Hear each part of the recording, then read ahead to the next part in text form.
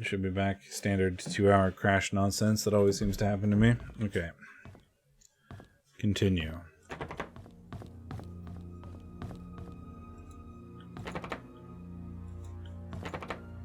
(203) and 204 are both locked. 201, we get the elevator down here. More stairs. 202 is locked. The rehab room.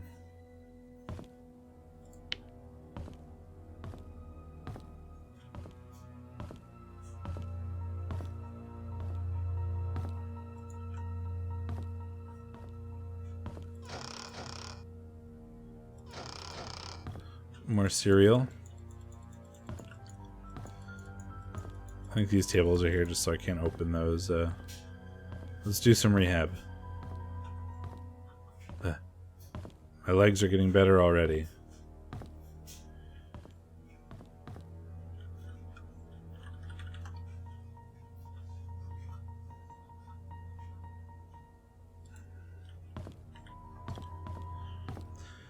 I wish I could do something about that, but I can't, unfortunately. There will just be ads, and there's not much I can really do.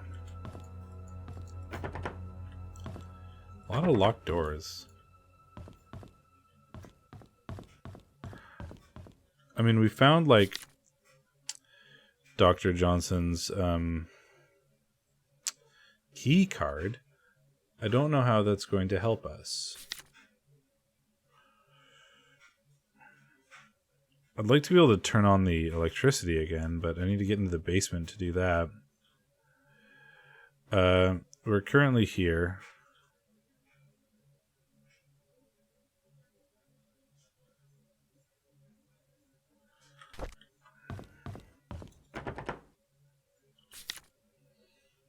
I think we did pretty much everything else.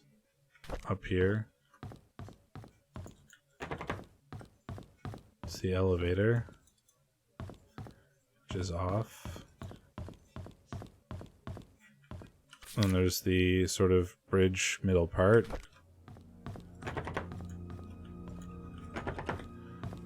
Which we explored to the best of our abilities.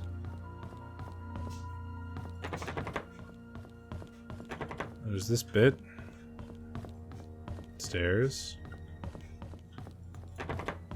Doors. Stairs. 1, 2, 10. A lot of stuff that's locked. Well, we've got Wanda Tyler's key. So we could always go there. We've got an electronic key card, but I didn't see anywhere to use that.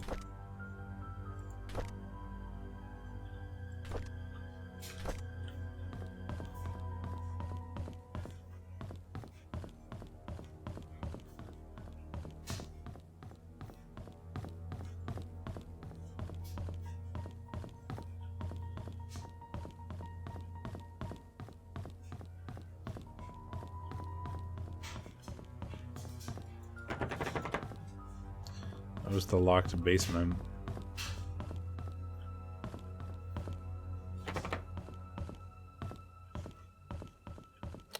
There was like the break room or something too. Although I bet you we're gonna have to yeah, the power went off while I was here, and I didn't like that. Maureen, Lisa, Catherine, and Susan.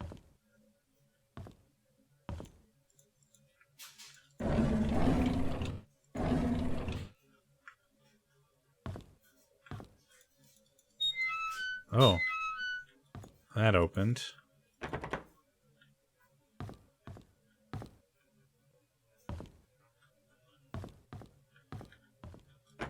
There's like the break room, but it's like none of this looks like it could use a key card, you know? There's nothing key card-esque here.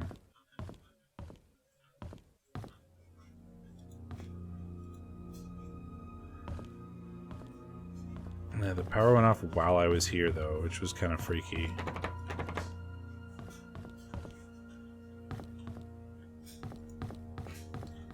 which I certainly do not like. Both doors to the basement are locked. Exam room. I mean, nothing looks like it would use a key card, but even if it did, the power's off, right? Yeah. I feel like we should maybe go look at the other places that we know something about. Oh, this is the back way. Although, we still have nurses' lockers to get into, too.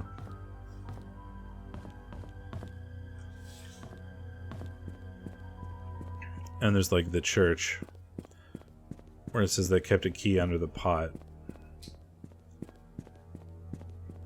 I'm curious about the church. And maybe we look at the graveyard again, because there's a bunch of names there that maybe we recognize now from having seen some medical records.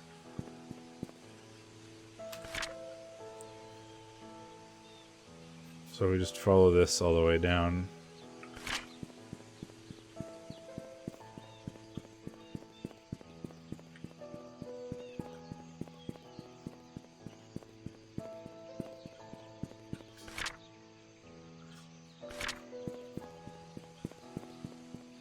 Post office.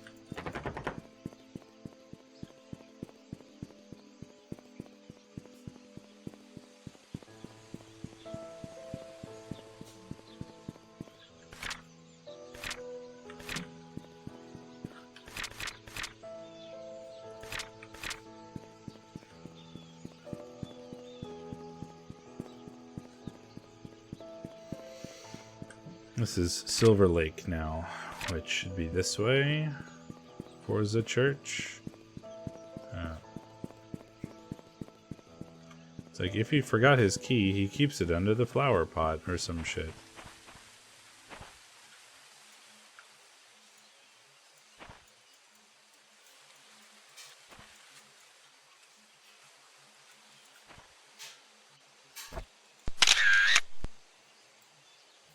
$12:03.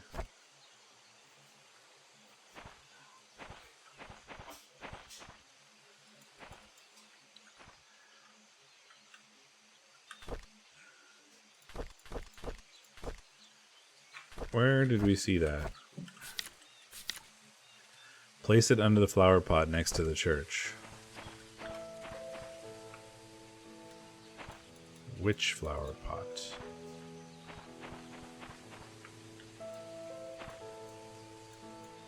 There are lots of flower pots next to the church.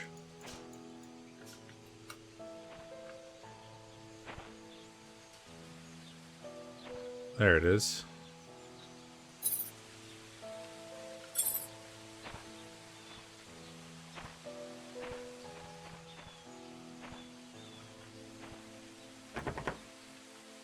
Well, we can go into the church now, I guess.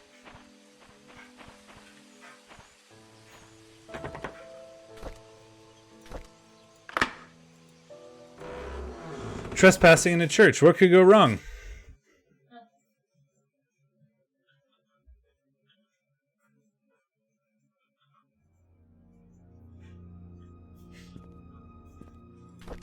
The holy fucking Bible, son.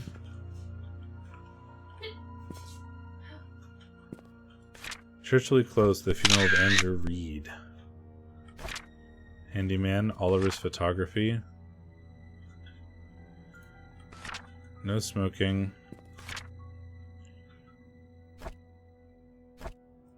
That doesn't feel like it's super relevant. Small little church, but small little town, I suppose. Hello. Mansion worker Andrew Reed's charred body found in his burnt home. Oh, that was the home that right. Andrew Reed is the guy who was like kind of nuts, and we found his home burnt. Okay, good, that got recorded. 3rd-degree burns. 11:25 p.m. last night, a fire broke out at 7 Black Pine Road, Painscreek. Andrew Reed, the owner of the house, was found deceased with the 3rd-degree burns head to toe. He was seated on the couch in the living room next to the fireplace, and the fire started. The cause of the fire has not yet been determined, but the sight of alcoholic bottles on the floor suggests that the carpet may have been soaked and helped increase whatever set the incident off. According to possible witnesses, Andrew was seen drunk last night when he was leaving Anne's Courtyard Inns and Suites. Police found bottles of empty vodka in the living room next to the fireplace. No foul play is detected at the moment. Andrew Reed, a gardener and handyman for the Roberts family for more than 2 decades, has a wife and a son. A wife and a son, you say? I wonder if this is a real website. Painscreekherald.com. I'm gonna go there.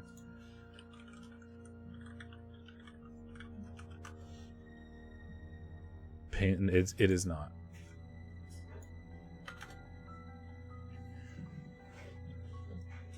Well, we tried. That's interesting. So what date was this? June 7th, 1995.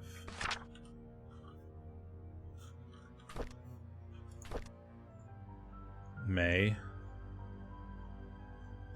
June 10th.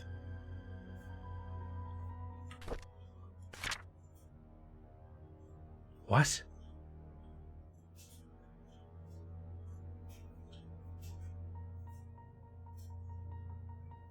So this wasn't his body. Look, this is reported June 7th, but we found his diary dated June 10th.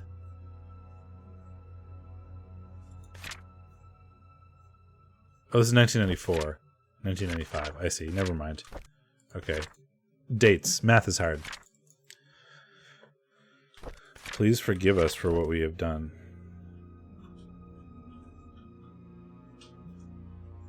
Who is Sophia? I wonder if it's his daughter or something. Or wife, maybe? Another flashlight. I already have one. I like how they just put a flashlight in every building you could conceivably enter first. Just so that you have a flashlight no matter what.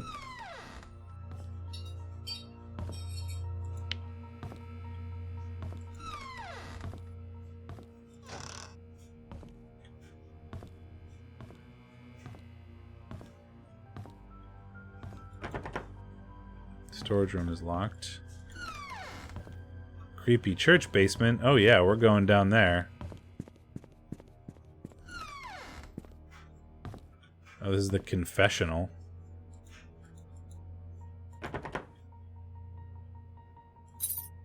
That's a big string of numbers.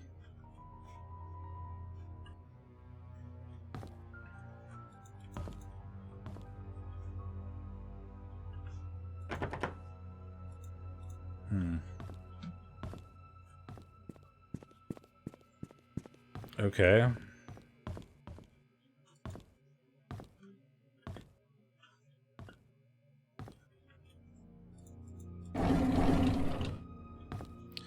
There's something sus going on in this town.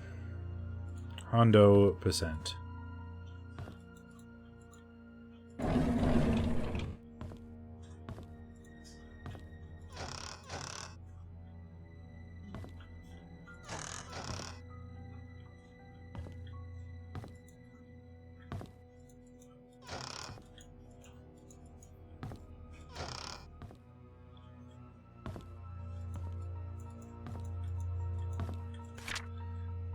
I will stay at the cabin tonight. I don't need dinner, Scott.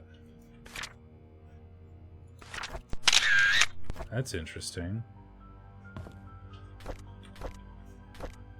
So why was Scott chilling out at the church?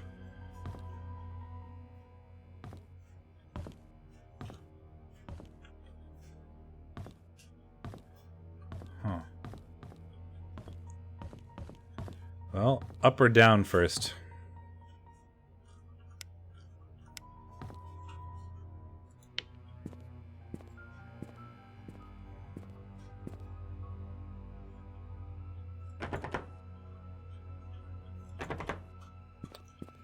It's locked. I found what was the number that I saw on the side of the church? 1203. It's only a 4-digit number. That feels like maybe the graveyard code or something.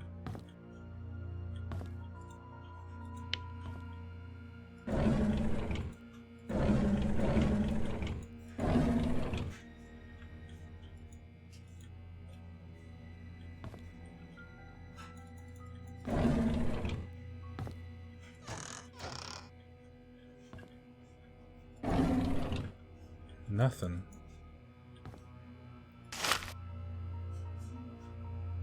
That was unexpected.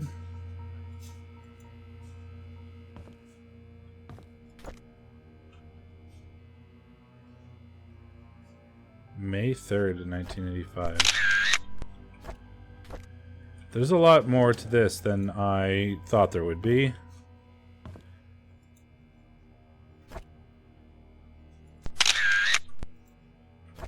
Meeting Trisha, Friday the 17th, 1993.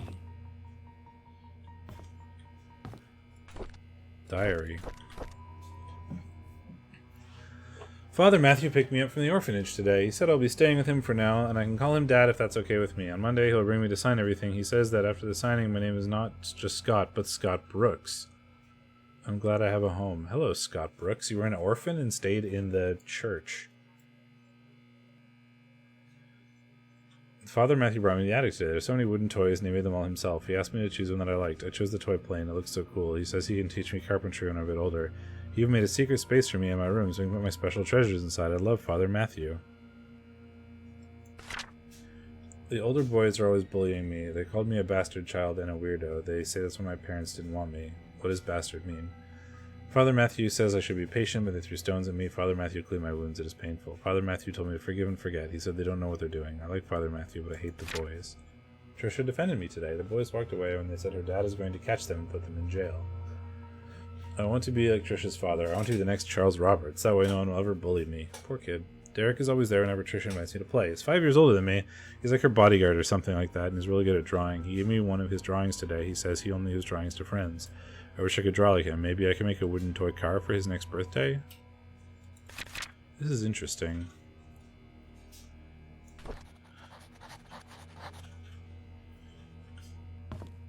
There's a lot going on here.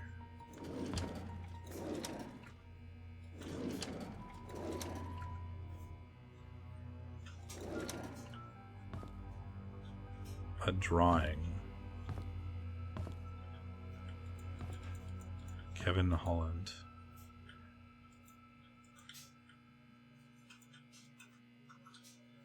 Moving Out, Sunday the 4th, 1993. Well, I wonder what this code is. 4 digits. I mean, he was a child, and it was like,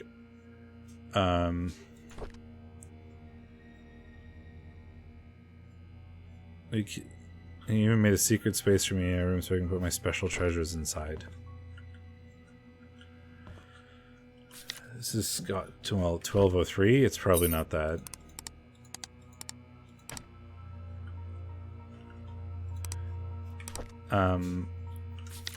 Child, like a code for a child is, like, my guess, birthday or something. Right, maybe this is the birthday. Why we have June 1st, 1975. So we have like 0601. No. Or like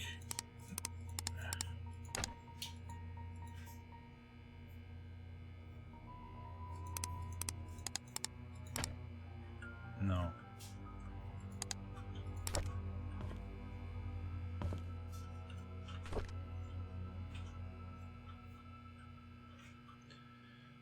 Maybe the day that he was like adopted or whatever. April 6th, 1985.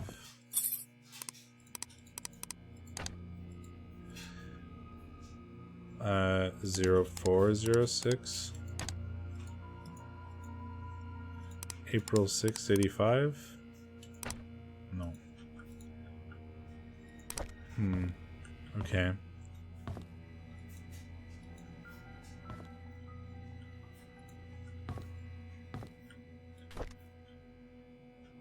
May 3rd, 1985.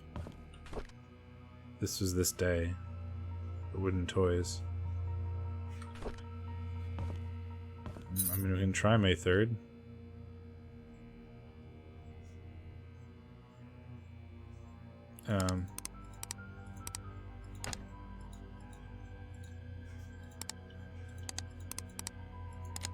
There it is. Yes.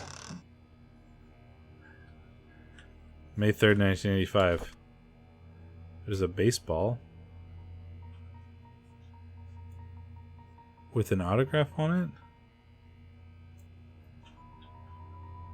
Kevin Holland? That guy. Let's meet at our secret hideout at 5 p.m. Code changed to 8831. Trisha. Secret hideout.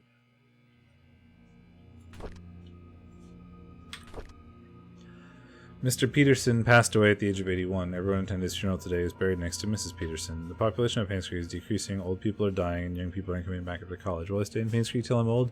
Will I die like Mr. Peterson? Will there be anyone left at that point? Trisha talks a lot to me recently. I feel comfortable whenever she's around. I can be myself in front of her. She makes me happy. Father Matthew told me that it's important to have goals in life. I wonder what life goal I should have. I wonder what Father Matthew's goal is. It's been a few months since Derek got hired by Trisha's dad to be the mansion driver. He gets to travel around the world now. I envy him. I want to work too, so I can buy something nice for Trisha. There's a secret room in the mansion? I can't believe it. I can't wait till Saturday to explore with Trisha. Well, we haven't even been to the mansion yet.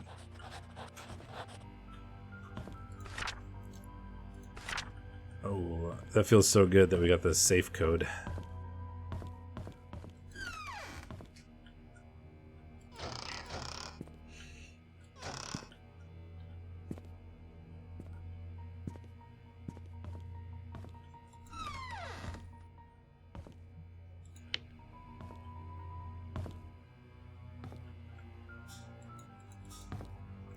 Based on the fact that I found a key in the flower pot, I should probably look a lot more carefully than I have been.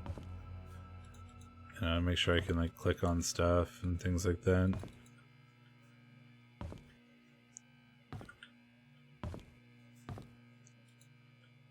Father Calvin.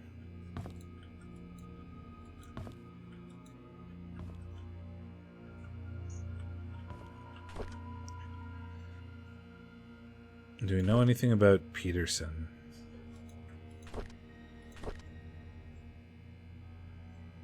James Howard.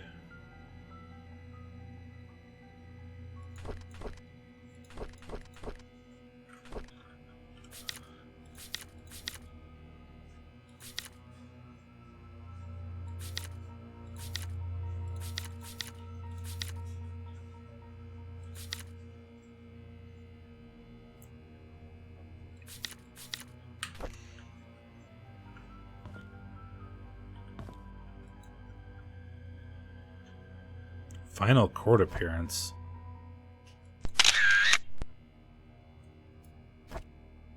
1995.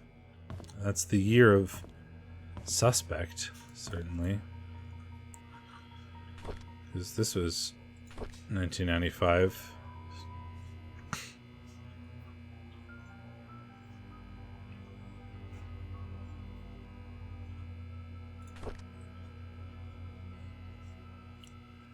July 19th. This is October. This is several months after that.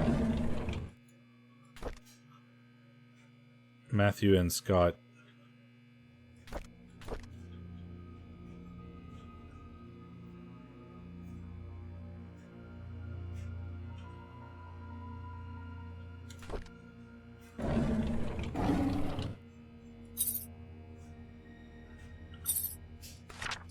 I returned the tools back to the storage room. That's the storage room key for downstairs.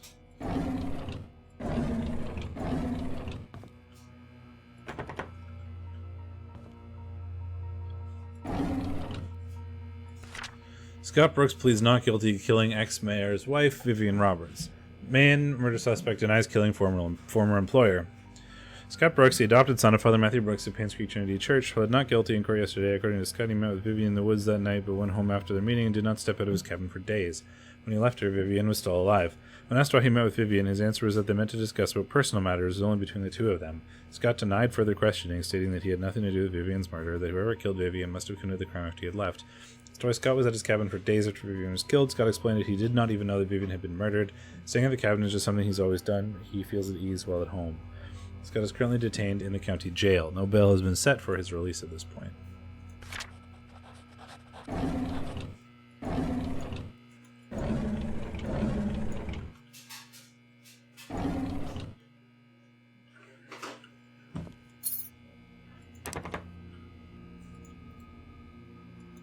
What could that possibly be?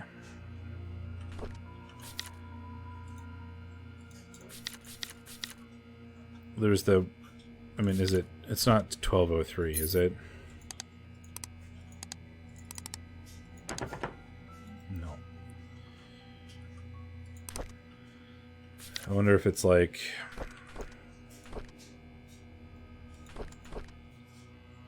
the day he got Scott and was happy about it?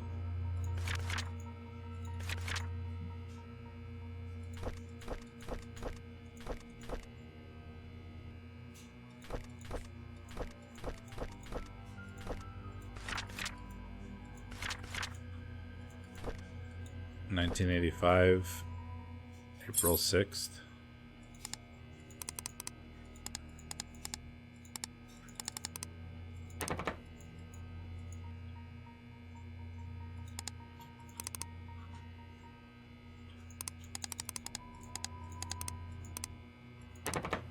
No. I'm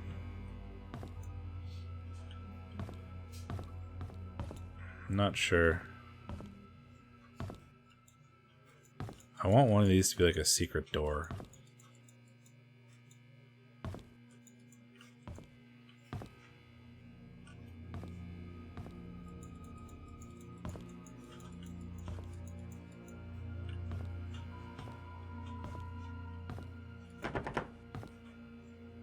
It's locked. Unlock. Well, would this work? No. How about this?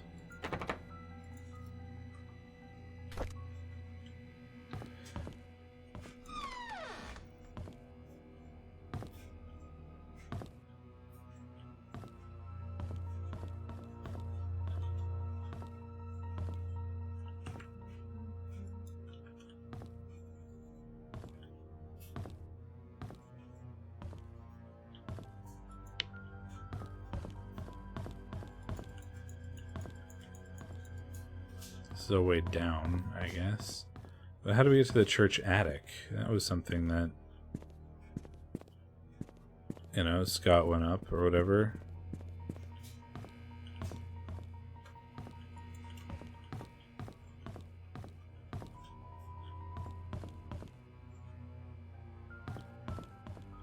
Well, we gotta open the storage room.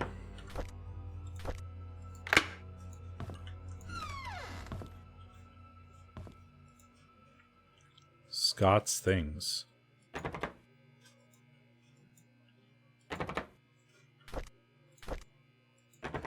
Well, we're gonna need to find the key. Cups, cookingware, plates. Oh, there's a Slim Jim for the car. Can use that.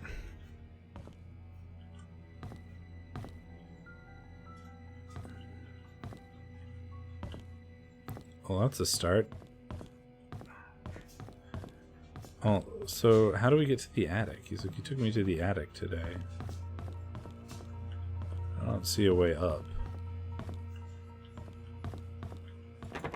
Oh, that might be it.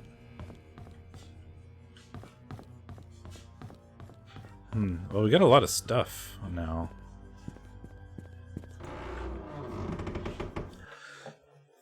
I'm like really into this.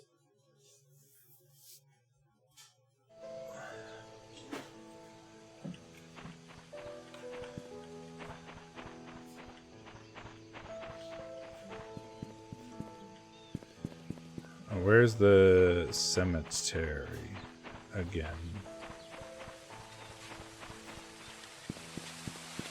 Around here somewhere. Yeah, down here. Because there was like a code on the door.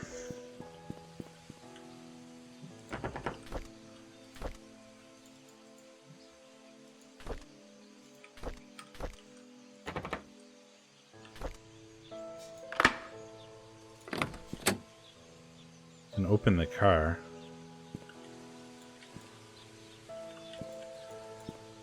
That doesn't really seem to help very much.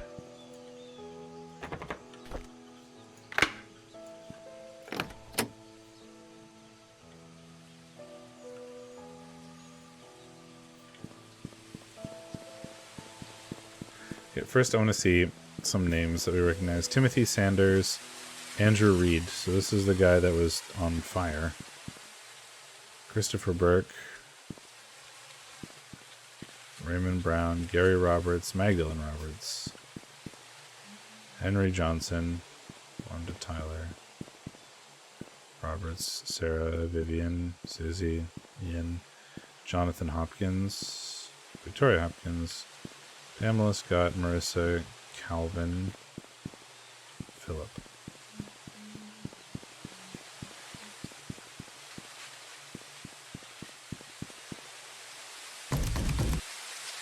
Oh, I thought there was like a code, but it's a key. So that's not the way to go.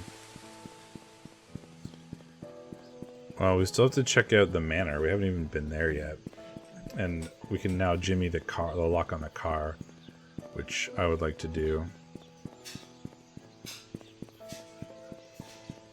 And there's also Vivian, or what's her face? This lady, Wanda Tyler, which we'll probably check out because we're out here.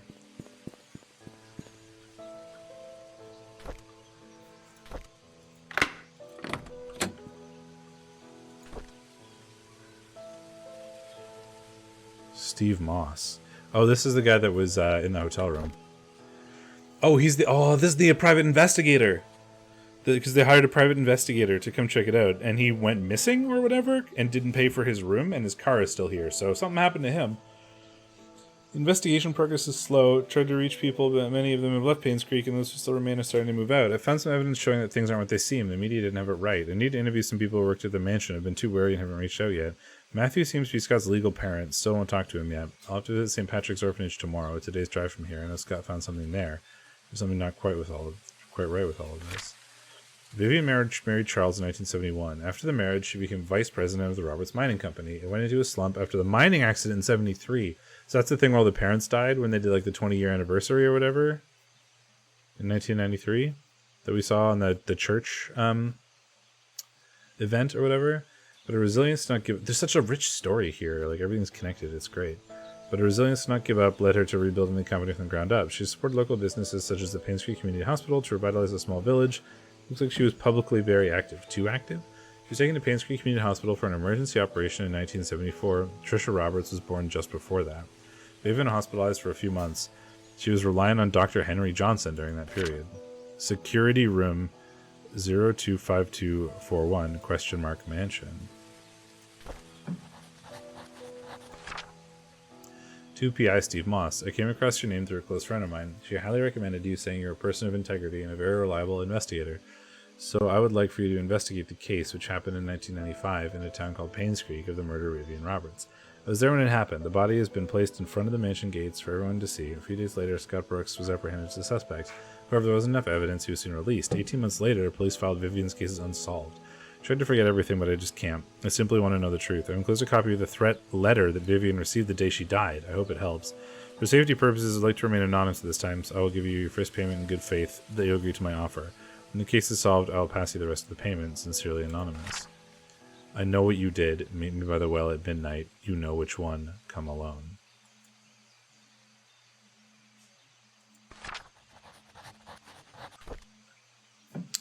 Ooh, boy.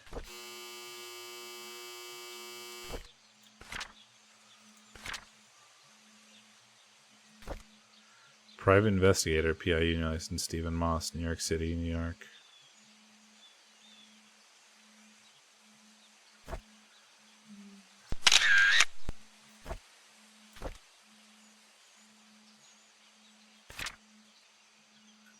The secret lies with her.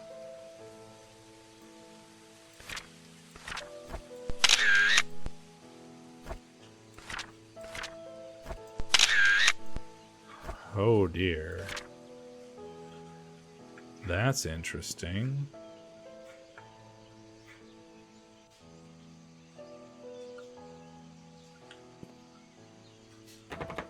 There's a handprint there.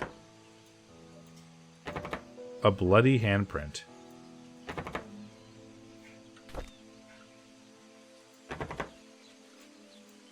But it's locked.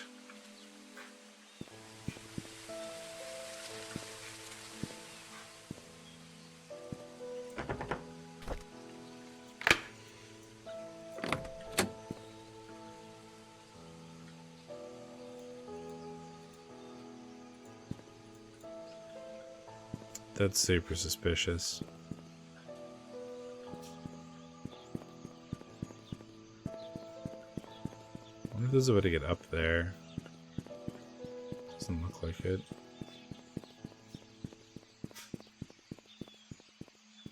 No. Okay, let's look at this key place, but I gotta check out that mansion. This is 43 Silver Lake. Oh, it was up where the church was. We should have been there. This is Walnut. So Silver connects to Silver Lake. Silver Lake. So what do we got here? 20, 25. So we're going in the right direction.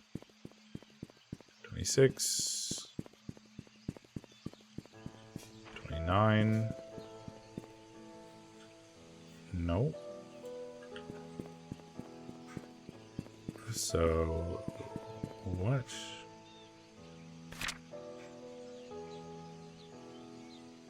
This is Maple Drive to the mansion. It's got to be down in here then. Yeah, 28, 31, 30, 35, 33, 32.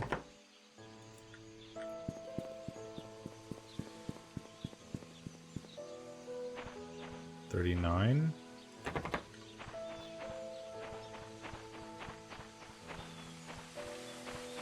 41. Oh, we're going 43. Well, hello.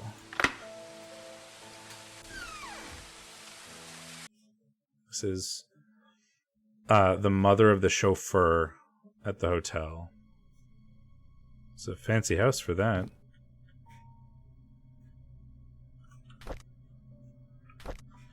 Right, this is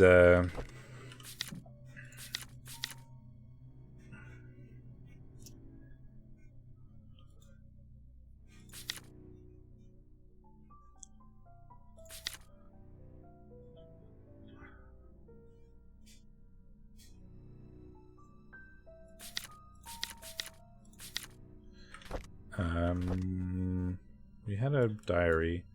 Wanda Tyler.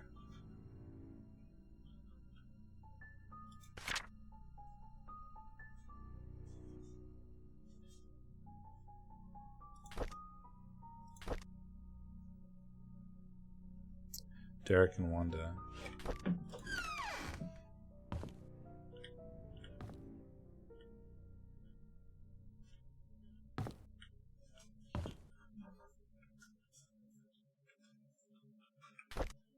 I'm gonna just heard my door. Hang on.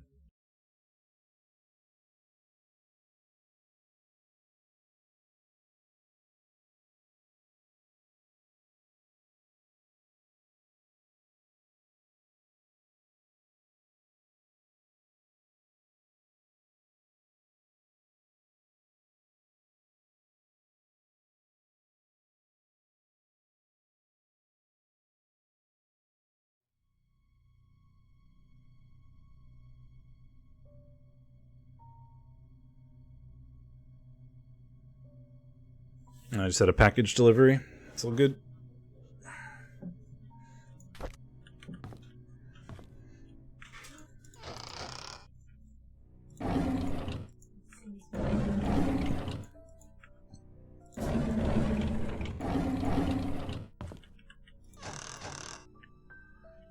Nothing in here.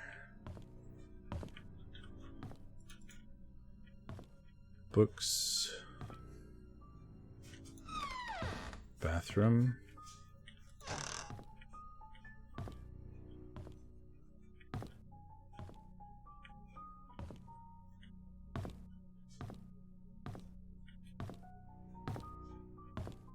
More books. Like a study. Art. VHS tapes.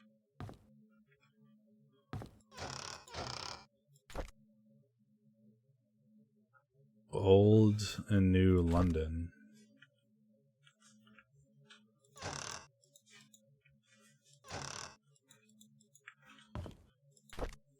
I'm surprised that it lets me pick this up and look at it, but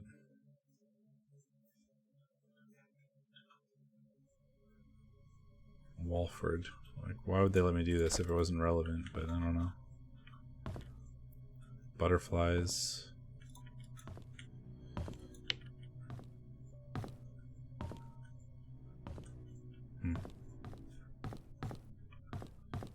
This is a very modern looking house compared to some of the other places.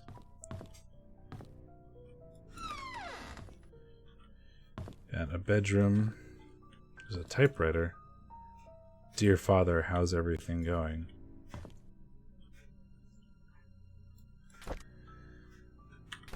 A diary. We went cycling today. Scott said he can run faster than me, so of course that isn't true.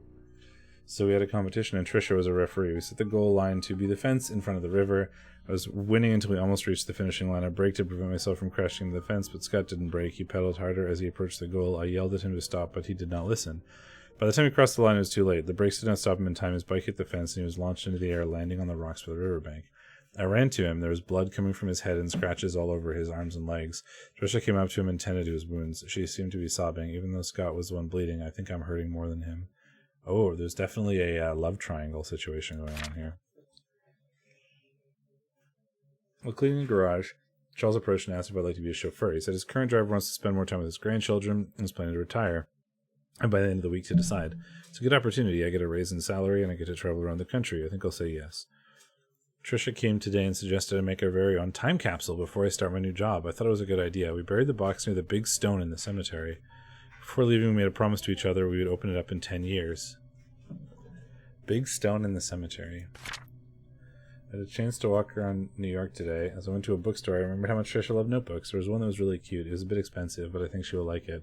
I should surprise her by getting her the notebook on her birthday. I didn't expect to be traveling as much as a driver. On the one hand, I miss my mom. On the other hand, I get to stay in nice hotels. I guess it's not a bad deal.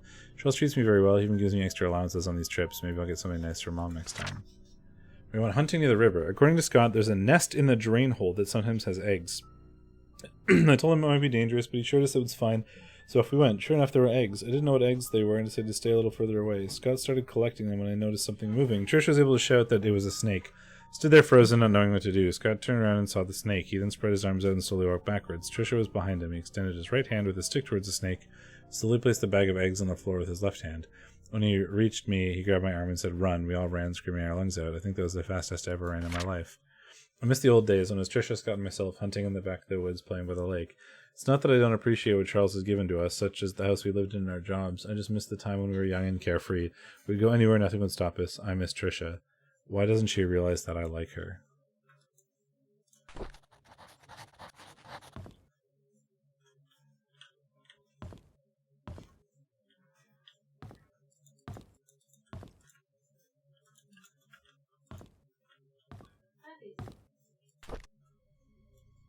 Derek T.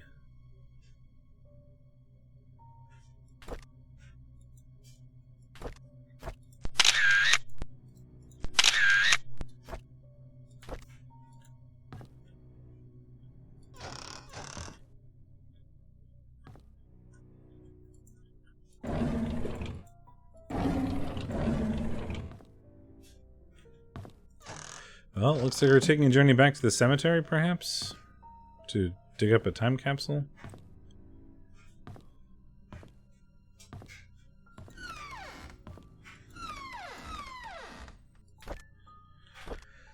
Oh, 1974. Derek turned 4 today. Vivian organized a small party for him. I really appreciate what she has done for us. After blowing out the birthday candles, I asked him what he wished for. He said, I wish to see Papa. Did not know what to say to him. I could not tell him that his father left us. Wait, is Vivian not his actual mother? Wait, Vivian... No, it's Wanda. Vivian is being hospitalized for mental instability. Dorothy has asked me to care for Vivian while she remains in the hospital. I wonder how Vivian must be feeling right now, knowing that she might not be able to conceive anymore. Magdalene wants a boy to continue the family line. Not being able to have children anymore will be devastating for Vivian. I pity her. I can't stand Sophia. She's not that pretty. Just barely a year working here, and the others are already serving her hand and foot. She's just here to take advantage of the Roberts family. I don't trust her. I wish she'd just disappear. Sophia... Because we had...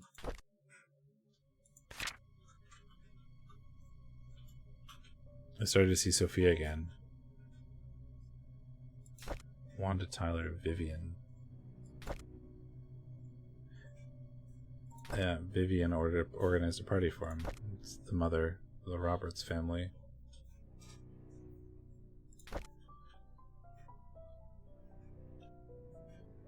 Vivian being hospitalized for mental instability, knowing that Vivian might not be able to conceive anymore. Magdalene wants a boy. Not being able to have children anymore must be devastating for Vivian. I pity her. This is 1974. But Trisha is Vivian's daughter, is she not? But they might not be able to conceive anymore? Interesting.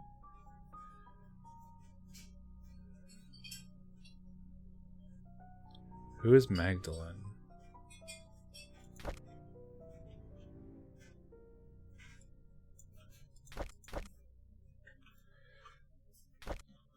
We're going back to the graveyard, I guess, and we're gonna have to take... I'm gonna take pictures of all the gravestones.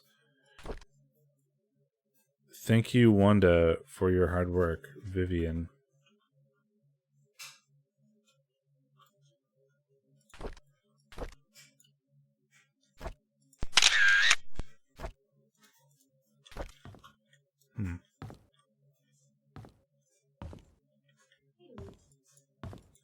She's smelling.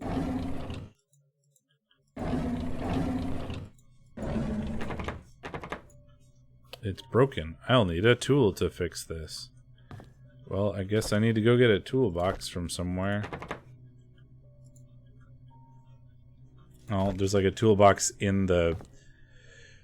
Yeah, there's gonna be a lot of going back and forth. There's a toolbox in the photography studio. The key is with Miss Patterson, apparently.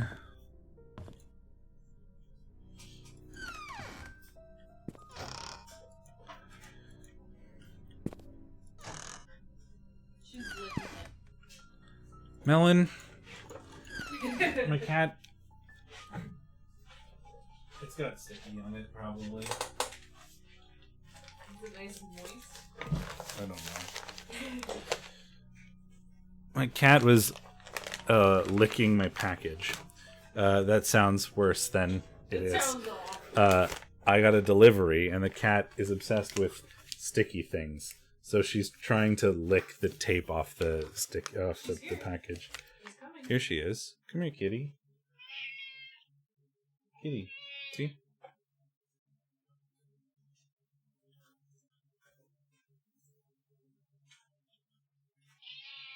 Bonk, bonk. Big scream.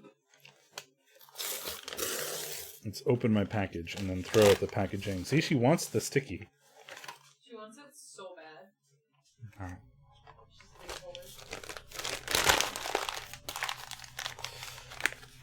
She's NVMe drive, because I also have other computer parts on the table behind me, and the plan today was to, once I got this, to rebuild the computer I'm playing on right now. I am annoyed with the performance of my CPU in particular. Like, I upgraded the video card a while ago. Oops, dropped my phone.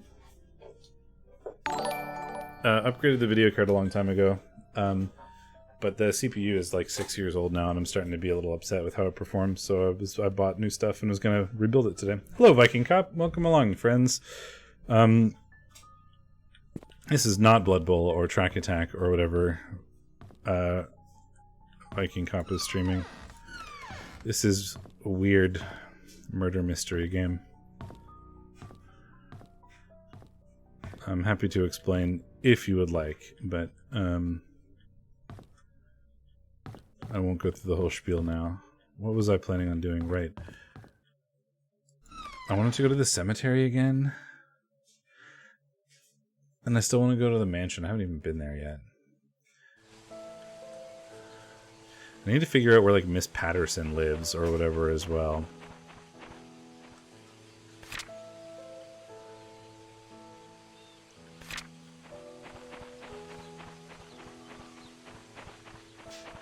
Church. Because that's why I want the toolbox, which I think is in the photographer's shed, which needs to be unlocked by Miss Patterson with the key of Miss Patterson or whatever. Oh, there's a door here too. Locked. I can't open that. Next to the big rock in the cemetery, which looks like it's in there. Okay, I'm taking pictures of these things because I keep trying to remember who people are. So we're gonna take some pictures so that I can stop doing that.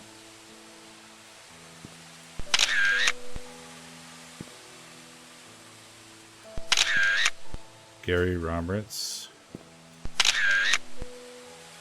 There's Magdalene Roberts.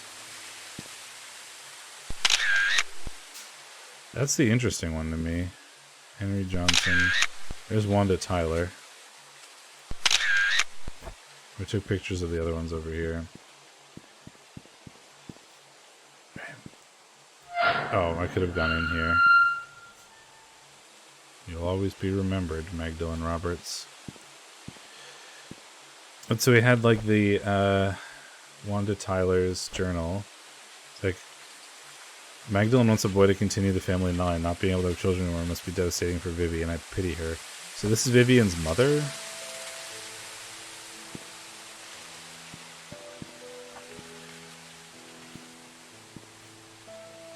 I suppose?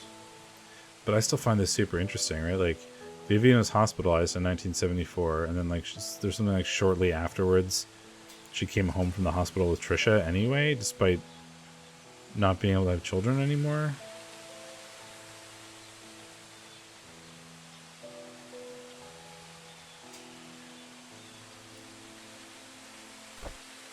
Right? And then there's like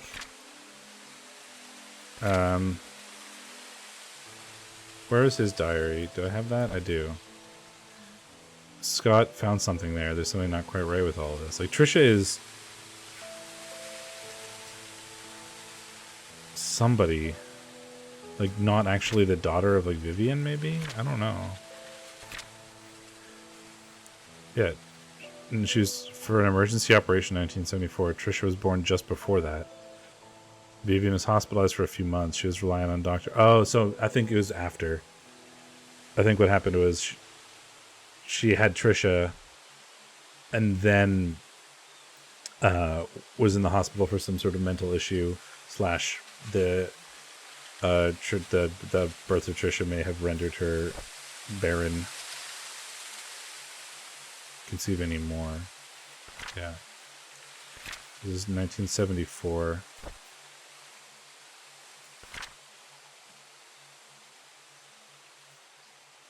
Oh, okay. Well, there's a time capsule buried in here somewhere. Yeah, perhaps. I think it's in here, but I can't get in there until I get the keys to that. There's a lot of things that I need codes for that I don't have codes for. That are worrying. Okay, I think it's finally time to go check out the manor.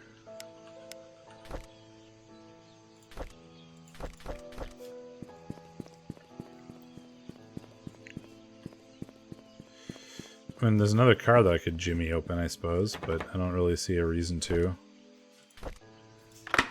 There's unlikely anything in here.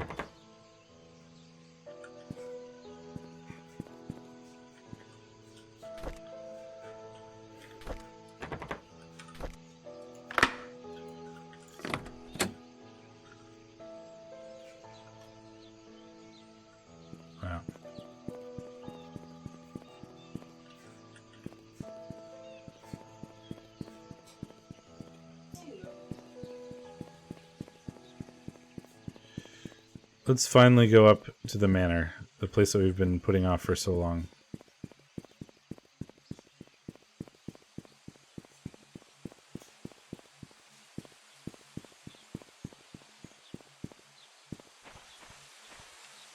There's a path down here.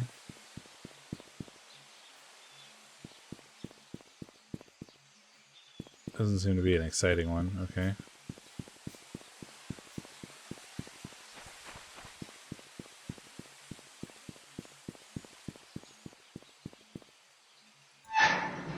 This is the other major location. There's the hospital, the manor, and the town.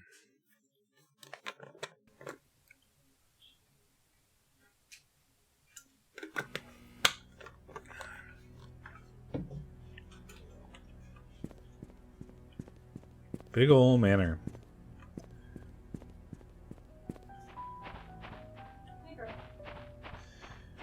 The music is very creepy.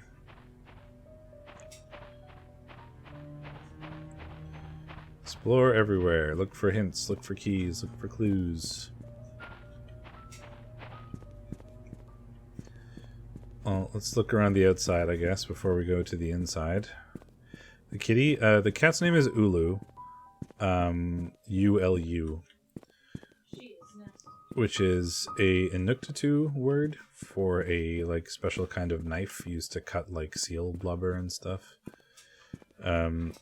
She is named that way because she is from the, like, Arctic lands of Canada. She was adopted from, like, Yellowknife. Which is the Northlands. But as per any cat or any pet, they don't actually end up using the name that they're actually named. So she is mostly called Lemon, or we mostly call her Lemon, not Ulu, or various other nicknames like Beef. I don't know where Beef came from, but she gets called Beef a lot. Lemon, Melon, that sort of thing. Lemon comes from Ulu, sounds like Ululemon, which sounds like Lululemon, or, you know, Lululemon, which sounds like Ululemon, and then you get Lemon. That needs a code. It's a 4-digit code. So we had a couple things. There was Stephen Moss, 025241, but that's not it. We also had a picture of Secret Hideout 8831. Is this it?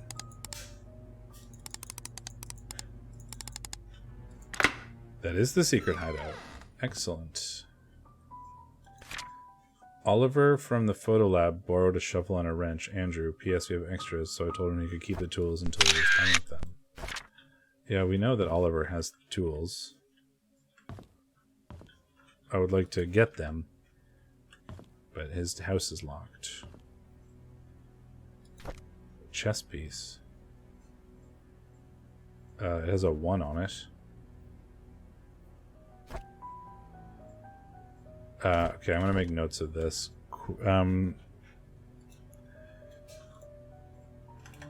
Queen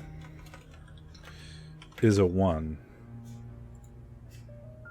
This is a rook, and it's a 7.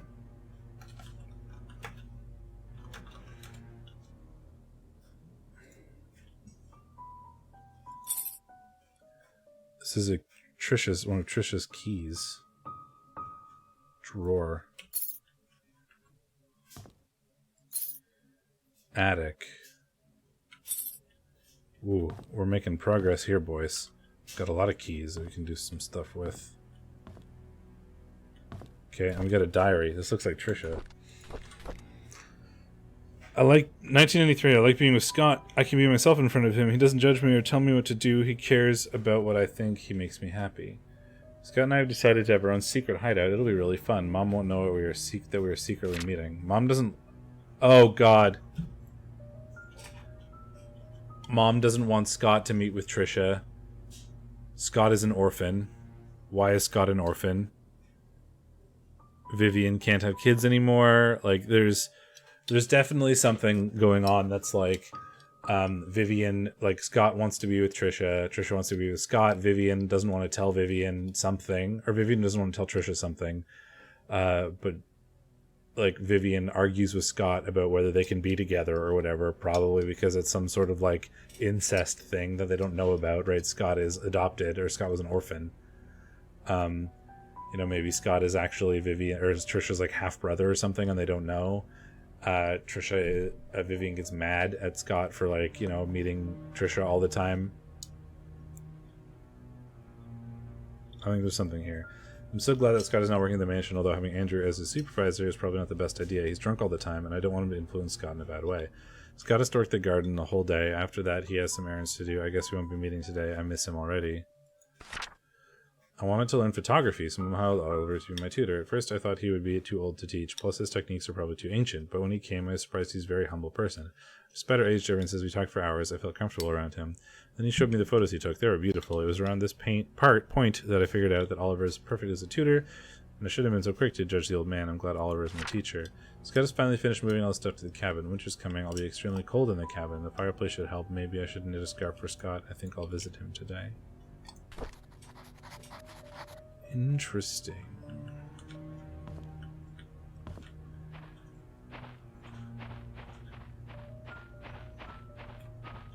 I'm real interested. There's some stuff going on here.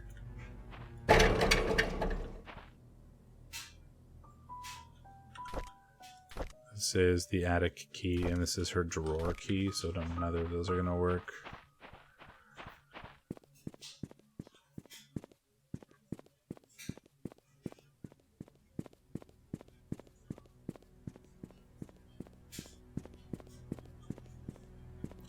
I feel like we should probably go in the front door. Or maybe not. We're right here. Why not? There's a map in there. That's interesting.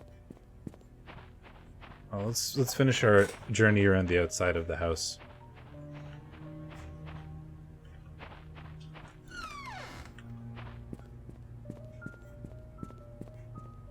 Okay. Still don't know who fell off the hospital and died, or what's going on with Harry Johnson, the doctor. Or his name is not Harry Johnson. Oh my god, please. I just made that up. Henry Johnson. Harry Johnson is something very different.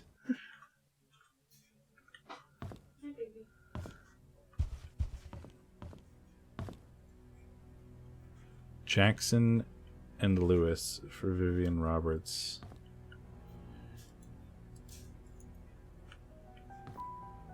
Said I could pick some influential citizen, Vivian Roberts, the people of the state of Newland Awards, July 24th, 1979.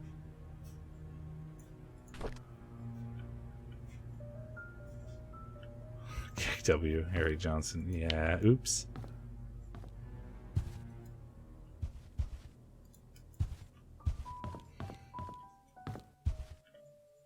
I'm so invested in this now, man.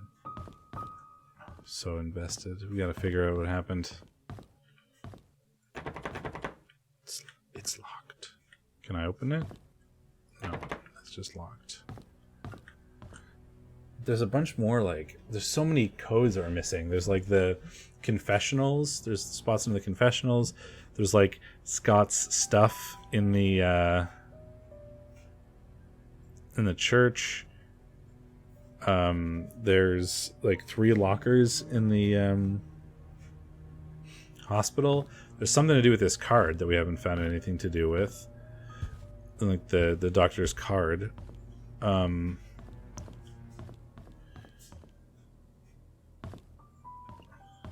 Which I assume means we need to turn on the power to the hospital, which is in the basement.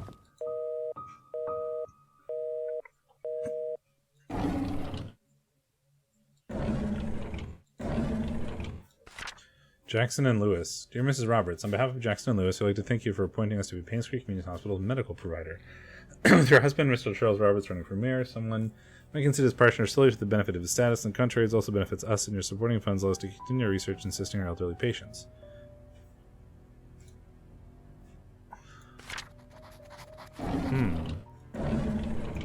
That feels suspicious as well.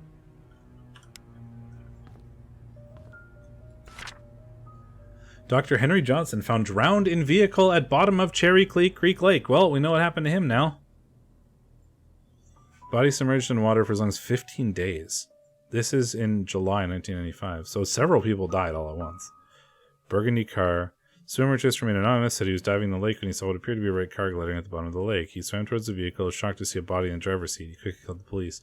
3 hours later, the vehicle was pulled into the lake, and the body was identified as Dr. Henry Johnson. Based on the police report, the body has been in the water between 10 and 15 days. Painscreek Community Hospital confirmed that Dr. Johnson last checked in on June 20th, 1995. Hospital staff assumed he had left Painscreek for business purposes, which Dr. Johnson was known to do rather privately. No missing persons report was filed. That was what? July 13th, 1995.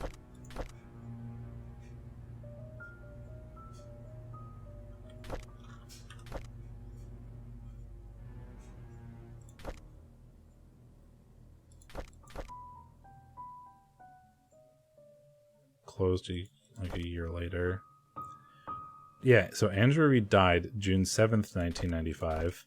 He died June 28th, 1995-ish.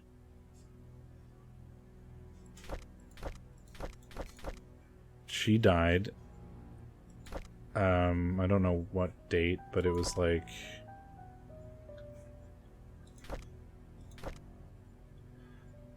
also in June 1995. 3 people died in like June of 1995.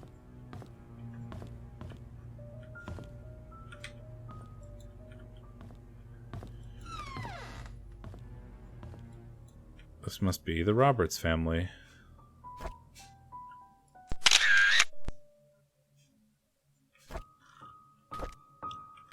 But we also have we had a picture that was like, she is the key or something. Who is this? Because it's not any of those people.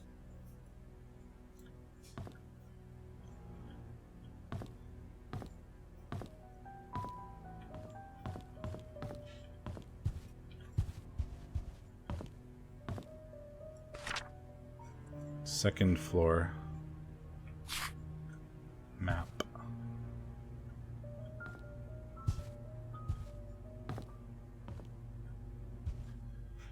We saw a first floor map on the floor by the window somewhere, which we will check out eventually.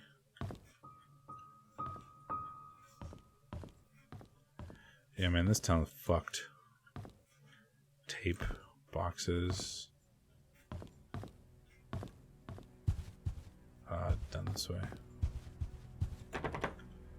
It's locked. Need a code. This is a study. Is this like, this could be like the security room or something. And we had 025241. Nope, this is 5 digits, which we don't have.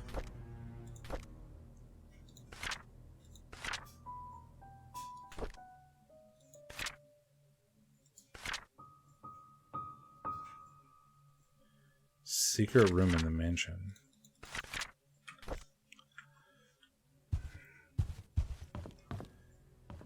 So many codes that we need, and I don't know where to start with any of them. We've gotten like one randomly, and that was the when we guessed the date for the safe in Scott's childhood room.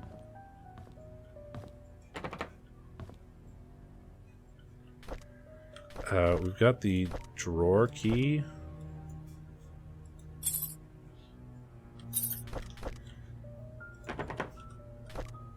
It's probably not it, but maybe the attic key? No. Okay, so not here.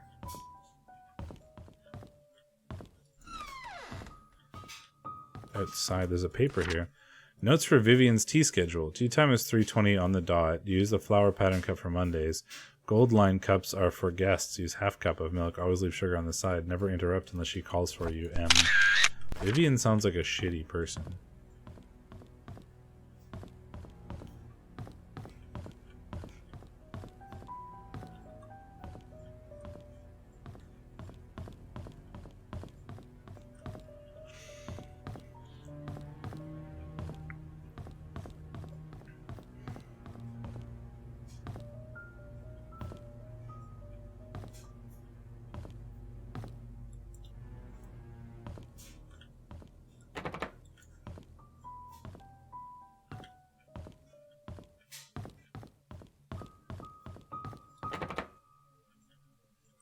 Is this the attic? No.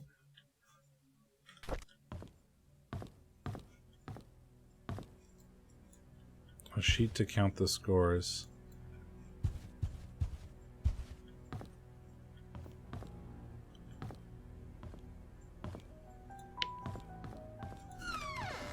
Another balcony, pot, chair, nothing here really. No. Okay, let's investigate this bar. It's locked. It's locked. Nothing? Bunch of wine, another mirror, bunch of wine. A case of Da Vinci's wine. The Da Vinci's wine seems to show up a lot here.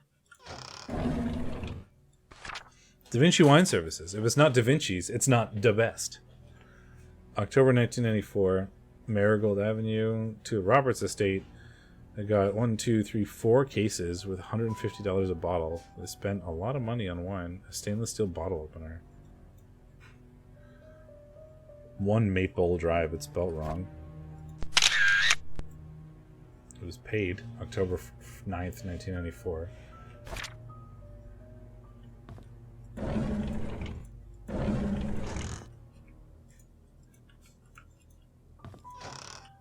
Why is the stainless steel bottle opener is $45? Painscreek Herald. 20 years later, Painscreek still honors the lives of coal mine workers. Yeah, so we saw this like there was like a service at the church or whatever. Despite shock and pain as a tragedy united everyone.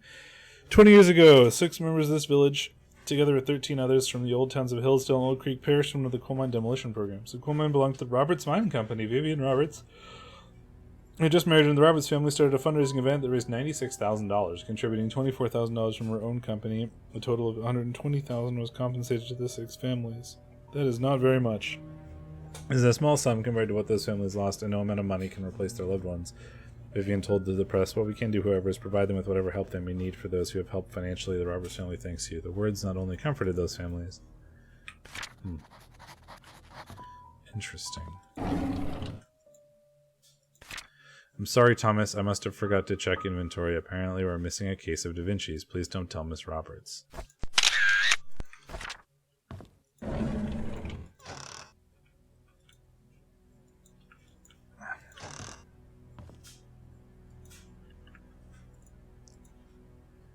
She seemed like not a very nice person to work for.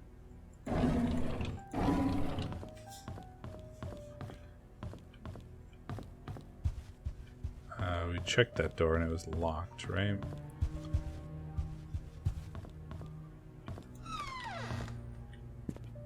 There's a lot we didn't explore in here, apparently.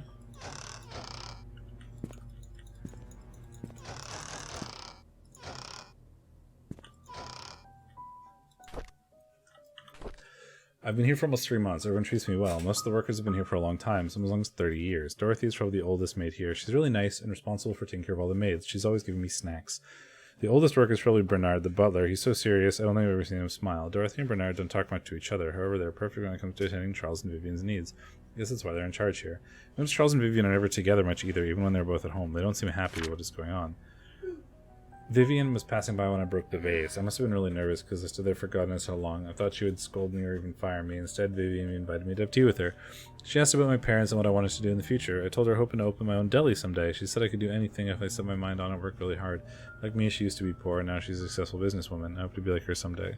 Wanda is sick. I've heard she has cancer. It's been 2 months since I took over for her. Her son Derek stays with her whenever he's not driving for Charles. I feel very sorry for them. Luckily, Mr. Roberts helped with their financial needs. I pray she gets well soon. Andrew shouted at me for working on the grass, though I wasn't sure I didn't step on it this time. He's always drunk anyway. Scott told me to ignore him. I'm sure how he can be so patient, always taking care of Andrew and covering his workload. I would have assumed that Scott was Andrew's son if I had not known that Father Matthew adopted him years ago. He's so nice and talented, not to mention handsome. If only he wasn't taken. Taken? Trish? There's definitely some sort of family drama dynamics going on here. Oh, hello. Laundry duty today. Clean up the attic, water the plants, book Miss Roberts' appointment, wash the windows. Taking pictures of everything like it could possibly be relevant, but I mean, I suppose you never know.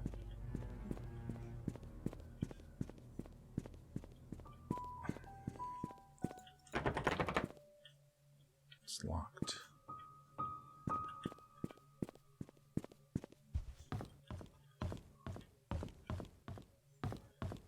How are there so many, like, hallways that I didn't go down?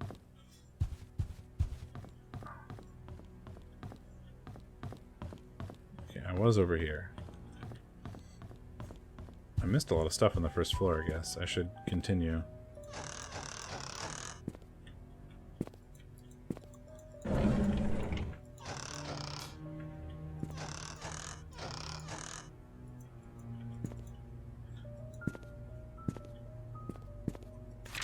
And in delivering food to the church on Saturdays, please lock all the doors and return the key on the flower pot before leaving.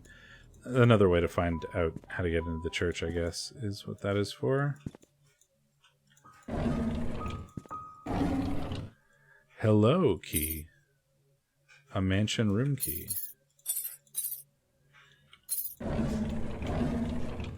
Shopping list for Trish's birthday. Balloons, candles, tablecloths, baking powder, eggs, strawberries. M. There's a lot of M's.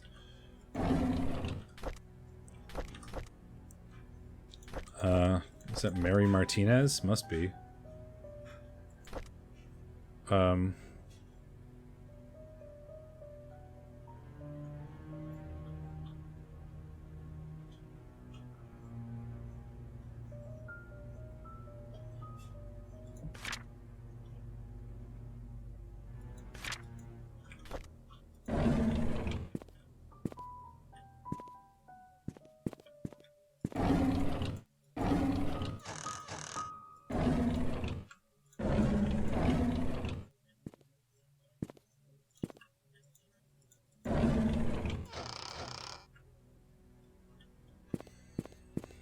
You get a manor key. I wonder if it's the key to this room. Like the wine cellar or whatever. It is not. Okay. So we just get a key to try in various places, I suppose. That was outside. Ah, we can try this door. This looked like it would open.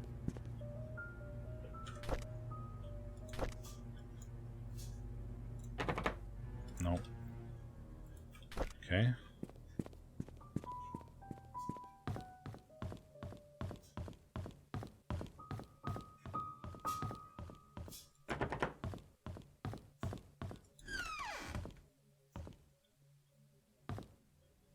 More stairs.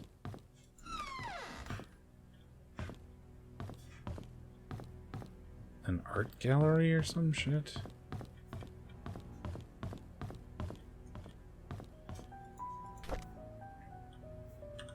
Charles Roberts. We went hunting this afternoon. Scott's quite a fast learner. He's good manners too. I told him to call me Charles, but he kept saying it was more appropriate to call me Mr. Roberts. He almost got the deer on a second try. If he keeps this up, I'll take him over Bernard as my hunting partner. Trish has been better, rather obvious in her interests. He's a good-looking young man and respectful to others. I don't mind his status. There's nothing wrong with being an orphan. If there is, it's the parents' fault. I know that Trisha fancies him. I've grown to like him too. Today is Mom's death anniversary. It's been 18 years since she passed away. I paid my respects at her tombstone. Vivian wasn't feeling well and chose not to come, so I asked Scott to accompany me. He brought fresh lilies. He said lilies suggest the soul of the deceased has returned to a peaceful state. Sometimes I feel like he's a son to me. Now that I think about it, Vivian's always getting sick during this time of the year. Huh. I knew our relationship would not be as close as we had it, but ever since Vivian discovered my affair, she hasn't been the same. She once joked to her friends during a dinner that all politicians are alike, and a politician's wife she has learned to close one eye. Sometimes I feel sorry for her. I think it's because of Trisha that she didn't leave me. She's a good wife and a good mother. I'm grateful for that. So Scott is definitely like Charles's love child or whatever. Vivian knows, and Charles doesn't, and then does not want Trisha and Scott to be together for that reason. Perhaps. Is that just straight up the Mona Lisa? It is. The Last Supper. I know that these are all famous paintings that I just don't know the names of. But those are all like real paintings.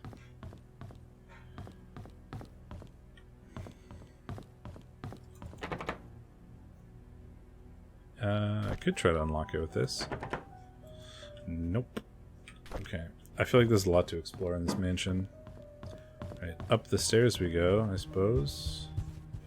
There's a gym here. Weights, treadmills. Shifts. Bernard, Charles, Derek, Bernard, Vivian, Bernard, Charles, Trisha. Vivian? Trisha. Derek. Charles. Bernard. Hello, Bernard.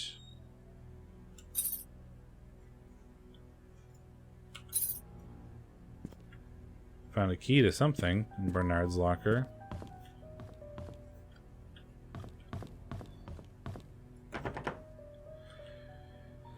Gosh, we're gonna have to try all of these keys.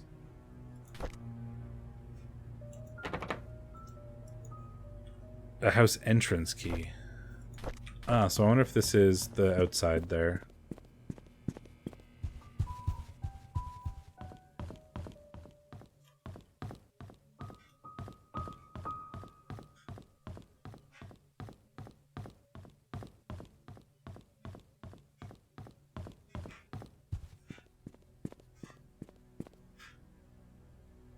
My guess is probably not. No. It says a house entrance key. We'll have to browse around the externals of the house at some point, then.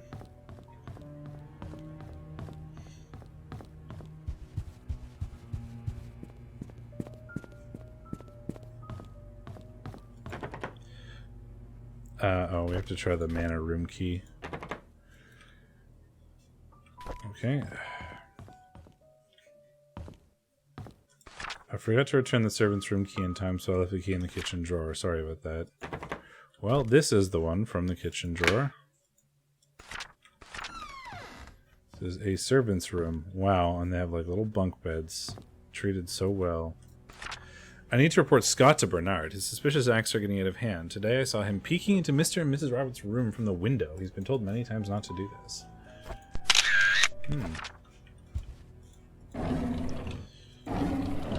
Scott being creepy.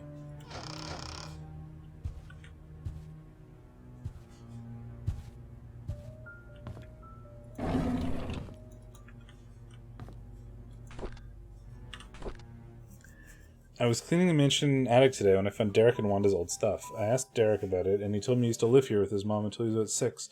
We chatted for like an hour. I never talked to him that much. I felt quite relaxing talking with him, rather relaxing. I had to interact with Bernard today. His left wrist was swollen pretty badly. When I asked what happened, he claimed he fell during rock climbing and twisted his left hand, so he can't help with writing the Easter invitations this year. I told him he only needs his right hand for writing. He looked at me as I was joking. How could I have known that he was left-handed? Bernard is left-handed, which is something that feels useful to know. Dorothy asked me to clean her house tomorrow. Didn't know she has her own place. I thought she lived with the Roberts family in the nanny's room. She said she hasn't used the house for the past few months, but needs to be taken care of every now and then. She will be 60 this year. I think I should help her. 40 Black Pine Road. Dorothy.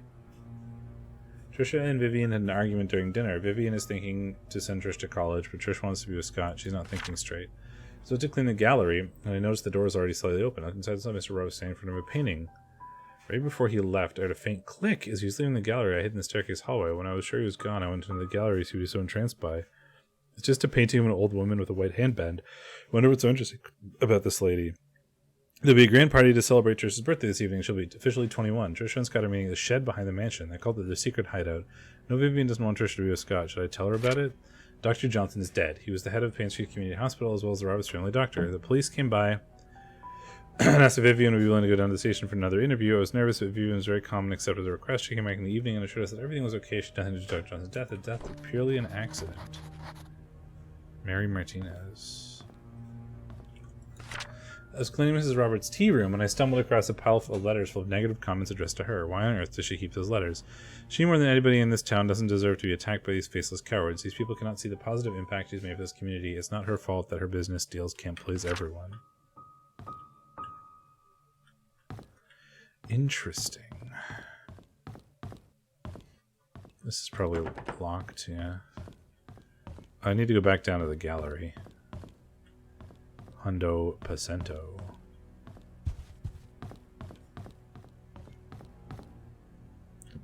We also got the security room.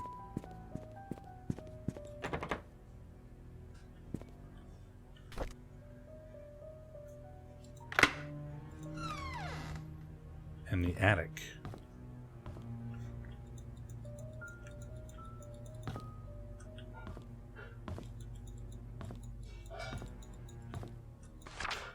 Secret safe instruction. Insert the clock key, set the time, turn the key. Tea time.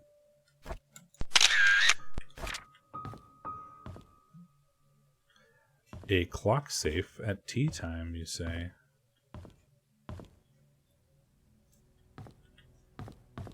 That goes down.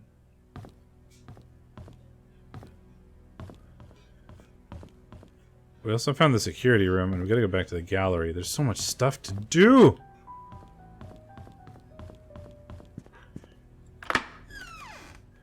Unlock this door.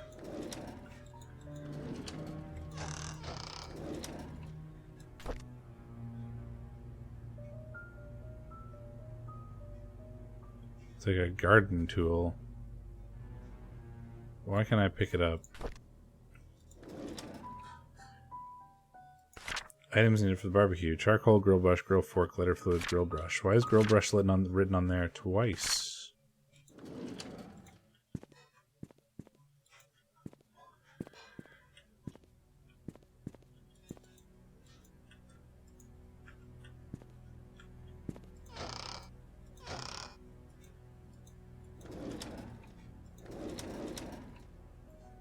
Grill fork. A well-cleaned grill fork.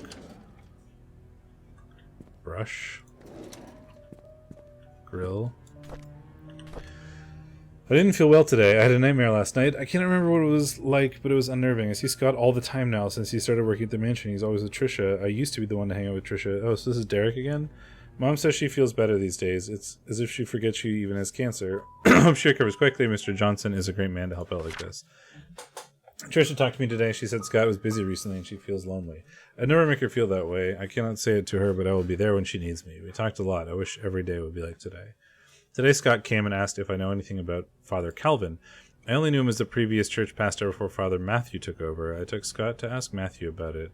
Scott didn't say anything and left. It looks like they aren't getting along too well. Something happened to Father Matthew and Father Calvin. That's interesting. Do these open? They do not. Bottle caps. Empty bottles. My guess is Andrew was drinking in here. Charcoal.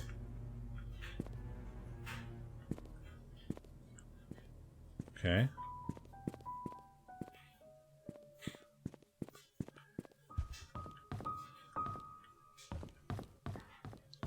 To the gallery. Because there's a secret door. There's like a switch. Painting of a woman with a white headband.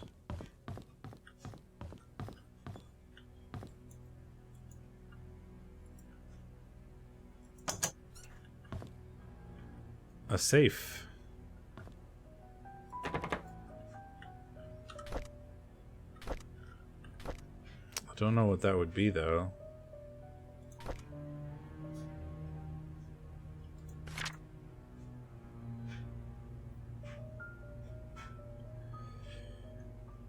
Charles Roberts.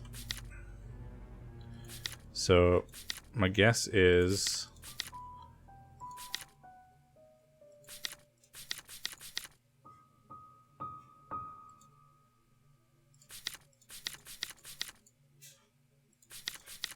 we don't know his birthday, so...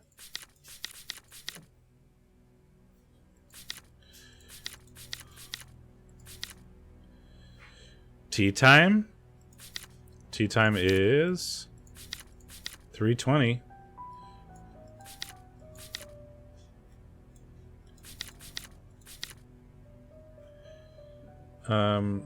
When is, like, Trish's birthday?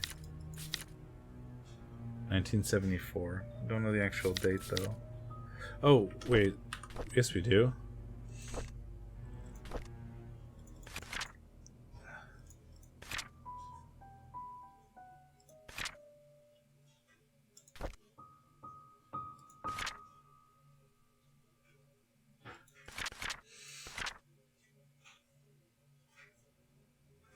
June 11th.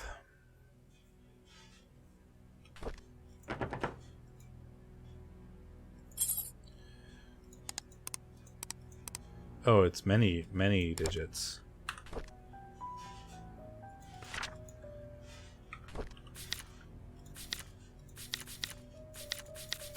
What could the digits be? Well, it could be June 11th. No, there's only 2 more numbers. So it can't be that. There was 025241, but no.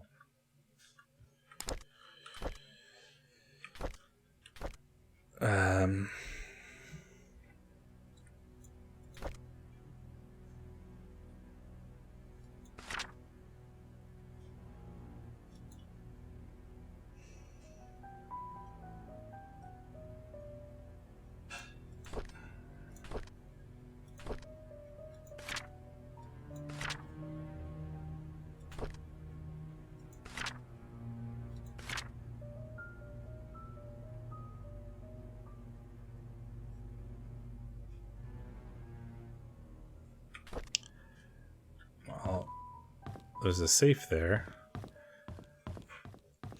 There's also one in a clock, and we need the clock. I think we need the clock key for that.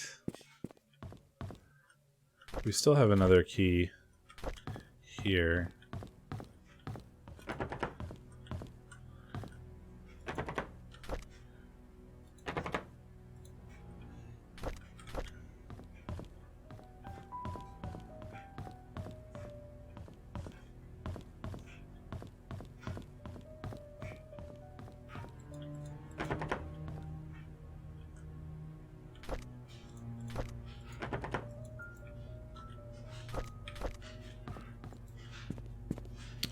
Okay, so we have the security room here, to which the code we think is 025241.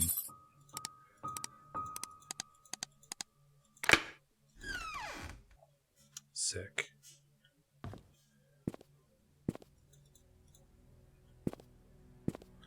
More keys, baby. Tea room, nanny room, Trisha room. Employee information, Bernard Hopkins, 1954, Silver Lake Boulevard, Painscreek. Yeah, we recorded that. Regular employee, butler, staff and house management, 8 hours a day, 5 days a week, 1973. Security desk logbook. Someone ran through the garden last night. A man about 5'5", wearing a hooded sweater, climbed the fence wall into the garden. He proceeded to run to the backyard and jumped over the back wall. The new stack of VHS tapes has arrived. Please use the new tapes instead of recording over existing ones. Note by Magdalene Roberts, stuck between one of the old logbooks, requesting the search of a missing security tape dated June 28, 1975. It seems the tape was never found. 1975, Magdalene Roberts. Infidelity, different child. Security come in. Samuel Green. Tom Parker always mentored him up to speed. Andrew came in the mansion around 11 p.m. He was very drunk. Scott was called. He arrived at 11:15 p.m. and brought Andrew home. Today marks Tom Parker's 20th year since he started working at the mansion. He will be retiring from his position next month to take care of his ailing wife. There's a strange tale going around Painscreek recently. Stephanie, a 6-year-old girl, got lost during Halloween. Apparently she followed some fireflies in the woods and could not get back home. Her parents called the sheriff. They conducted a search and could not find her. 2 hours later, Stephanie got home safe and sound. When asked how she found her way back, she said a young lady found her crying and brought her back. She didn't know the lady's name, but remembered her being pretty and having long black hair. She was wearing a black dress similar to what the mansion maids at work. The strange thing is, when I asked around, all the maids said they were working that evening. Long black hair, you say? Well, not one of those, but...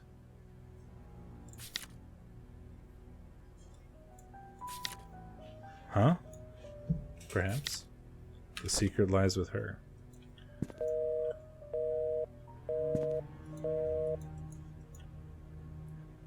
All these security monitors.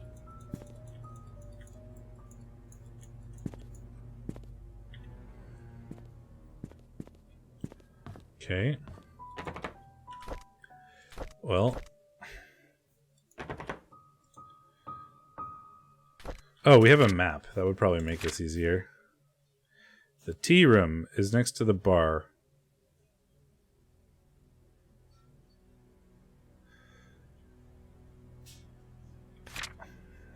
So what do we have here? Tea room, Trisha room, nanny room, I think were the things we found.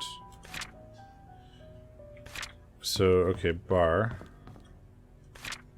Looking out over the balcony. Balcony is there. The tea room is what, this room? No, that can't be right. It says this is the tea room.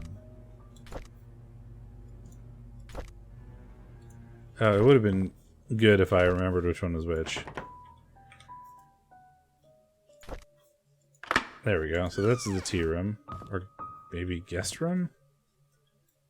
This is supposed to be the tea room.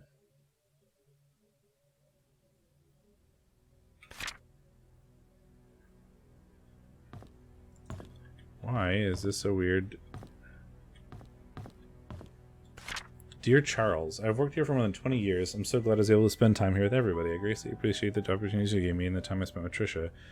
Oh, this is maybe Dorothy's room? Trisha's everything to me, and she loved me. She smiled when I called her. I wish I could have given her more. Despite what has happened here in Painscreek, there are moments of pure joy that we've all shared together. I'll hold on to these memories. I'm so sorry that I'm leaving and won't be able to serve you anymore. Thank you for everything. Please take care of yourself, Dorothy. So this must be Dorothy's room. So yeah, not the two. Dorothy and Trisha years ago.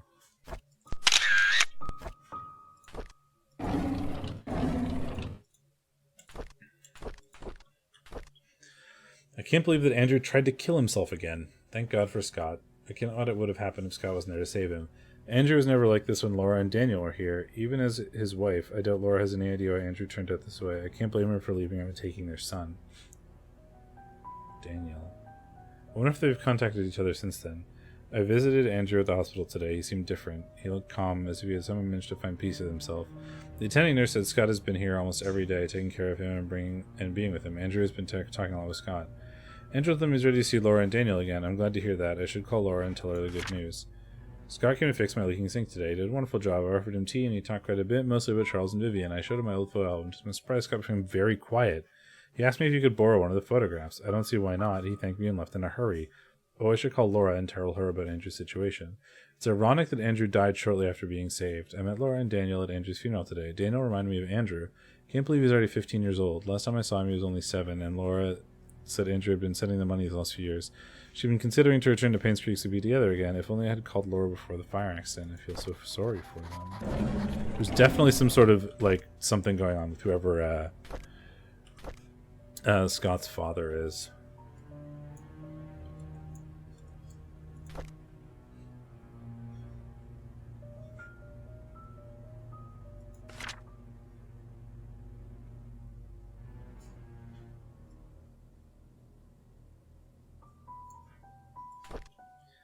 Dear Daniel, have you been my son? It's been a while since I last wrote to you. This is from Andrew.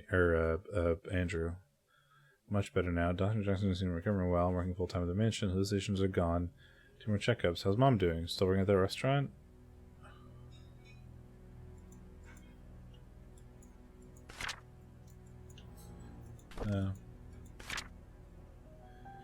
Interesting.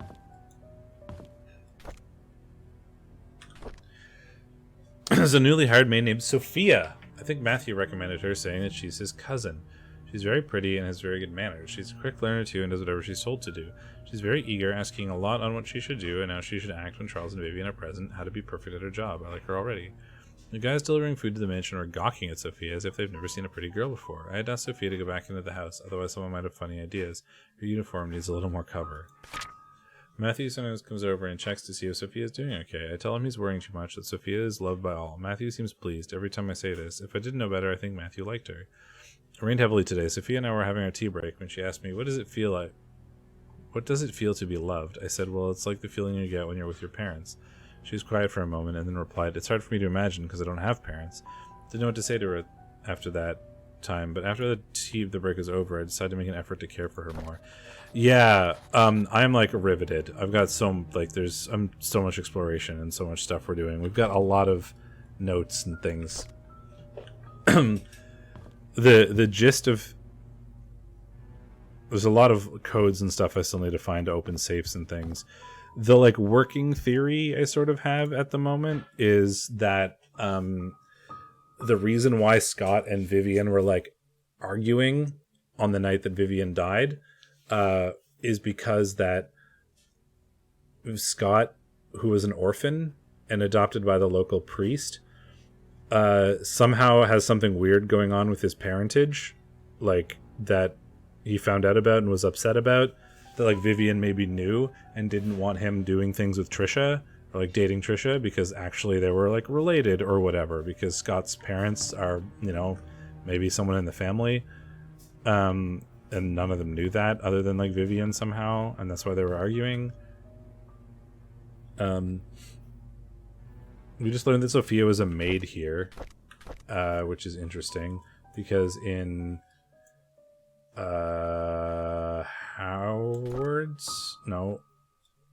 Andrew's journal, he's like, I've started to see Sophia again, which is weird.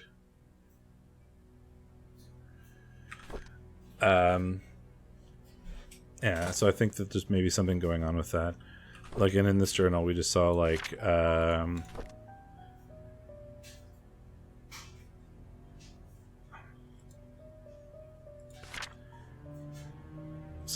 yeah, so I showed him my old photo album. Scott became very quiet. He asked me if he could borrow one of the photographs. I don't see now why not. He thanked me and left in a hurry.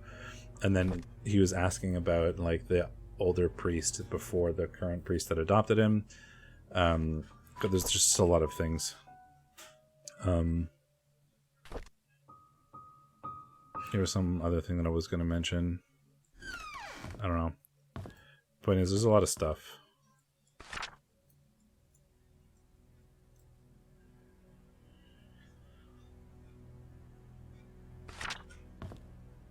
Trisha died shortly after Vivian did. And there was also the, right, so like, Vivian was killed, Scott was arrested, Andrew Reed died in the same month, by like burning to death in his house, who worked for the Robertses. Henry Johnson was the father, or the family doctor for the Robertses, who was found, his car was found at the bottom of a lake. Like, there's like 3 people all died, like in a month. Scott and Trisha also died shortly after all of the Vivian stuff. So I'm wondering, you know, what happened there as well. There's just so much stuff that I'm trying to like parse together. It's very difficult. The tea room is somewhere around here.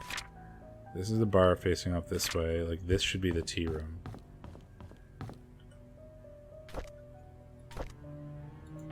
One of these is the tea room key.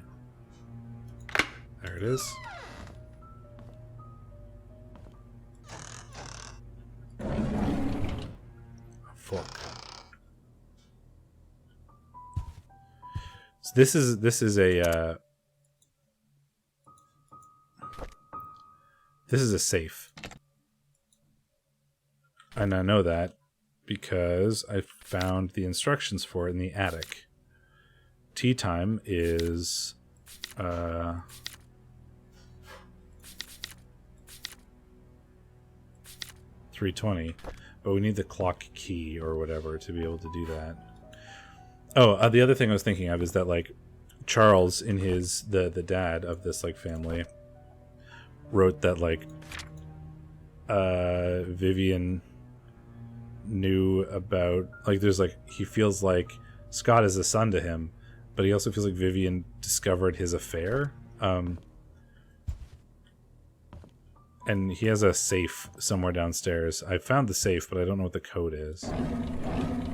Annoyingly, another key. Is this the clock? Vivian's diary. Let's go. 1972. Charles is running for election. I talked to Wilson and Edwards, and they both agreed to support us. I don't think they're doing this to solely gain business benefits. Rather, they believe in Charles. They support will help boost morale for our party. Anniversary today. Invited me to our favorite restaurant. It was a complete surprise, and I was so happy I thought I might have forgotten. After dinner, we spent the rest of the evening walking on the beach. We talked as if we were teenagers in love. Could not remember the last time I felt this carefree. Magdalene is coming. What should I do? She's always asking when we'll be having kids. That's the mother of Charles, I suppose. I don't think I'm ready yet. Not when I'm still recovering from the miscarriage.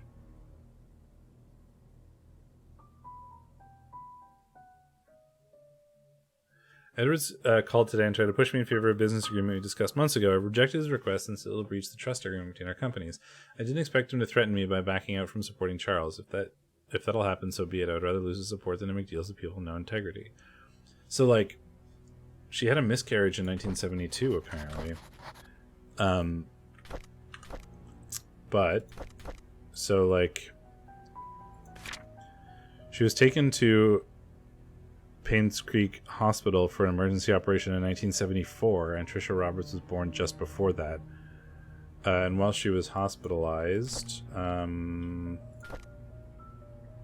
Vivian is being hospitalized for mental instability. Dorothy has asked for me to care for Vivian while she remains in the hospital. I wonder how Vivian must be feeling right now, knowing she might not be able to conceive anymore. Magdalene wants a boy to continue the family line, right? So, like, in 1974, she was hospitalized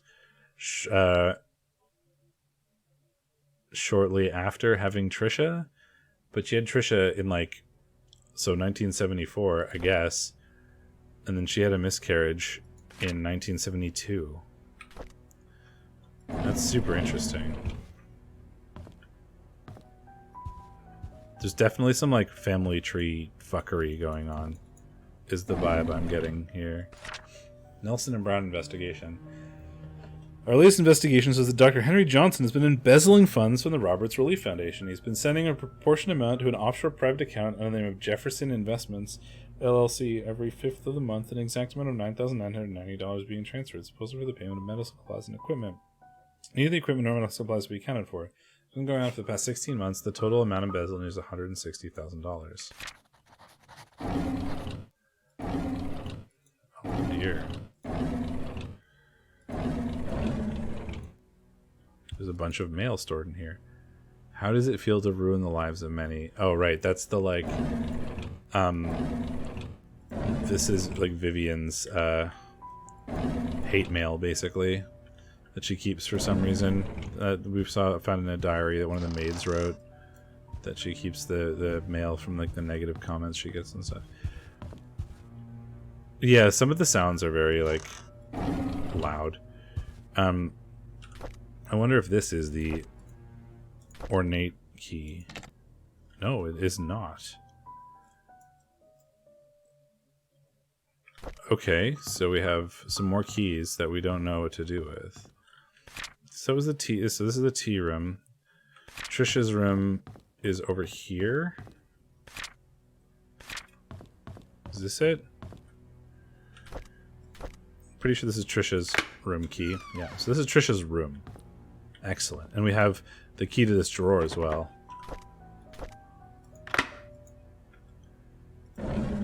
Another key.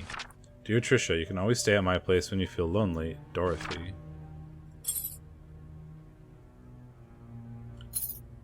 So this is Dorothy's key.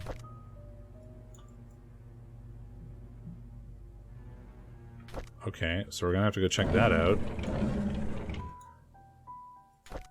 Must have belonged to Scott.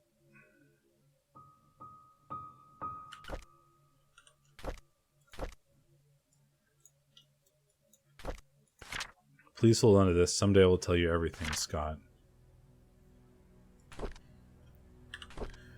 Mom is so judgmental. She doesn't want me to be near Scott, saying that I should find someone who's the same class as me. What does that even mean? Who determines what class Scott is in? Did Mom talk to Father Matthew? Is that why Father Matthew also forbade us from seeing each other? Don't they know we're in love? Like, I guarantee you they're, like, cousins or sister, siblings or whatever. Last night, Scott and Father Matthew had a big fight. Father Matthew told him to stop seeing me again. I asked Scott why, but he didn't know the reason. I feel so miserable. Scott asked if I had a younger brother named Vincent. I didn't. He told me that was probably just a rumor, but he wanted to be sure about it. Who had spread such a rumor about my family? Is that the miscarriage? At dinner, I asked Mom if I ever had a younger brother named Vincent. She stared at me and said no. She then asked where I got the name from. Then I said from Scott. She told me dinner's over. I argued with her. She yelled and sent me to my room. Later, I heard her arguing with Dad. How could Mom fire Scott, or maybe the love child or whatever, from Charles's affair? How could Mom fire Scott? That is so unreasonable. There's no reason at all for firing him, and why can't I see Scott anymore? I love Scott. Dad loves him too. Only Mom hates him, and I don't even know why. I found it really strange. I knew that today was Scott's day off, so I tried to surprise him at the cabin. However, I could not find him. I searched everywhere and said no to the cabin. He was nowhere to be found. Just as I was about to leave, he suddenly appeared as if he had been in here this whole time. This happened several times now. I'm wondering if there's a hidden room in the cabin that I just don't know about. I haven't found my way into the cabin yet. Oh, but there was a note that said, like, Trisha has the extra key to the cabin. So hopefully we can find that here. Trisha requested that all her books be brought to her room in the hospital. It is locked.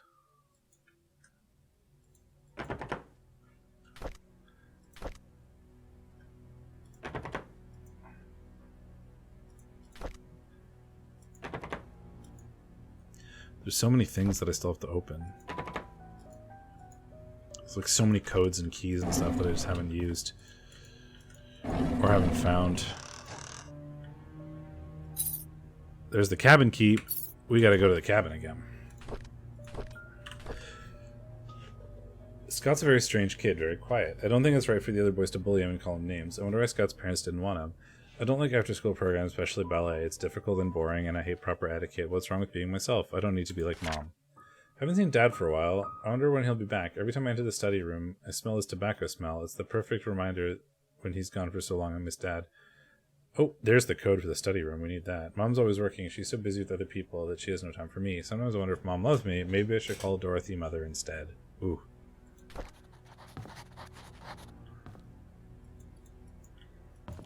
Ooh.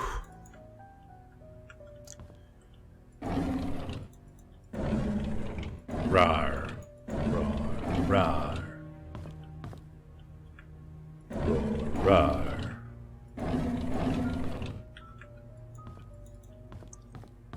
Super interesting. Okay.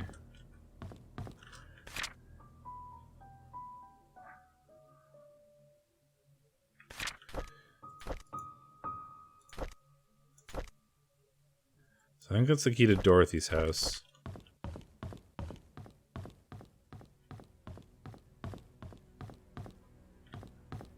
Still need to find the... So, like, something about missing a case of wine. 1, 2... There's 4 cases of wine purchased, and I only see 3 here. Oh, there's a missing case of... It was, what's his face? The drunk. Andrew Reed stole a case of wine, 100%. Okay. So one of these is still locked.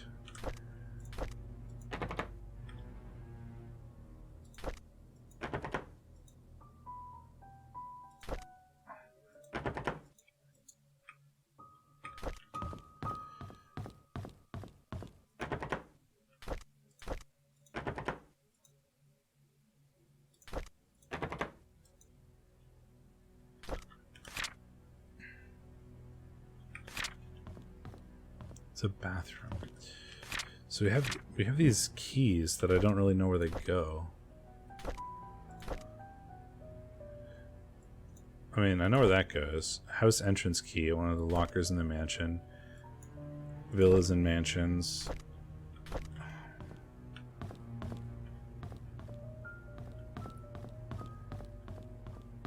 Super weird. So we did Dorothy's room. Security room. We did Trisha's room. Tea room.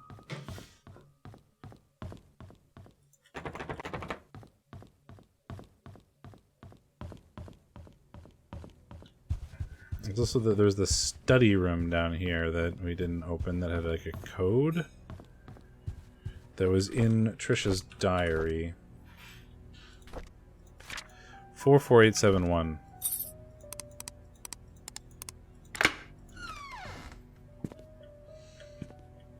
And we saw there's a map. We saw this from outside. Entrance, dining, wine cellar, family room, patio, study room, library, master bedroom, bathroom, gallery room, and there's a secret. There's a safe in there somewhere. Laundry room, garage, wine cellar.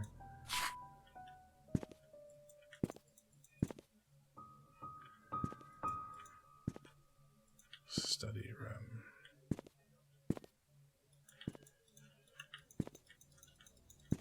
Anything here? Nope. Open these.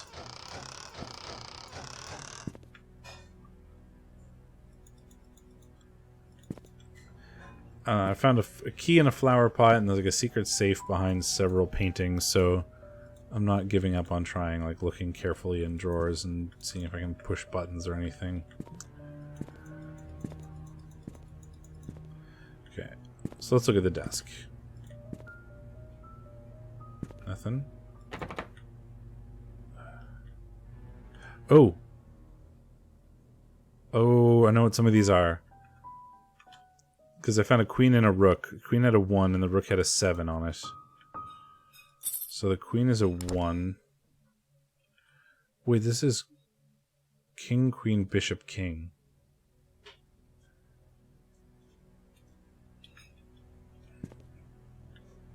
I need to find more chess pieces.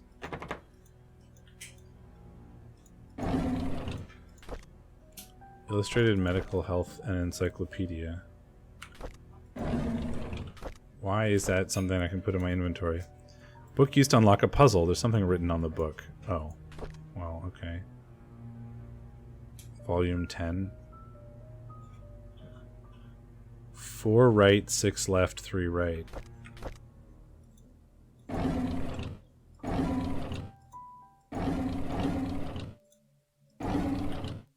Can I pick those up? No.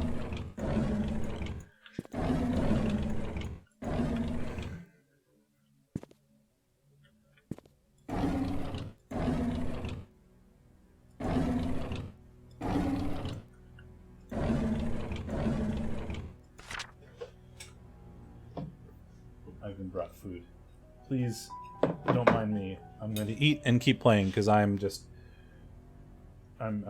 We gotta keep going. It's very hot.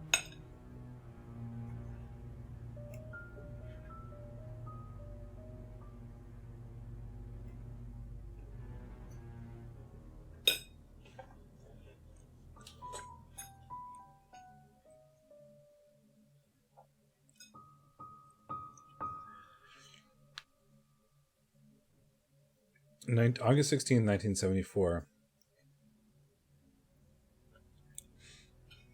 She cannot conceive anymore. August 16th, 1974. Which is...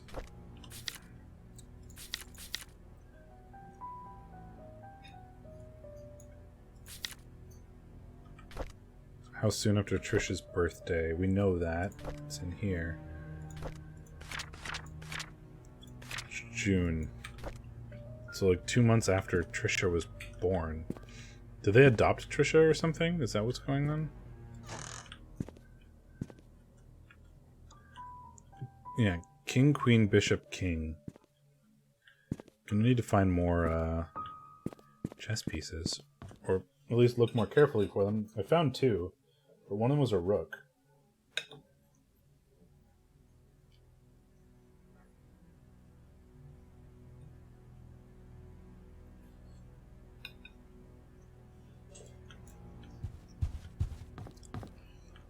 And keep your eyes peeled for chess pieces.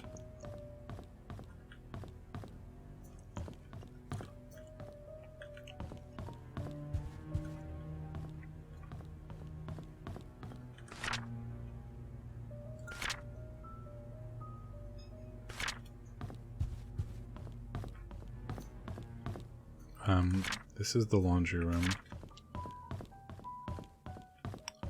This is the way to the gallery. Yeah.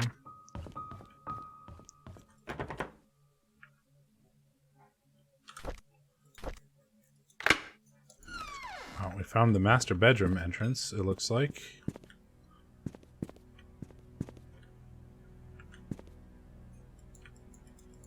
I want to be able to open that. A key. This is the key to room 201 in the hotel. Which I believe that's something we saw at the very start. Oh no, Neil Merle. I don't know who that is. I thought it was like the private detective who seems to have died while investigating this.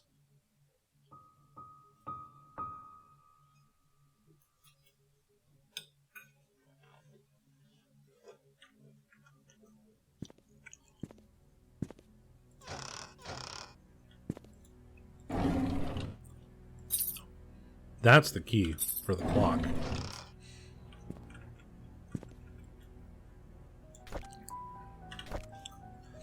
Andrew came and told me he didn't need an assistant. He said Scott is too inexperienced and is a burden to him.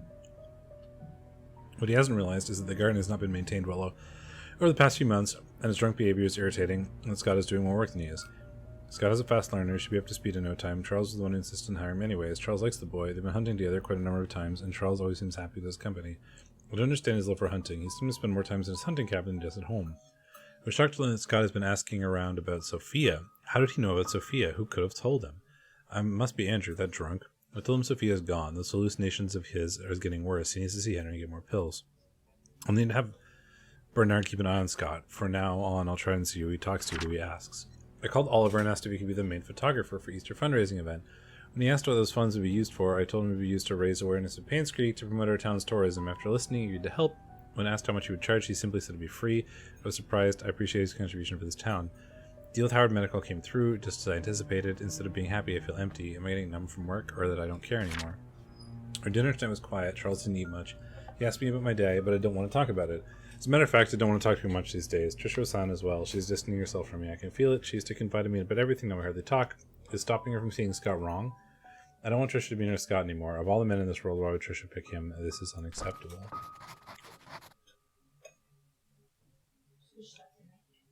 Mm-hmm.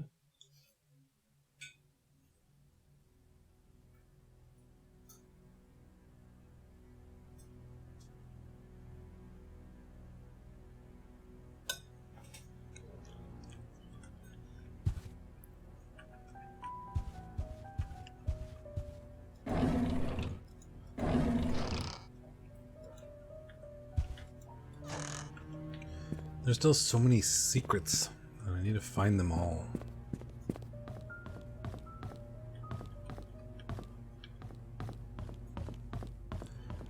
Look, there's a safe hidden behind here, but I don't know what the code is. We gotta go back up to the tea room now.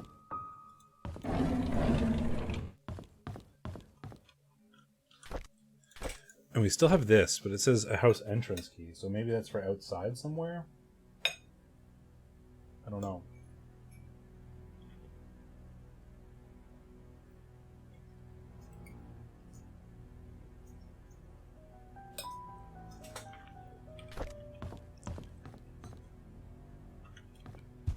Must be for outside somewhere.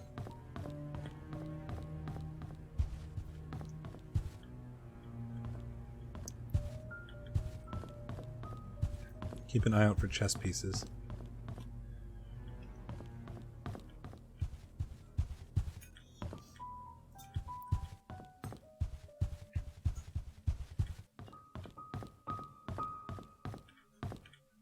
That's Trisha's room.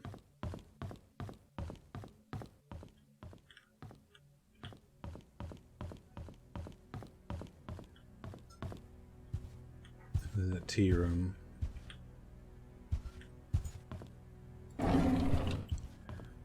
Oh yeah, so tea time is when? 3:20?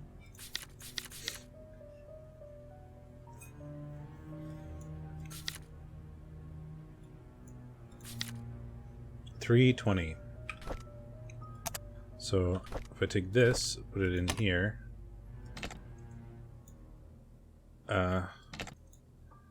How do I adjust the time? There we go.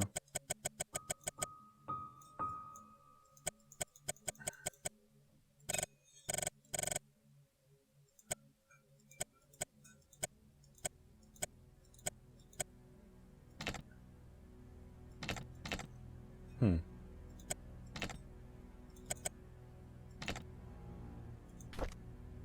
That's interesting.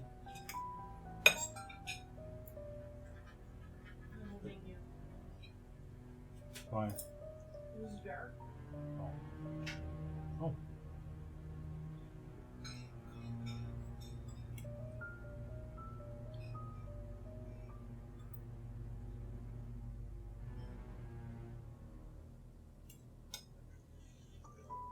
Hmm.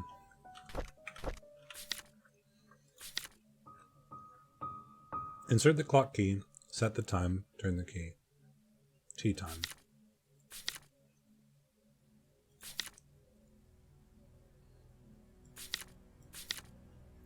Tea time is 3:20 on the dot.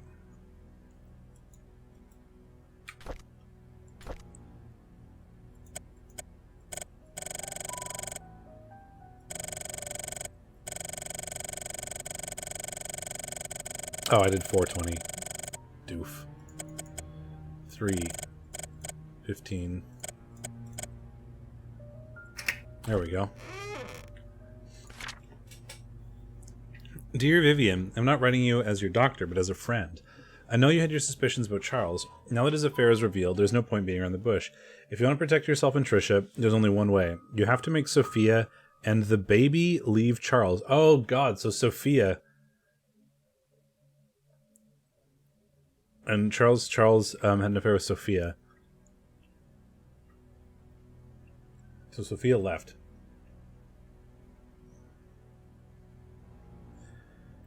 As per Charles, he'll need to know that having his affair publicly known will destroy his political status. People are not so forgiving when the mayor they trust is involved in such a scandal. I figure that Charles will try to add the child into the family registry. I would do the same if I were him.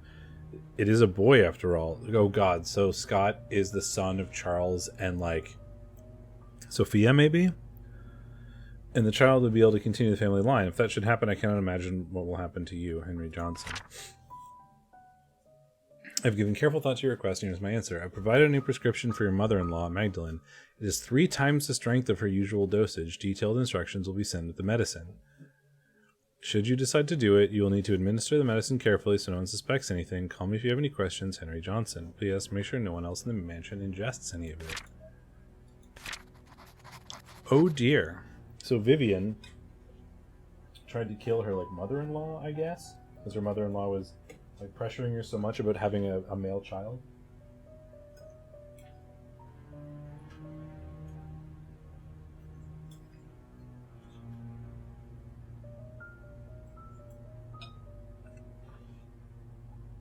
Vivian does not seem very innocent to me.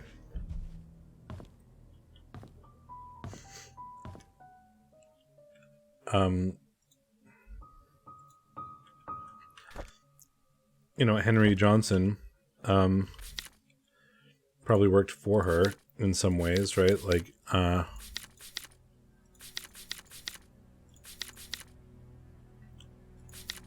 know, she had a deal to go through with the Johnson company or whatever, and he was embezzling money from it to for supplies, which were definitely her paying him off, basically. Is my guess. There was something about that in this drawer over here, if I recall correctly. Yeah. Jackson and Lewis. Yeah, and he was calling himself Jackson, remember, instead of Johnson in like the embezzlement news article that we saw.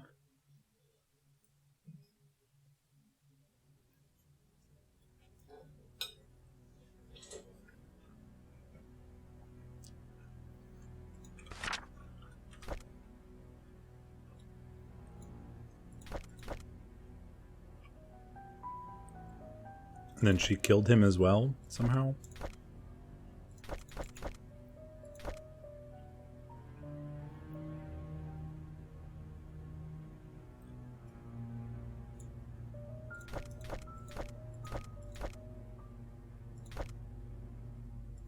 Oh, I didn't see this. I didn't realize there were more.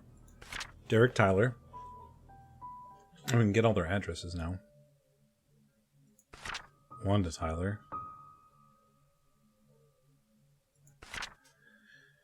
Andrew Reed. Why was he trusted by Vivian? Dorothy Patterson. So we have the key to her house too, I think. So we'll have to go see that.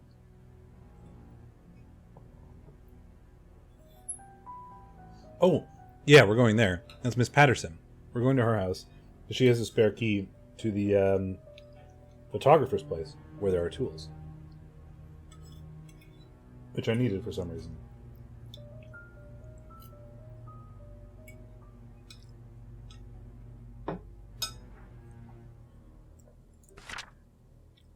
Mary Martinez.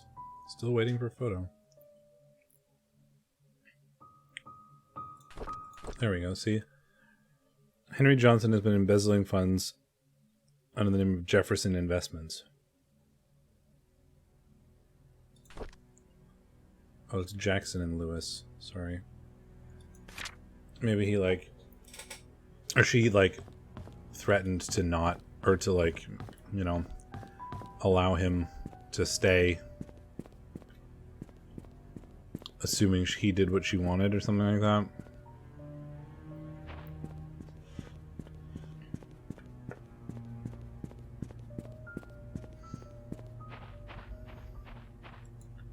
Yeah, missing... There's the missing case.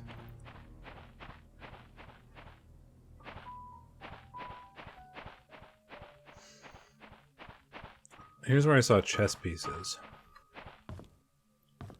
Right? There was a rook, which is a 7, and this is a queen, which is a 1. Oh, perhaps this is the this key. Man, we have so much to do.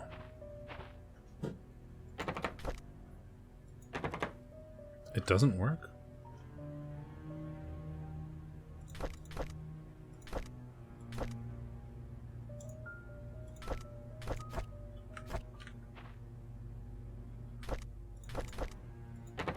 Huh, okay. So what is this key for then?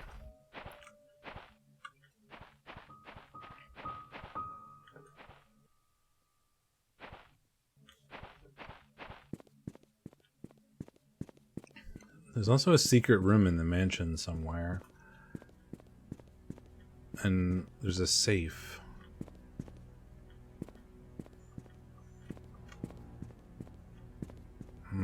There's lots I want to explore.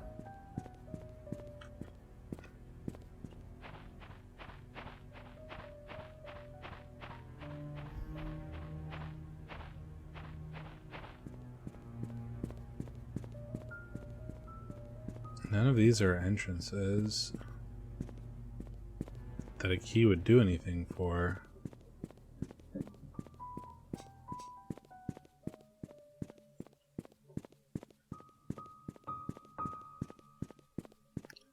I've just done the whole route.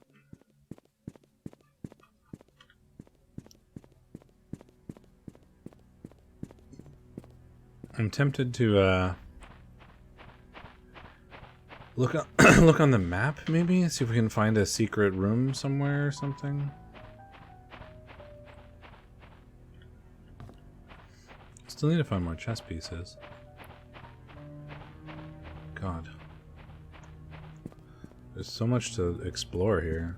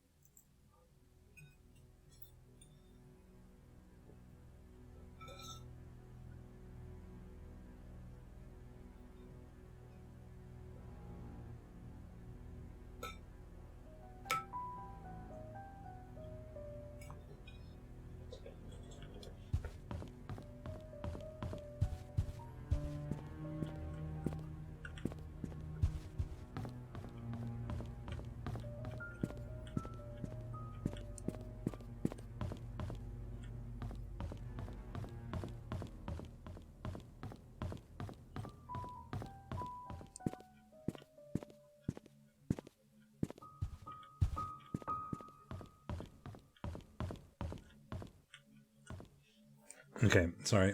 I'm done eating now. I will stop eating. I'm making eating sounds on stream.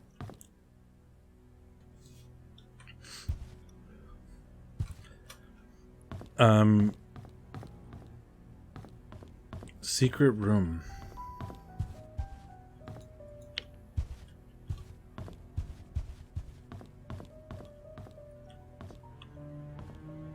This just doesn't open.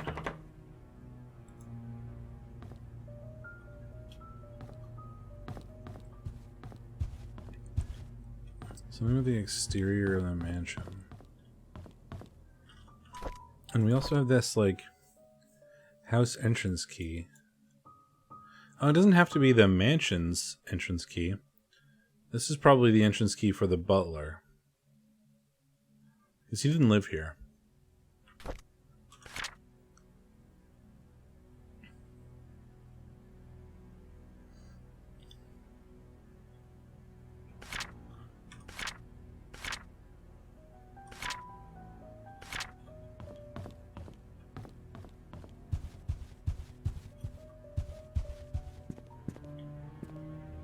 There's definitely a secret room behind here, look. See? There's a plan. Oh.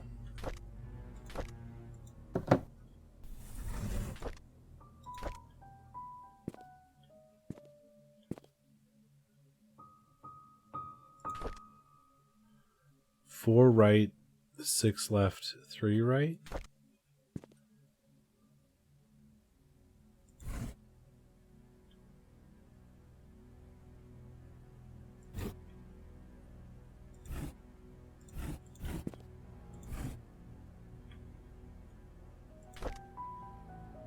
Four right.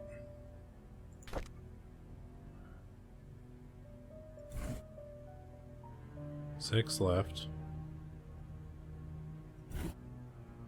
3 right.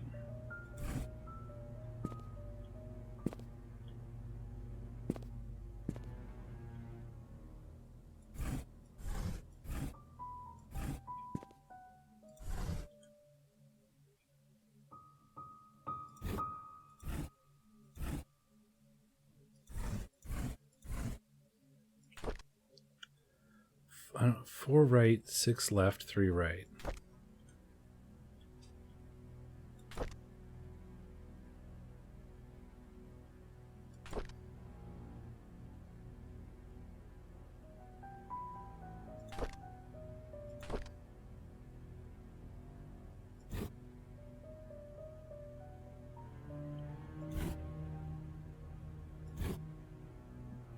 No.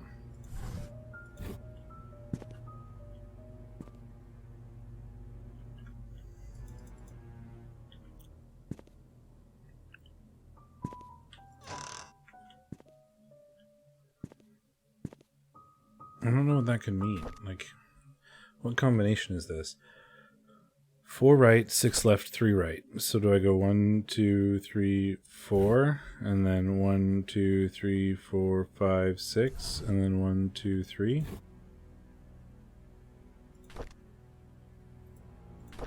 No. Do I go 4 right, and then 6 left, and then 3 right? No. No.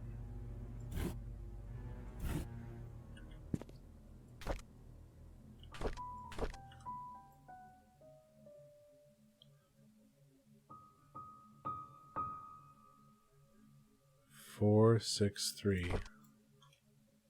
I mean, no. I don't know. This is absolutely what this is for.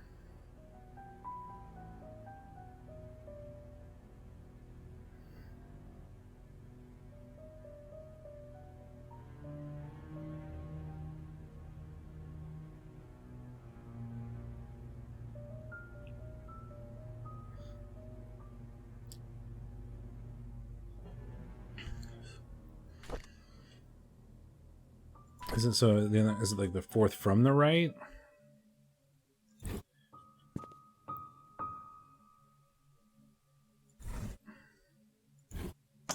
There it is.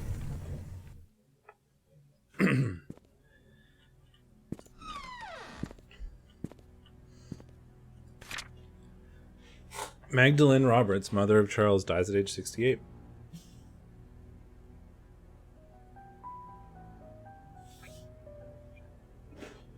Hospital reports heart attack as main cause of death. Magdalene Roberts passed away last night at the age of 68. She was visiting her son Charles Roberts in Painscreek when her heart failed. Dorothy Patterson, a maid working at the mansion, knocked on Magdalene's door at 7 a.m. Since there was no answer, she assumed Magdalene was still sleeping. It's only 2 hours later, and Magdalene did not respond to her knocking, and she realized something was wrong. She called Bernard Hopkins, the mansion butler, who came and opened the room to find Magdalene lying on the bed. She wasn't breathing. He immediately called 911. Dr. Johnson, the family doctor and head of Painscreek Community Hospital, arrived at the mansion around 9:30 a.m., pronounced her dead. Dr. Johnson probably had a heart attack sometime in the middle of the night. More acute diagnoses are yet to be determined. Magdalene's death is most probably the result of high blood pressure and old age, not the fact that her daughter poisoned her. 8/27/1975.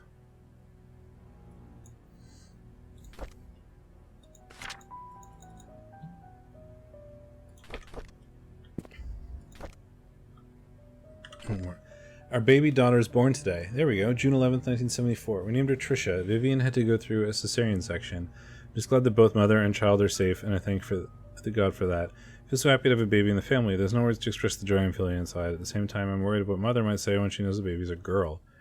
Vivian is being hospitalized for the second time in a year. The first time was for the C-section. This time is for mental instability. Dr. Johnson told me not to visit her until she is stabilized and ready to receive me. What can I do? Mom wants a boy, but it's not safe for Vivian to be pregnant anymore. Sometimes I feel lost, not knowing what to do. Mostly I just feel lonely. Even though I never thought this would happen. Whenever Sophia is babysitting Trisha, she would listen to everything I have to say. I could express myself candidly. Never once did she question the decisions I made. It made me feel like she understands me. I find comfort in her both spiritually and physically. I just never thought I would have a relationship with her. What should I do now?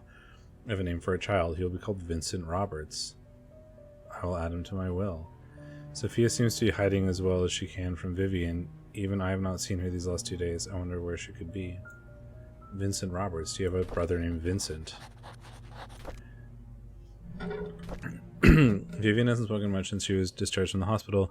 Dr. Johnson said she's fully healed, but it will take some time for her to adjust back to her old rhythm. I feel our relationship is deteriorating or has suffered permanently in some way. I love Trisha. I know Vivian does too. I can only hope that my mother's passion for her grandson will not affect Vivian's love for Trisha. I hope that she does not hold any resentment towards mother.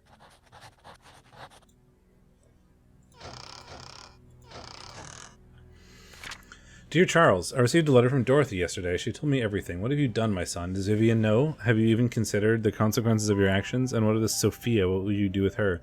You made a mistake, and you'll need to take responsibility for what you've done. Do you understand? You cannot take her as your wife. You already have one.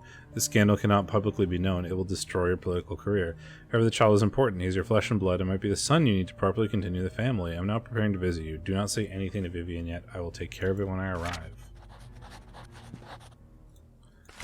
Sophia. So the dark-haired girl is Sophia.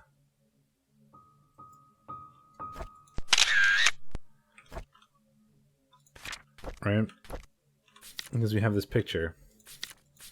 The secret lies with her.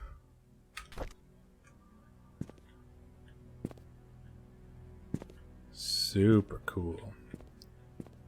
Okay.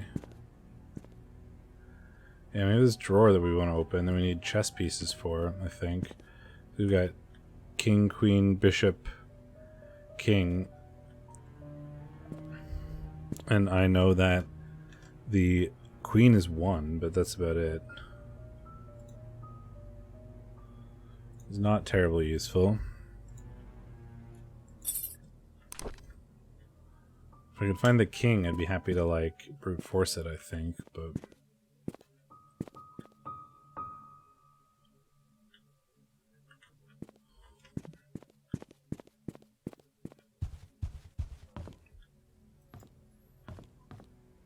I don't see any chess pieces. Just I haven't seen any anywhere else.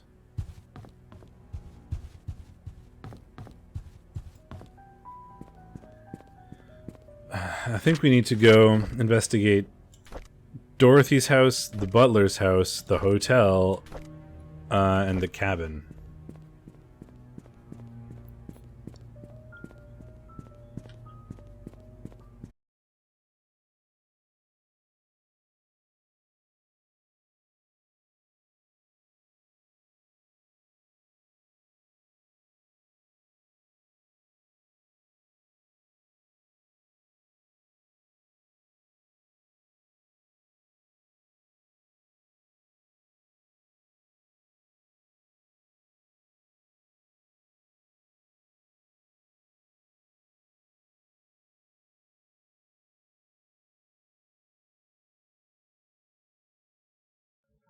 There we go. We should be live again.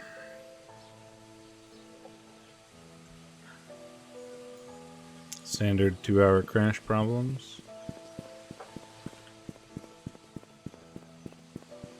Okay, we want to check out Dorothy's house. We want to check out the cabin. We want to check out the butler's house.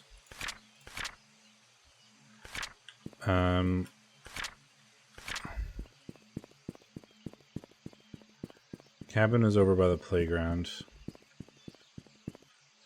Who are the children? There was the letters in like the children in the hospital. Nicole and Hannah.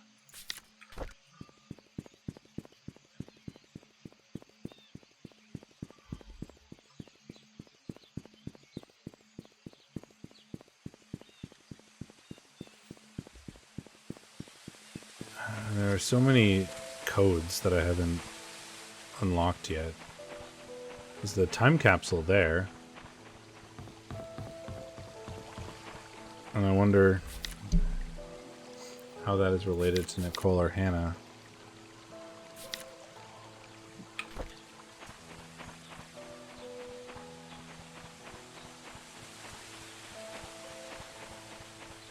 Well, here's the cabin.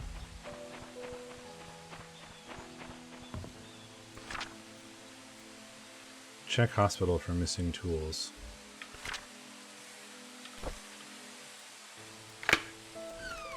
Here's the cabin. This is exciting.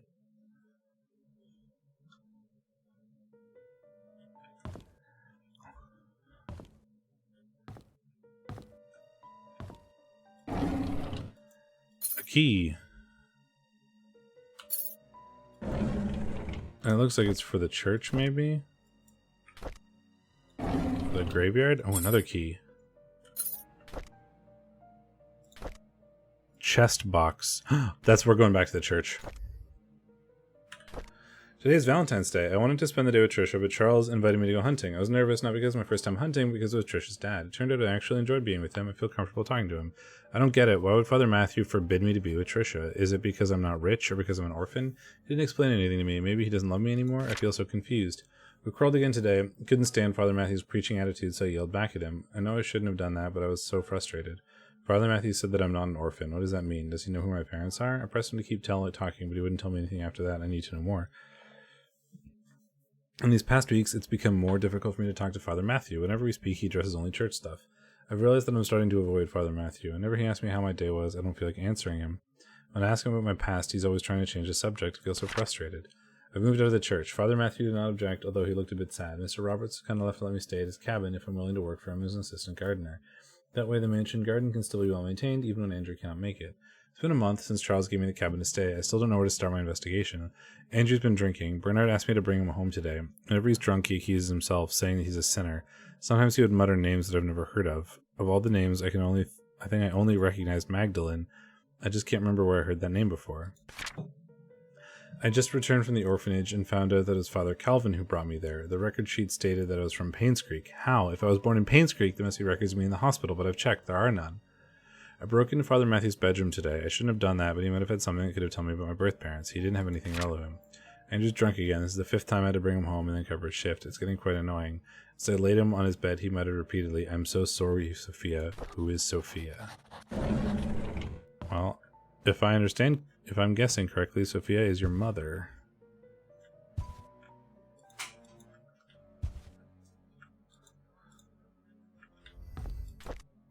Master Carpentry.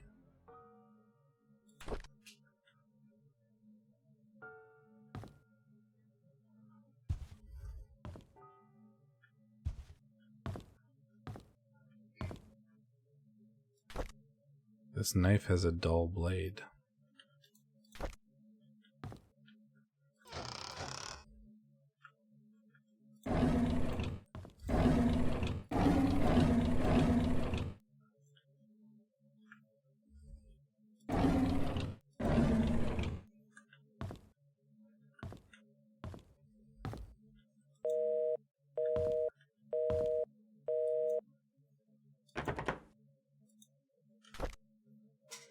Chest box. Church.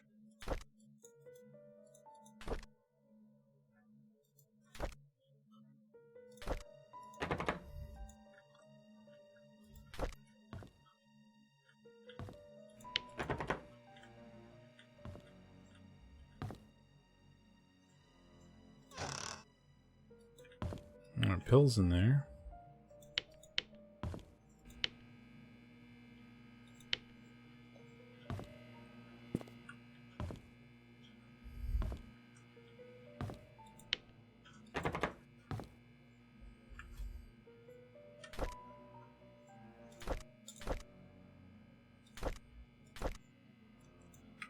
I think we have to go back to the church.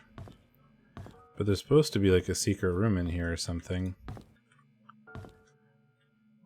It would have to be over here if there was one. Or like a cellar or something.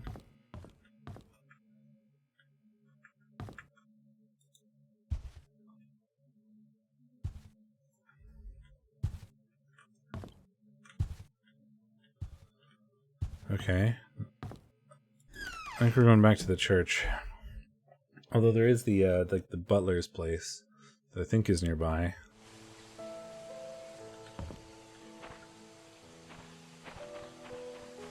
Yeah, there's got to be like a cellar. Yeah, there absolutely is. Look, that might be the way down there, though. Okay. There was the staff documents. Silver Lake Boulevard. Silver Lake Boulevard. Black Pine Road. Okay, so she lives at 40 Black Pine Road.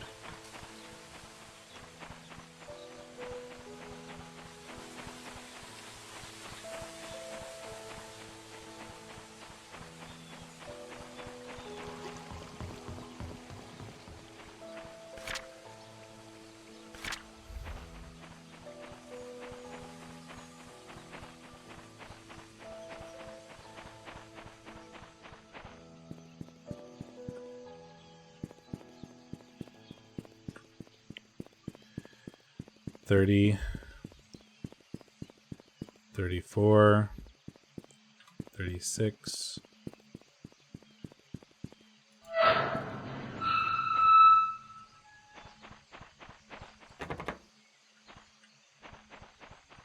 Is this 40?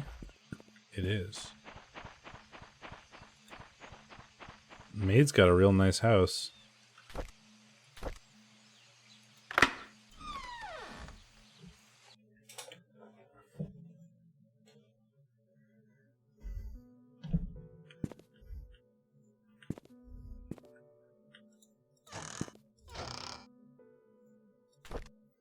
Helping and serving others in the name of God. Dorothy, a bit of a religious person, I guess?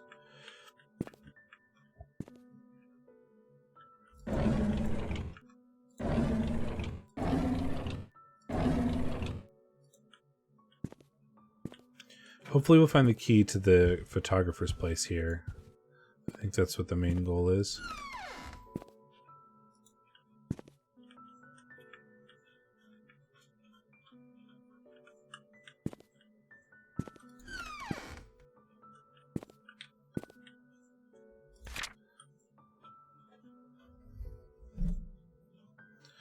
Painscreek Retirement Management.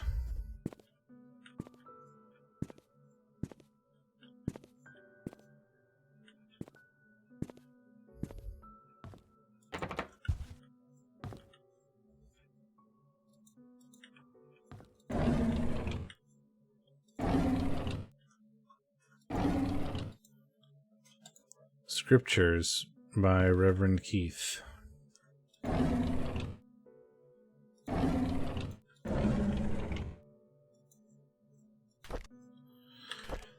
Charles asked something of me today. He asked if I'd be willing to stay with Sophia, that he had arranged to have a house rented out a little ways from the mansion. I told him that would help, but that Sophia's pregnancy would eventually show. There's no way of hiding it. He seems very worried.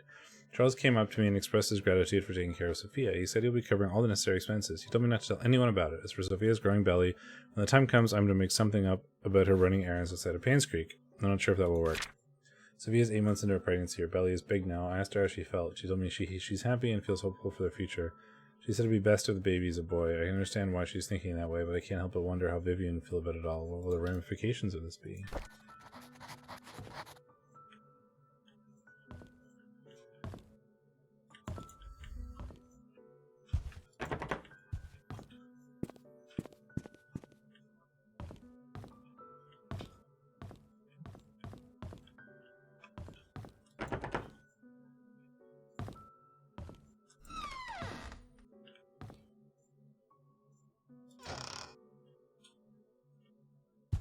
It's a nice bathtub.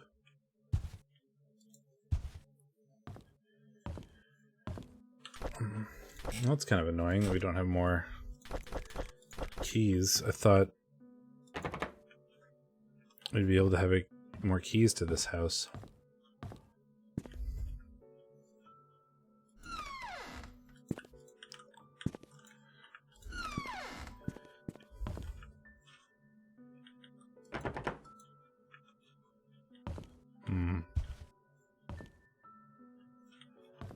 Well, finding out some information, but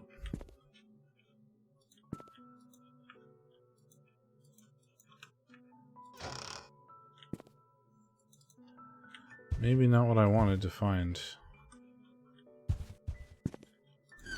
I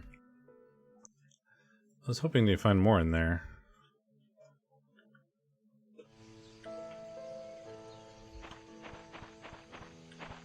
That's a little bit disappointing.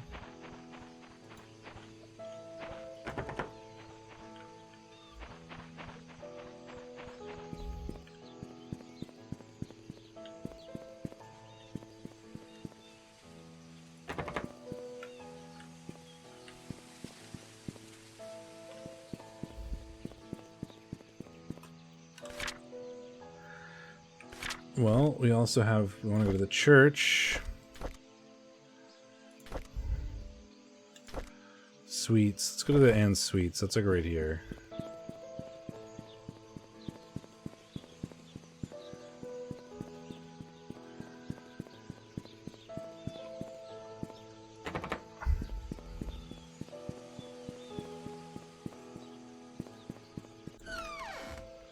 And then to the butler's place and then back to the church.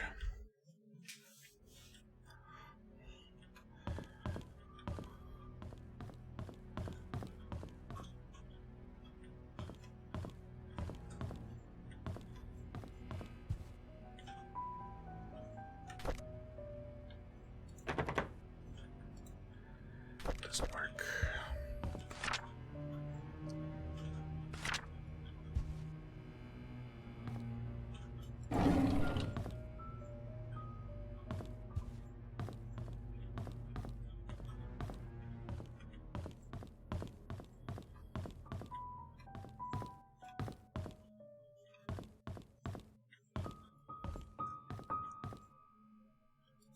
Bing.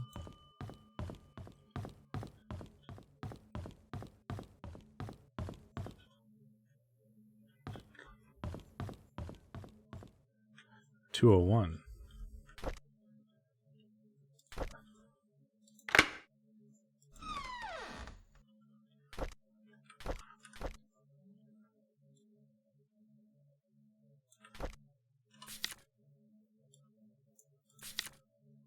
This is where...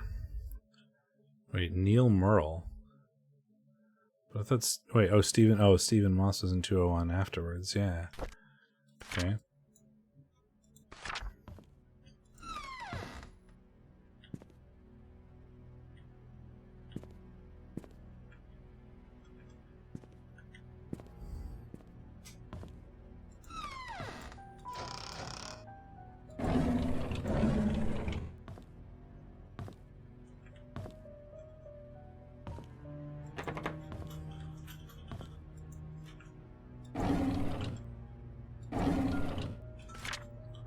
Where can I find the key? I have the key to that.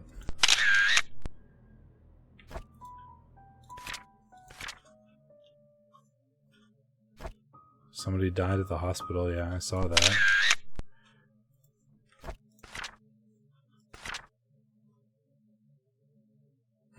Those are the code is Calvin's date of birth.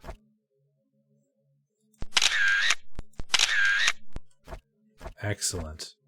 We are making some progress. Calvin is the old priest, right? Gotta go back to the church.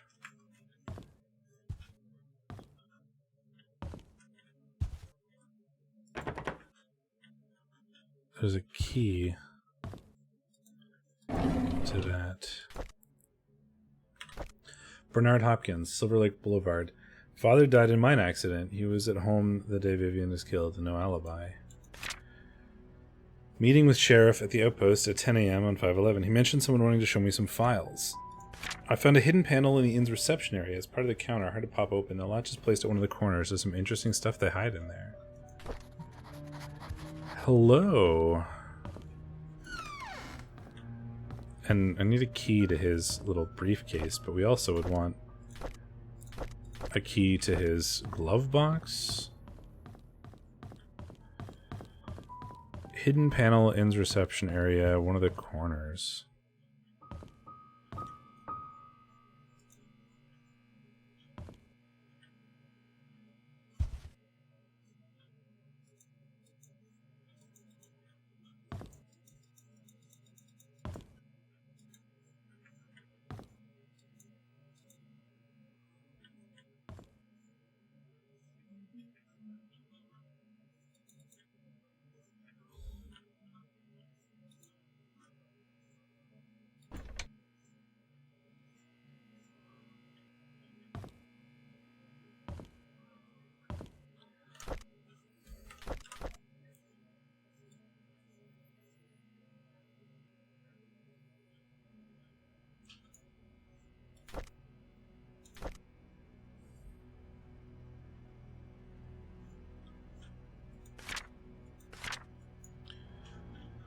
It's part of the counter. It's hard to pop open. The latch is placed at one of the corners.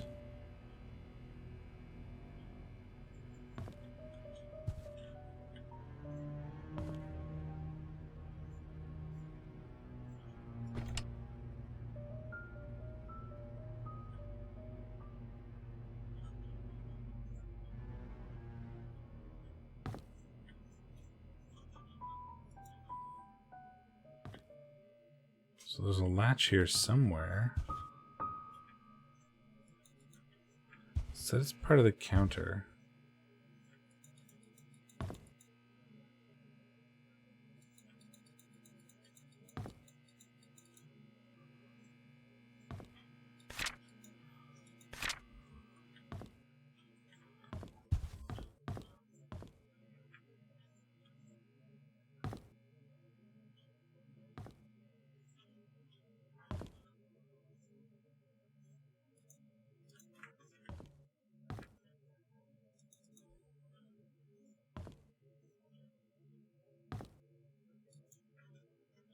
Oh, I just had that. There's something there.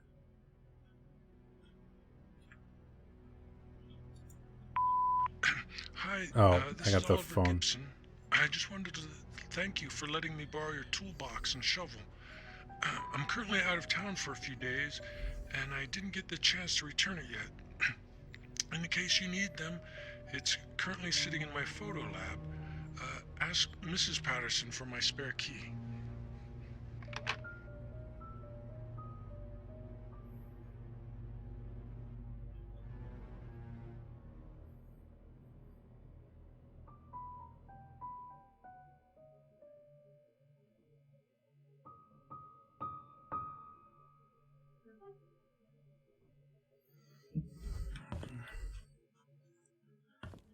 There's something.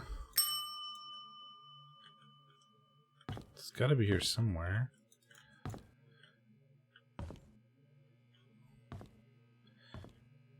like, this is one of those things that I'm pretty willing to, like, Google because I know that it's here. It says it in the note diary that it's here. And I'm just having a hard time, like, physically finding the button.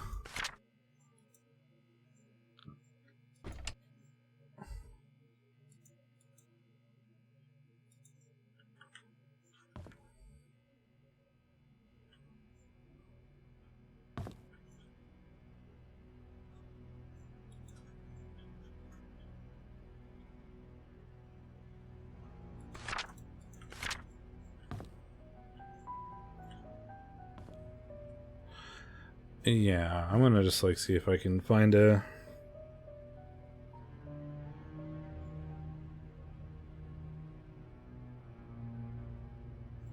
find a thing.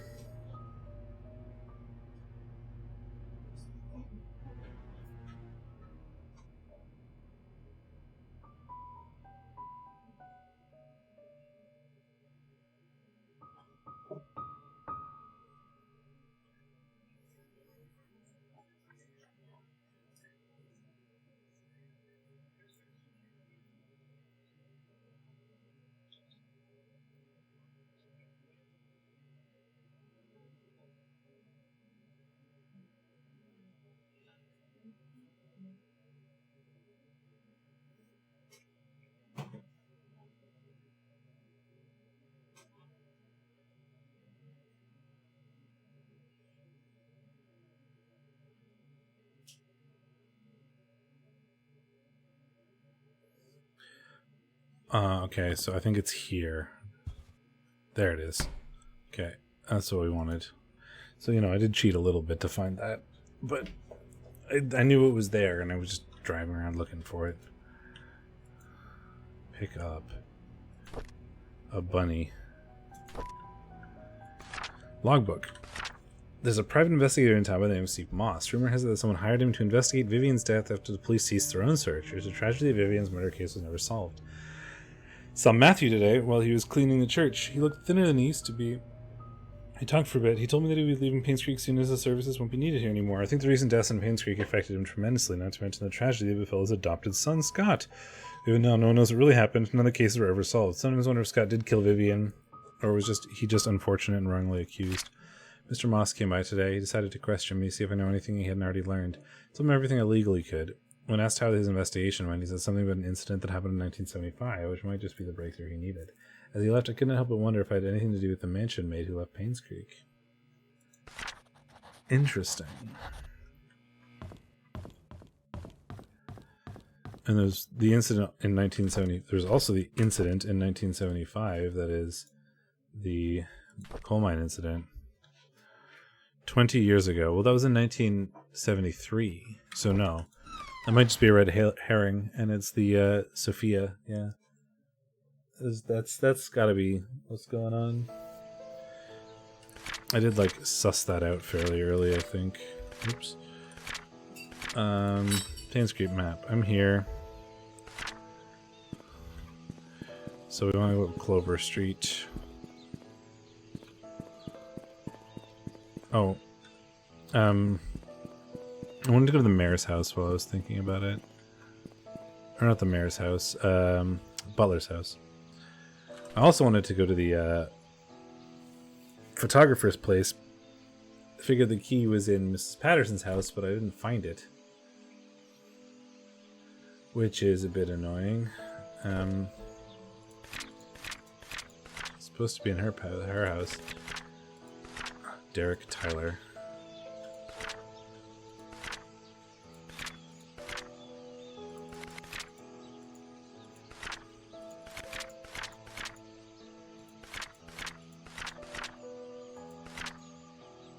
"31 Silver Lake Boulevard." This is Silver Lake. It's 4. This is 11. 13, so it's up this way. Okay. 18. 20. 25. So it's past the mansion. So I'm going the wrong way, but that's fine. 26. 29. Nope, I do not want to leave Painscreek. So it's behind somehow? Down here, I guess? 28. 31. Aha! Made some progress there. Going to his house. What's going on, Mr. Butler? Mrs. Cat. Kimchi. Wine. Candles. The kitchens never have anything in them, it seems. Worth checking, I suppose. Desk. Bathroom. He also has drugs. And a mop. More drugs. A lot of drugs in this town. I guess there's not much else to do.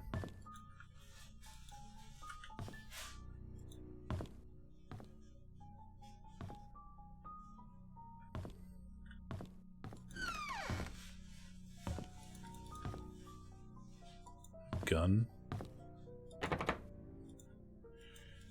More guns.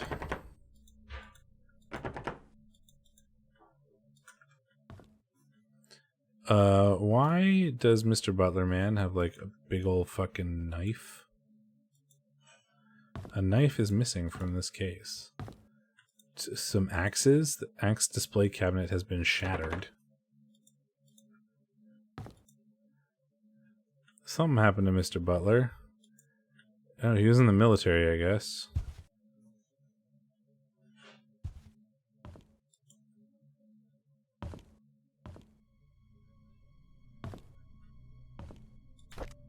Vivian Roberts, The Untold Story.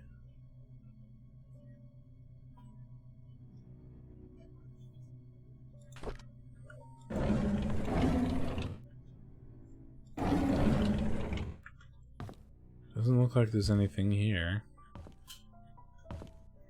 Huh. A little worried about that.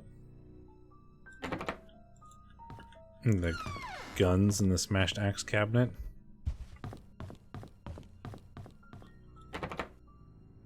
It's locked.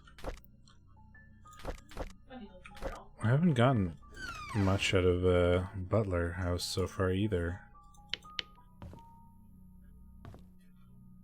The blood? A blood-stained wood panel. I need a tool to pull out the nails. Well, I need the tool. The tools from Dorothy's place. I assume the Slim Jim is not going to work. No. I need the key from Dorothy's place so that I can get to the tools from the photographer. Why is there a dart here?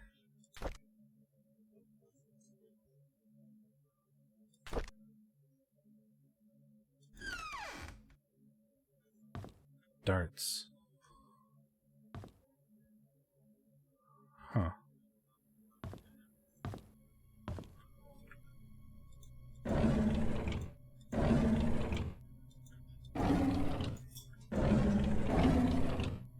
Pencils? Can I not read that? Oh, it's just an envelope. Oh, a locked door.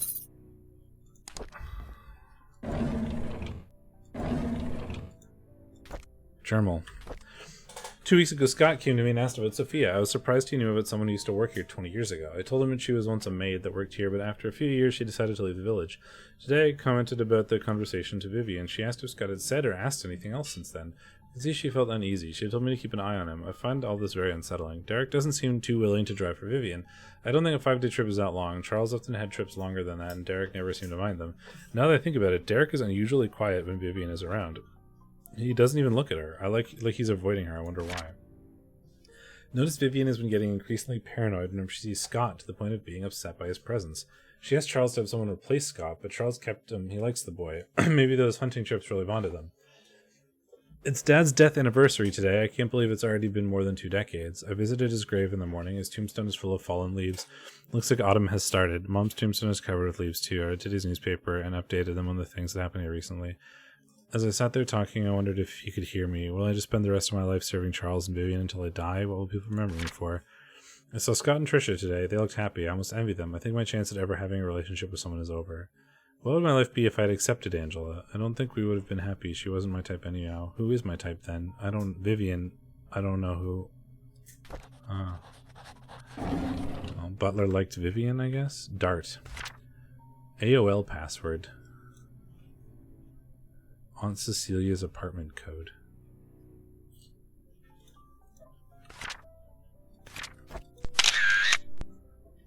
Study room locked desk can. Subtract the yellow dart's points from the red dart's total.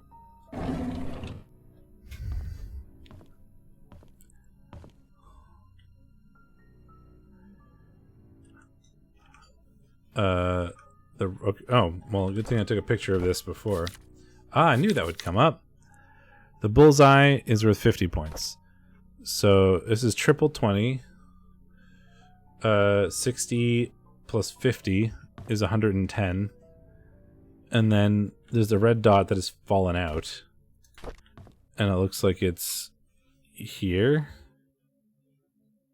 It's a 6. There's a dart hole there. So it's, what did I say? 60, 110, 116. 116 minus 2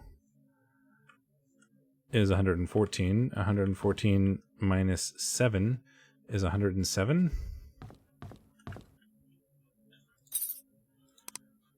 Is it just 0, 107? Nope.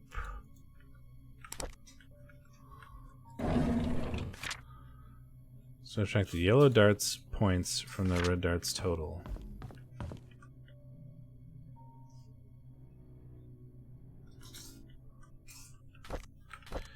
I did take a picture of this one too. Yeah.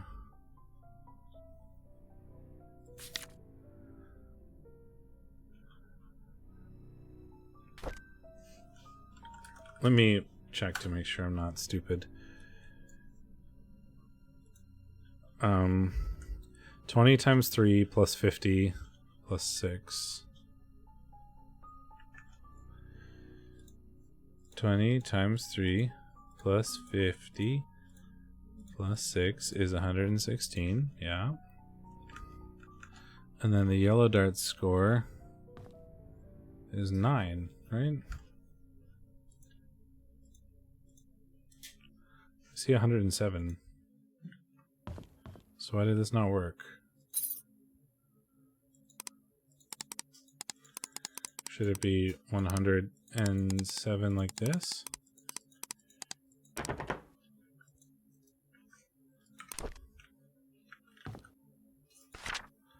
Aunt Cecilia's apartment code. Found something that had like a code on it like that at one point. Subtract the yellow dart's points from the red dart's total.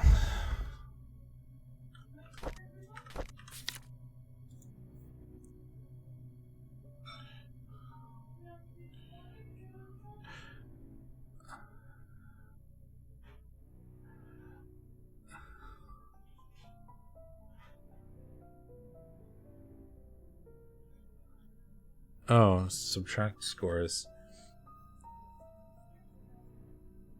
So so we're saying the red dart's total starting score is 501 minus 116. So the red dart's total is 385. So then if we're subtracting 9 from that, and it's 376.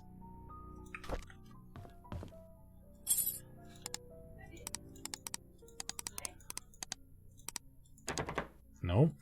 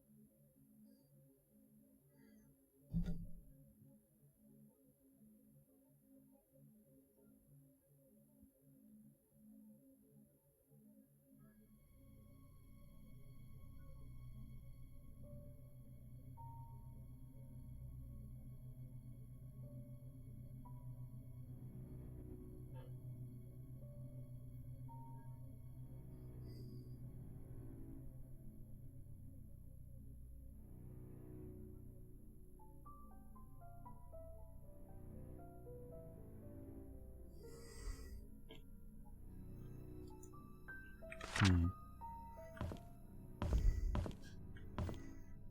I see the dot there. It makes me think that's right. But there should be 3 yellow darts, right? As well.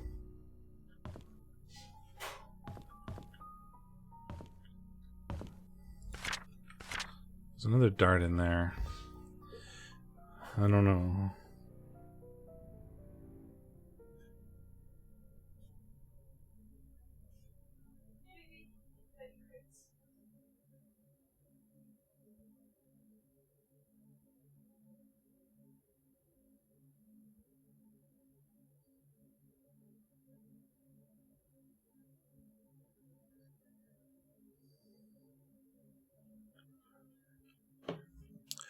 Maybe that's not right.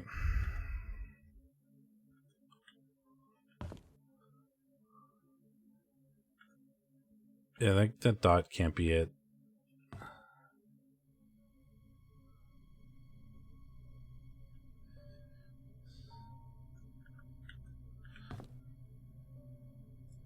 I think I'll have to come back to this.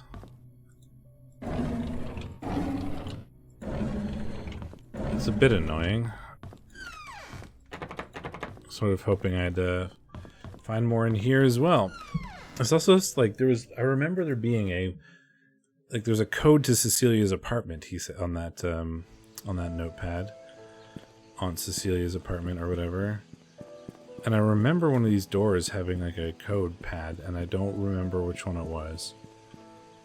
And that was definitely something that I should have written down. So I'm pretty sure that was a thing. But I might have made that up. Who knows? It sounds like something I might have done.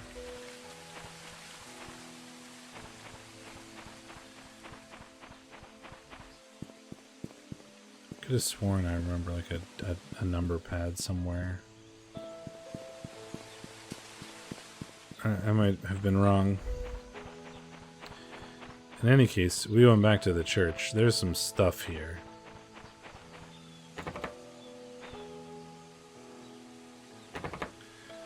There's 100% some stuff going on here.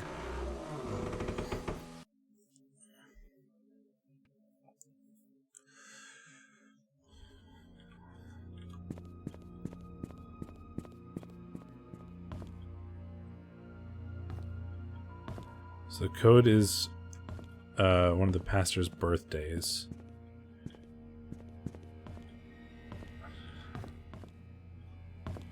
We open the storage room.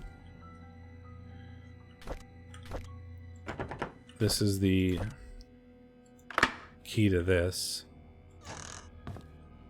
Hello. St. Patrick Orphanage. Dear Scott, I'm Sister Rachel. Although I wasn't there when you last came, I hope you remember me. As your nursing mother after you were right here all those years ago, I understand that you came here earlier to find out who you came to be at St. Patrick's Orphanage. Father Calvin came to us holding a basket with you in it. He said that you've lost your parents and there's no one to take care of you. He told us your name was Scott. After he left, Sister Emma asked if I'd be willing to take care of a baby. At first I hesitated because it's a huge responsibility, but I saw your face so full of innocence and curiosity. I felt as if God itself was delivering to me, so I accepted the task. When you were 10, Father Matthew came to see you. He had just become the head priest of Painscreek Trinity Church. He visited often, usually at the beginning of the month. Whenever he left, he'd leave an envelope containing a small sum of money. He said it was for everything you needed, and whatever was left was given to the orphanage. I'd be lying to say I wasn't sad when you left the orphanage. When Father Matthew adopted you, I believed your life would be better in Painscreek than here, and I dearly hope it's so. Everything is enclosed in the package that used to be yours. I think you should have these. May God bless you, Sister Rachel Davis. 1975. I asked Andrew about Sophia. First he freaked out, saying that I shouldn't go around speaking that name. Then he said he'd never heard that name in his life. Is he hiding something? Why would he lie about Sophia? This makes me want to know who Sophia is even more. I asked Wanda if she knew anything about Sophia. She said Sophia used to work as a maid in the mansion for a few years until she was let go. When I asked why, Wanda said she didn't know. However, she thought that Sophia was a manipulative woman that would do anything to get what she wanted. Wanda resented that. Oops. There was more. I met Derek today and asked if he knew anyone by the name of Sophia. Apparently he's not on speaking terms with me. I wonder if it has anything to do with Tricia. During his lunch break, I asked Bernard if he knew about Sophia. He was surprised that I knew that name, but proceeded to say he didn't know her that well. Somehow I feel uncomfortable whenever I talk with Bernard. His cold gaze gives me the shivers. I met Dorothy while tending to the garden and asked her about Sophia. She looked confused. I was curious as to where I heard that name. I told her it came from Andrew. She kindly explained that Sophia was a close friend of hers when Sophia first came to work for the Roberts family. Unfortunately, she had an affair with Charles when Vivian was hospitalized. Shortly after, she left Painscreek. No one has heard of her ever since. Dorothy thinks that Sophia has probably started a new life in another place. I wonder if the affair was the reason everyone was quiet about it.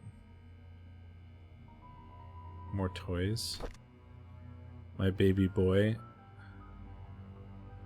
1975. A key to a basement.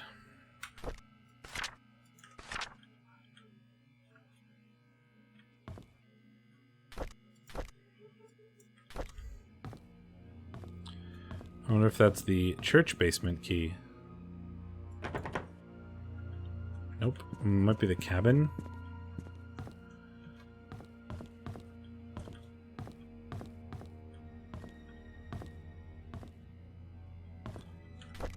So there's also a church key somewhere. And there was this, which we saw in a picture somewhere.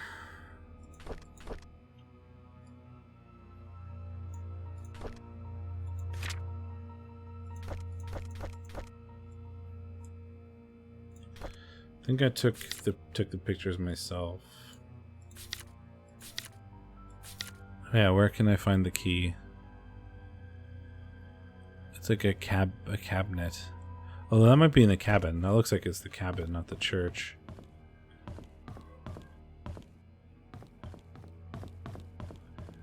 This is Scott's room. Bathroom. Right, there was a thing here, Father Matthew. Father Calvin. We don't know when Father Calvin's birthday is. Is there? Do I have a picture of him from the graveyard? Is he in the graveyard?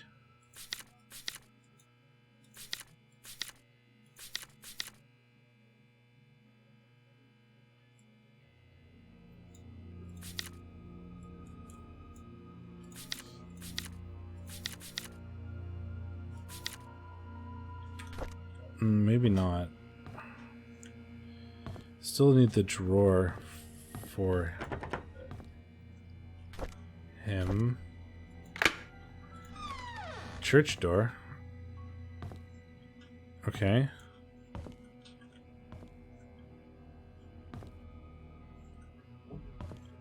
It's something. Hey, kitty cat. Thanks. Diary. I've always wanted to be adopted, but I guess heaven had something else in store for me. Instead of being taken in by family, I came to Painscreek Trinity Church. To be honest, I would prefer to have a real family with people for whom I can call mom and dad. Father Calvin said God has other plans for my future, and time will come to realize it. The Roberts family was looking for a new maid. I told Miss Roberts that a relative of mine fit the position really well. I know I shouldn't lie, but I want Sophia to be here in Painscreek. And Father Calvin always said we need to help those who are in need. Sophia's in need, and I'm sure she'll be glad to have this job. Since starting the job at the mansion, Sophia settled in nicely. Whenever she has time off from work, we've been exploring Painscreek together. I have so much to show her. This is just like the orphanage days, and I'm extremely comfortable being with her. So it was Sophia's day off. We ate at the Moon Cafe again. I can't seem to get enough of this place. The food is delicious, the atmosphere is relaxing, the coffee tastes great. Maybe it's all because of Sophia's company. Still, I love to hang out there. This is definitely one of my favorite places in Painscreek, followed closely by the church and Little Big Books.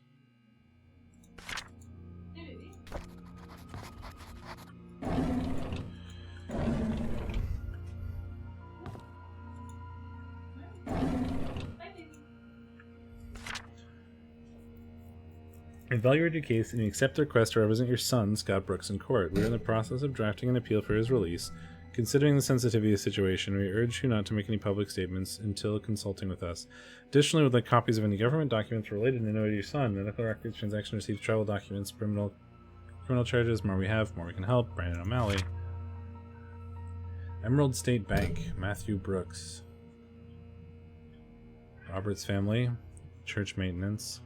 Check from car dealership, Sunday tithing, hosting community potluck, first payment fee for Scott's lawyers.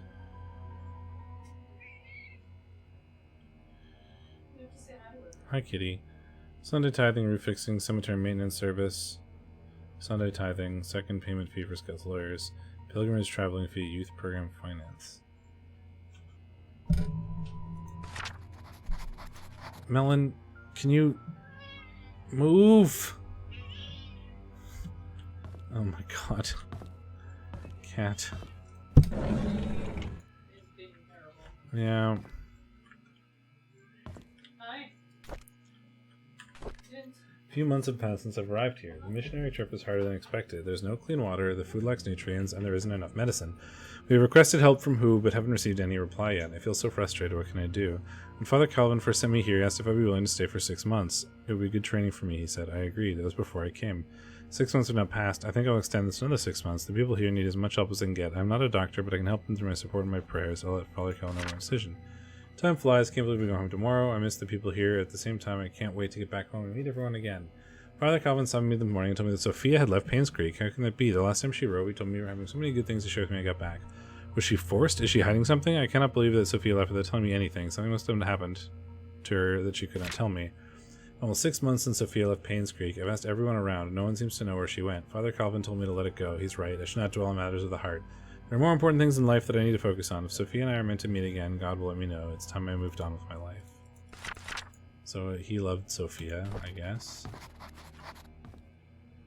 I was hoping that this would be a little bit more informative in here, but I don't really see a whole lot.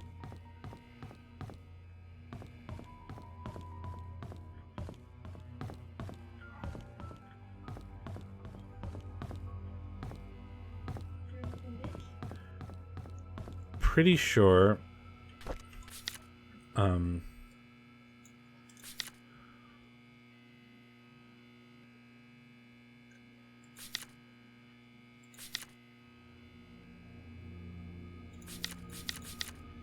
code is Calvin's date of birth. I'm pretty sure this looks like a cabin to me, with like the wooden slat walls. I don't see that here anywhere.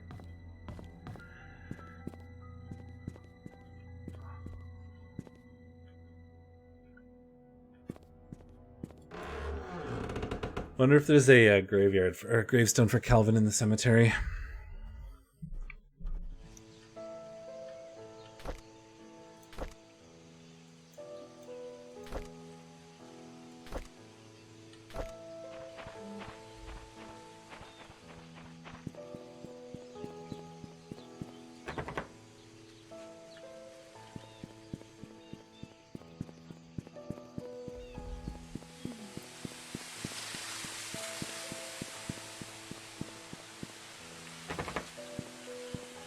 Timothy Sanders, Andrew Reed, Christopher Burke, Raymond Brown, Gary Roberts, Henry Johnson, Wanda Tyler, Trisha Roberts, Sarah Goldberg, Vivian Roberts, Susie Whitman, Ian Goldberg, Jonathan Hopkins, Victoria Hopkins. Who are the Hopkins? I remember, that sounds familiar. Victoria Hopkins, 1991.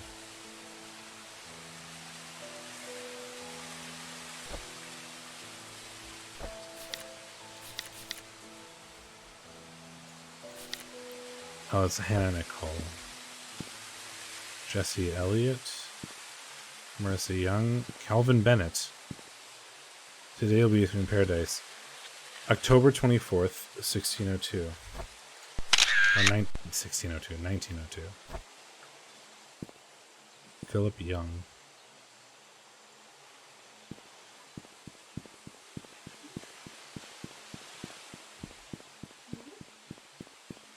Back to the church.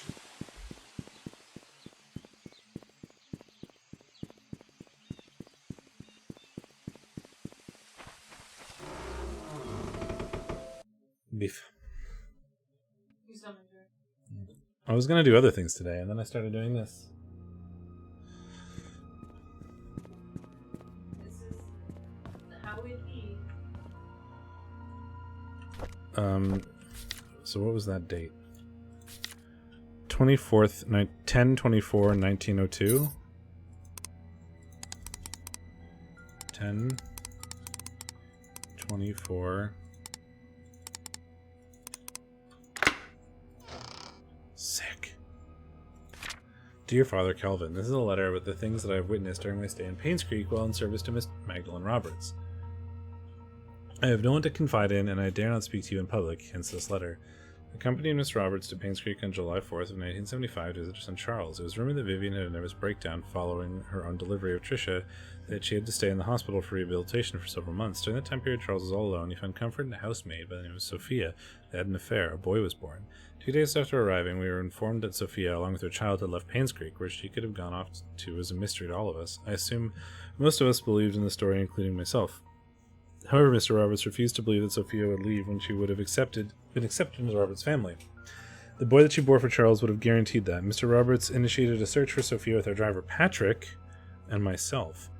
It lasted less than 2 months before she passed away from a heart attack. What I want to confess in this letter is not about Sophia, although I was initiated by her disappearance. It's about Mrs. Roberts' untimely death. You see, Mrs. Roberts had a heart condition and had been affecting her for a while. However, medications always kept her stable. Her prescription was still the same during a visit to Painscreek, yet her condition deteriorated. The family doctor, Henry Johnson, confirmed to her that her search for Sophia had taken a toll on her health. All she needed was to rest as much as she could, and she would be fine. I know that despite the doctor's advice, Miss Roberts did not stop her search. Did that create stress in her? Yes, but should it have killed her? According to the physician attending Mrs. Roberts back home, no. Definitely not with such a short time span if she had taken her medicine. Her body was never autopsied. Her son, Charles, wanted her body untouched and buried properly. As Patrick and I were packing to leave for home, I couldn't help but wonder who would have wanted Mrs. Roberts dead. Is there a connection between the affair of Charles and the housemaid and the disappearance of Sophia and her child and the death of Miss Roberts? I would like to say whom I might suspect, yet I'm in no such... It's Vivian, and I'm in no such position. Sylvia Eden. I'm afraid that I might name the wrong person. As I read this letter, I hope you can understand what I'm trying to convey. I pray that the truth will be revealed as God permits it.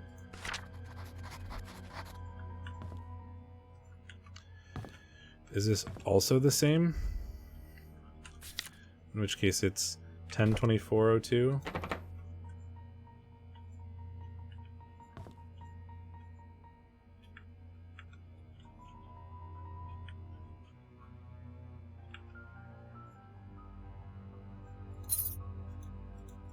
Ten 24/02. It is. Let's go. That one is empty. That is disappointing. Well, Sylvia.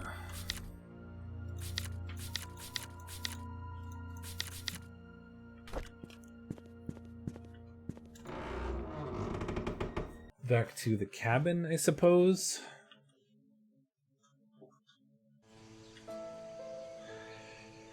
God, I've been doing this for like close to 6 hours. I should probably stop soon. But I'm very invested.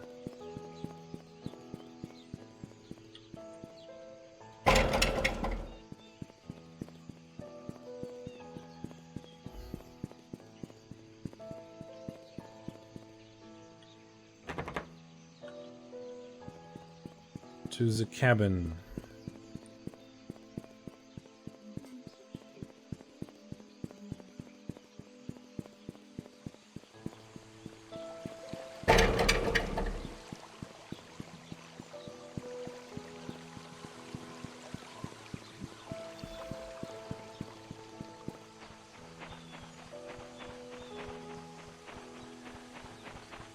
There's a lot of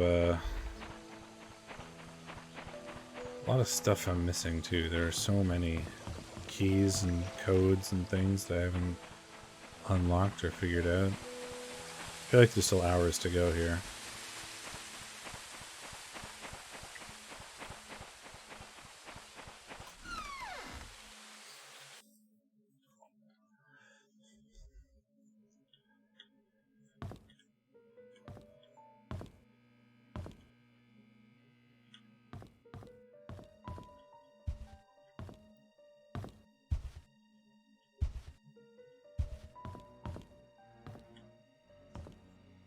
Oh, we can try. Nope.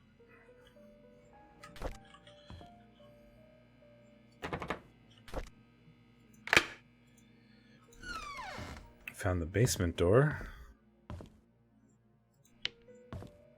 water heater. The electricity is on.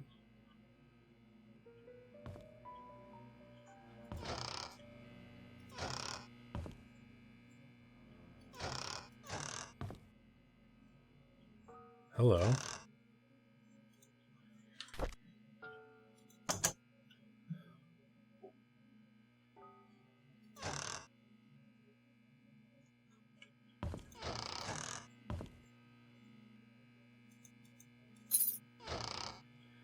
Secret tunnel.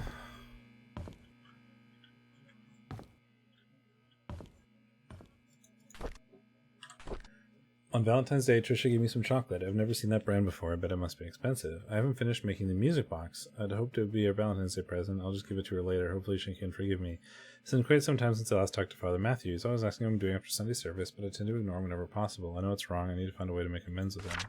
The grass has been growing wild lately. The weeds are everywhere and Andrew's not here. Actually, he hasn't been here for quite a while now. I wonder what happened to him. I should visit him after work. I was about to pick up Andrew for work and I found him lying unconscious on the floor. There's an empty bottle of sleeping pills on the table. I immediately called the ambulance. According to the nurse, this is Andrew's third suicide attempt. She's glad that I saved him in time. An hour later and he could have died. I don't know why Andrew would commit suicide, but I know that he must be lonely. He needs a friend. I visited Andrew at the hospital today. He's out of ER and recovering quite well. I was cutting the fruits. He told me his story. In 1972, there was a maid who came to work at the mansion. Her name was Sophia. She was a hardworking young lady with a great personality. She was loved by many. A few years into her job, however, she had an affair with Charles. A child was born, and when Vivian found out, she was furious and just decided to kick her to Painscreek. What happened after that was a tragedy. In 1975, Vivian, Dr. Johnson, and Andrew confronted Sophia. A fight broke out. Sophia fell and hit her head on a nearby well. She stopped moving. Dr. Johnson checked and realized she was dead. Her neck had broken, and no one knew what to do. Vivian then asked Andrew to take care of the body and the baby. And her baby. Andrew did what he had to do to protect Vivian. After that night, they vowed never to tell anyone about the incident. Before leaving, I asked Andrew what the baby's name was. He said it was Vincent. As I left the hospital, I couldn't help but pity Andrew. He's lived a confusing life and the struggle shows. I hope he can heal. Sophia died on the well. So Dr. Johnson, Andrew, and Vivian confronted Sophia. Oh, and there was that note. From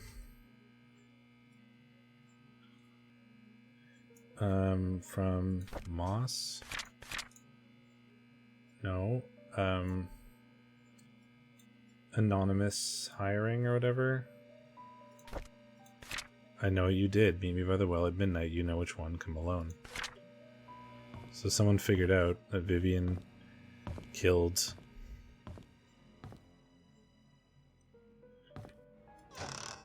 Sophia. Scott's Secrets.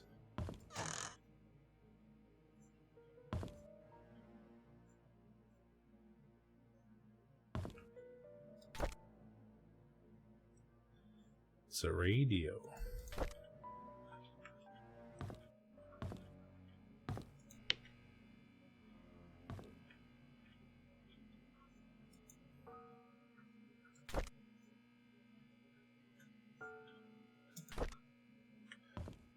The tape.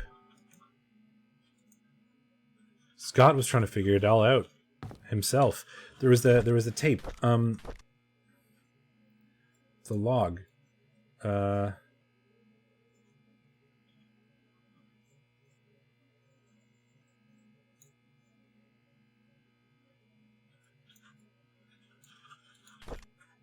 Nurse logbook. Mansion security logbook. Someone ran through the garden last night. 5'5" wearing hooded sweater. Stack of VHS tapes have arrived. Magdalene Roberts, stuck between one of the old logbooks, requesting the search of a missing security tape dated June 28th, 1975. June 28th, 1975.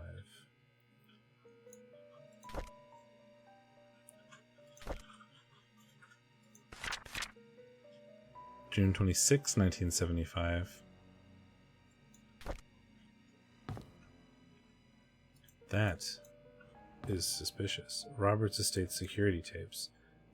Yeah, he was trying to figure it out.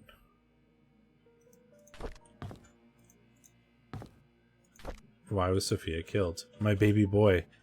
Yeah, Scott is Vincent. Who killed my mother? Madeline. Couldn't be her. She tried to find Sophia.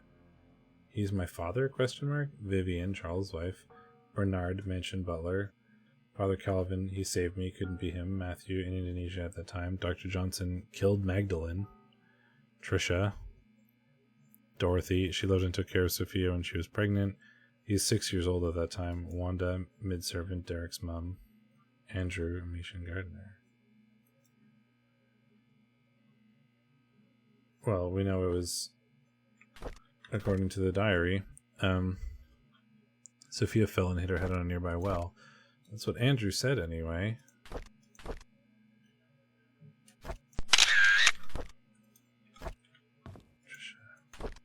Why was she killed? Bernard's house, old sewer entrance. Dorothy's house, birdhouse. Time capsule, Derek and Wanda's house.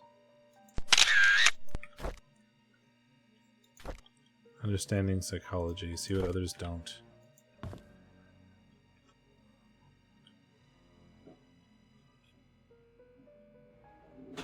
Found out who killed my mother. A key. Found next to an old sewer map in Scott's cabin. Painscreek sewer, oh my god. Farmer's Market, Silver Lake Boulevard, near Postal Service, residential houses. Guess we're going sewer diving, baby! Pattern on the baby's blanket. Yeah, it's the same as the one that he found. Music box key is attached on it.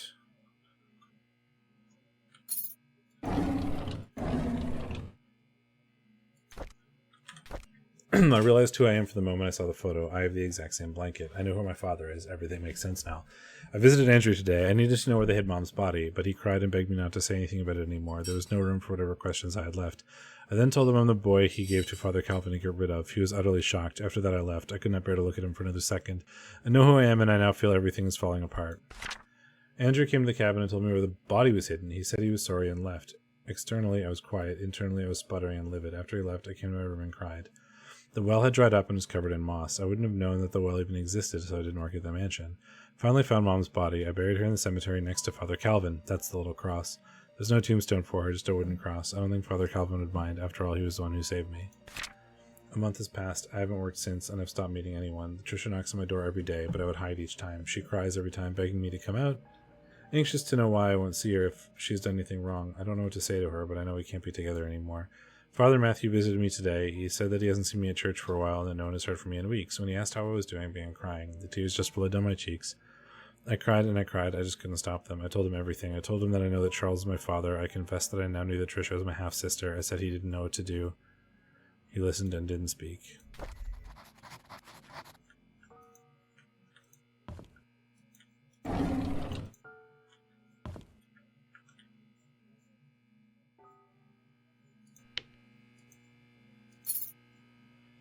An old gate key? It sounds like the mansion to me. Oh boy. Oh, the music box is in Trisha's room. So I think we're going back there.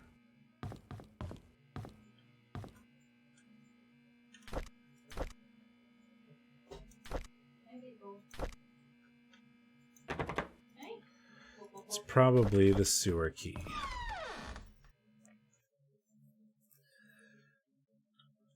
We have so much more to go. Is this the old well? I doubt it.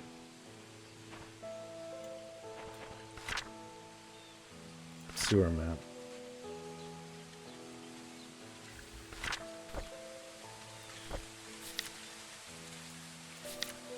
Old sewer entrance. Black Pine Road. Dorothy's house, Andrew's house, time capsule in the cemetery, Derek and Wanda's house, Bernard's house.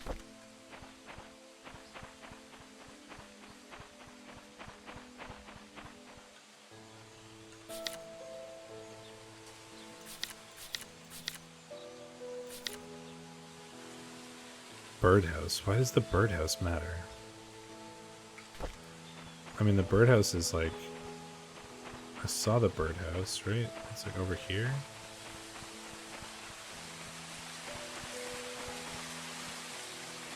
That's another birdhouse.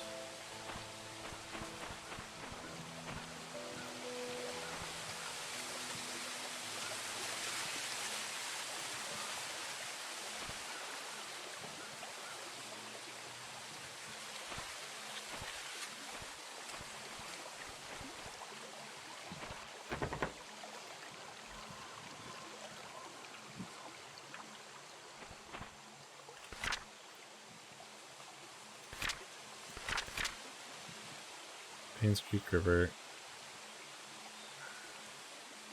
to hunting grounds. Like, the birdhouse is on the map, which is very strange to me.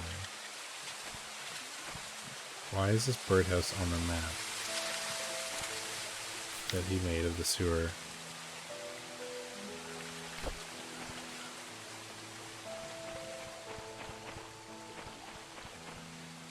I mean, there's another one there, but it doesn't seem to help.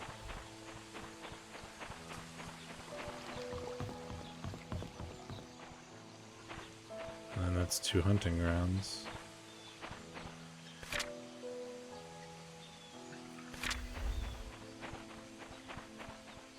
Well, do we go to the sewer? Do we go to the mansion?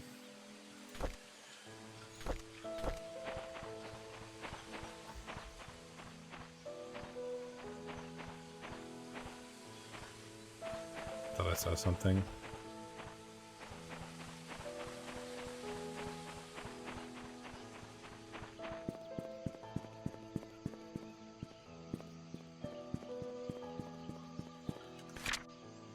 So Black Pine Road. The old sewer entrance is like right here, apparently. This is Town Center Road. No, the old sewer entrance is up here. Somewhere. That's to the mansion. Black Pine Road. That's towards the mansion. So it says the old sewer entrance is here somewhere.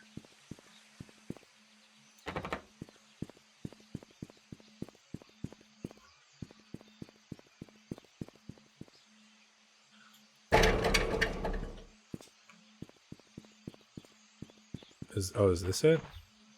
I can't get in there though.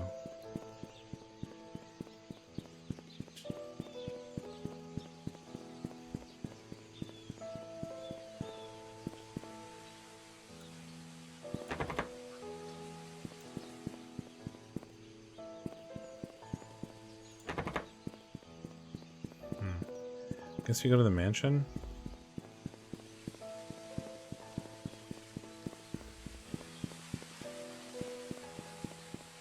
Oh, right here. There it is.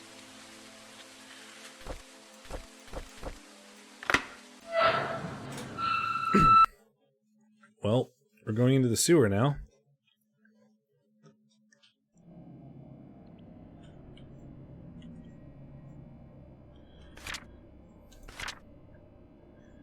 To the mansion. This is the way to the mansion.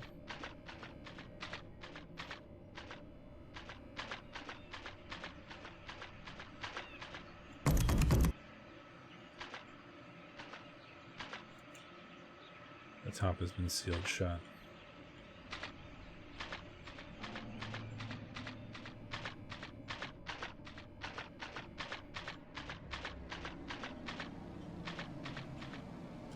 Okay, so if we go this way... Oh, sorry.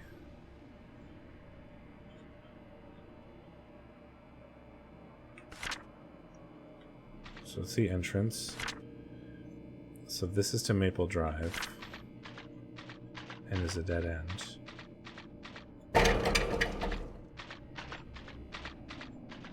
Oh, this is also a dead end, it seems. Oh, no, it's not. This is towards, like, the farmer's market and stuff.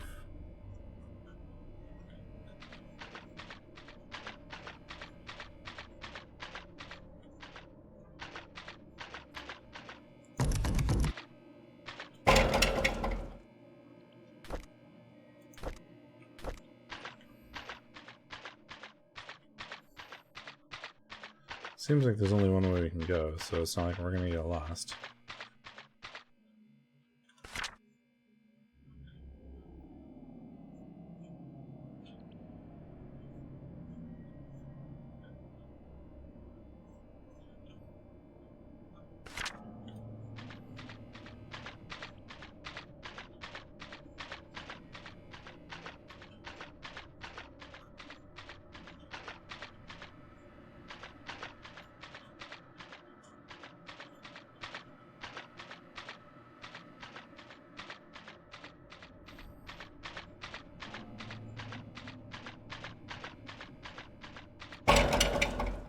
Doors bolted from the other side.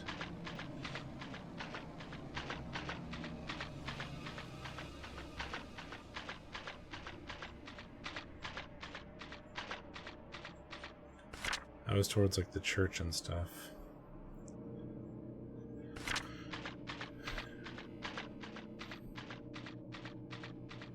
So this is towards the postal service and stuff.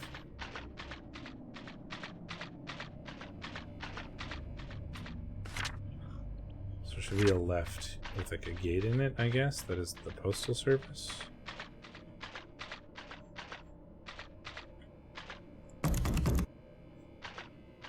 It's locked. Postal service.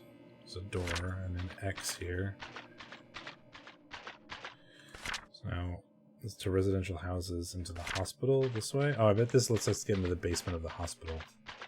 That was locked from the other side. That makes sense to me. So this is going to be to houses, so this should be locked.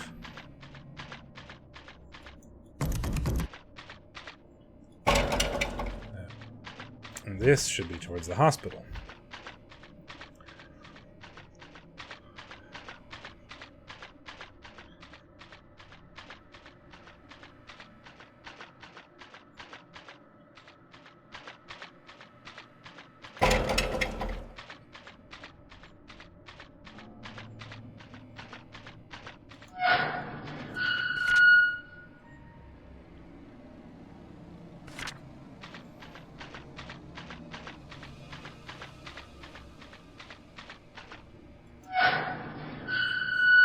Found the exit.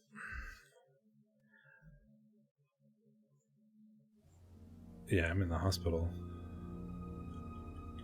The janitor's closet. The morgue. Please don't tell me I can like open the morgue drawers. That would not be ideal.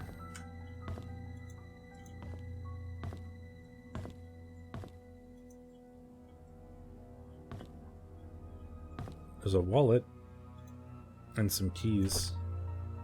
Oh, this is the inspector. A briefcase key. Oh, excellent. BH. Who's BH? Bernard? Maybe?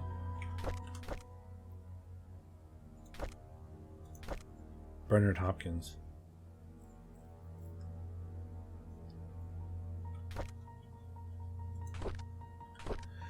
I called Dorothy last week. She told me something interesting with Sophia. There's a puzzle that she received from Matthew when she first started working at the mansion. It's sort of birthday gift for her.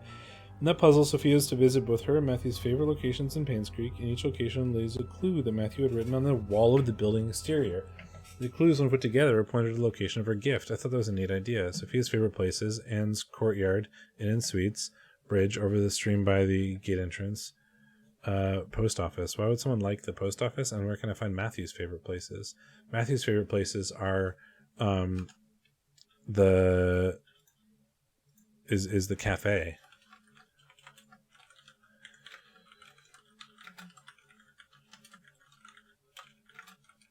Favorite places. So that was written on the wall. I received an anonymous message this morning. It claimed that Scott wasn't Vivian's killer. Unfortunately, that's all I got. I have my doubts of whether Scott really killed Vivian. He sure had his motive, but upon reading all his diaries and looking through his investigation notes, I can't help but think that Scott didn't kill Vivian. On the contrary, he was trying to find out who killed Vivian, as well as what really happened to Andrew Reed and Dr. Johnson. Still don't know if this anonymous person is a man or a woman, but they've helped solidify my thoughts on Scott. Received another message yesterday. Told me to look into Bernard, the mansion's butler. I can't help but feel that this person is trying to tell me something, but not exactly what. The message: I will find something in the house. Bernard had like a thing for Vivian. Today I received a key in the mail with the initials BH. Does it stand for Bernard's house? I searched everywhere and read all of Bernard's diary. Something just doesn't add up. Maybe it's just a hunch, or simply that I'm thinking too much. But would he really have killed Vivian? There's something else with the entries. It makes me pause and wonder if he's indeed a murderer. I photographed all the pages. So, well, he died here too, right? So the investigator came and also died here. Because, you know, his shit's in the morgue.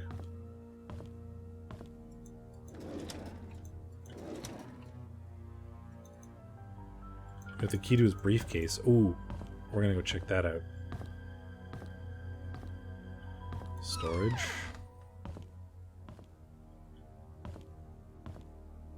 A hammer!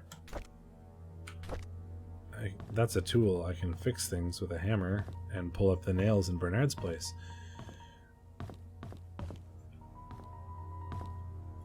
The electrical room.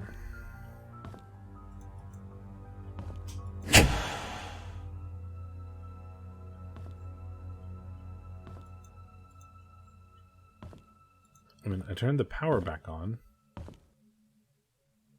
which seems weird because it went out while I was wandering around.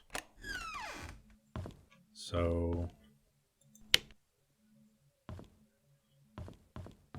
I'm concerned about that.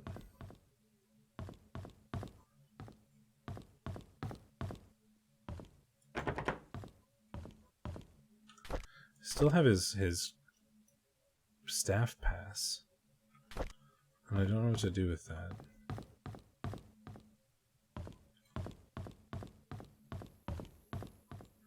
I've been all through here. Lisa, Maureen, and Susan.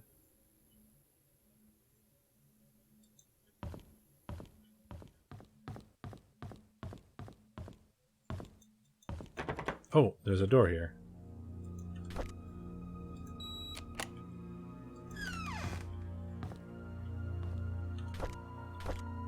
I missed that somehow. Vivian Roberts. I would like to thank you for your contributions to Painscreek Community Hospital and Appeal of Painscreek past 2 decades. Reports regarding the mishandling of funds, most of which came from the Roberts Relief Fund and supplies. Since the sum of nearly 160K has been estimated missing, we have no other choice except to open an investigation. Until you're able to explain the discrepancies between your accounting and ours, and no choice but to suspend all funding for the hospital for the time being. I'll be meeting your accountant to solve these issues so we continue to support the hospital's needs.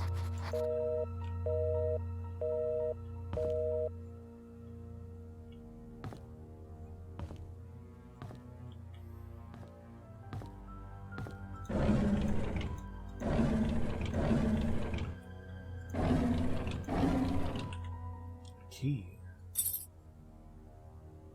Oh, 203. It sounds like that looks like the key to a lockbox at the hotel.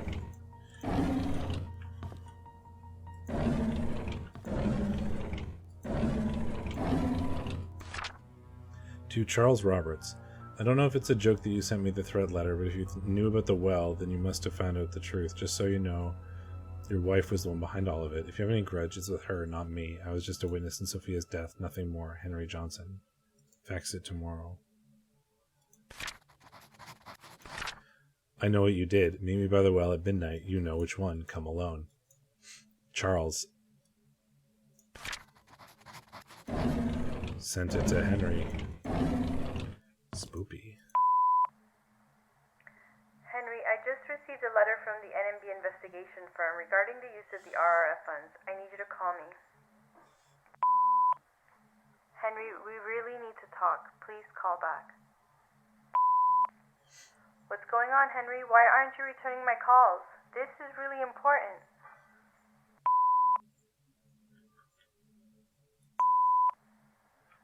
Oh, I don't want to hear it Henry, again. I just received a letter from the NMB investigation firm regarding the use of the RRF funds. I need you to call me. Henry, we really need to talk. Please call back. What's going on, Henry? Why aren't you returning my calls? This is really important.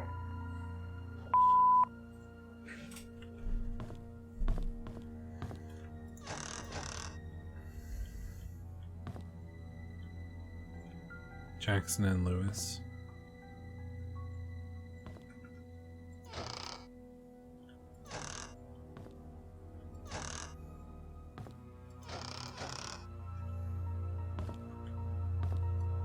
There's the medical journals again. Surprised I missed that the first time through. Suppose it was possibly dark.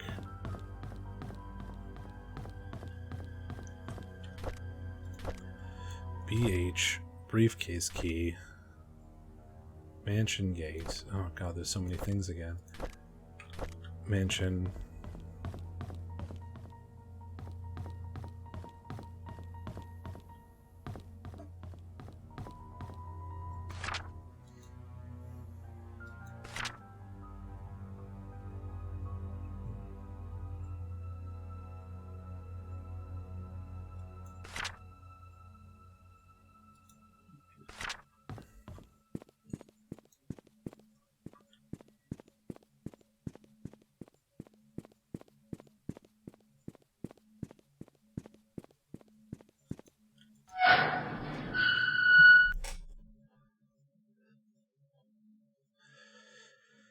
Well, we know who killed Sophia, I guess. Vivian.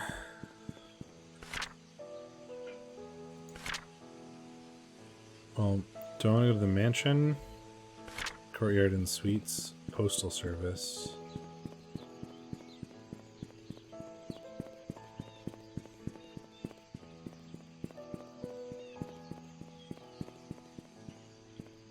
Stream. Sophia's favorite places. Stream?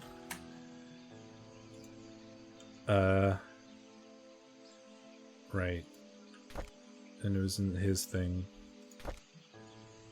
Anne's courtyard, bridge over the stream by the gate entrance.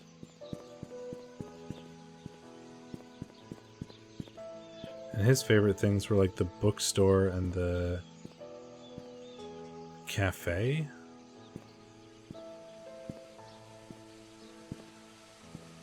House.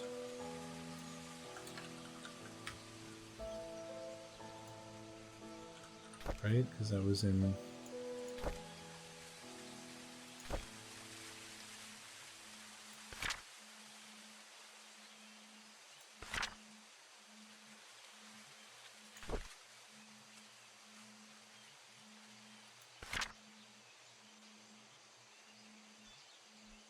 Moon Cafe again. The church and Little Big Books. So, and then there's the, we had a picture of the number on the side of the church, right? 1203.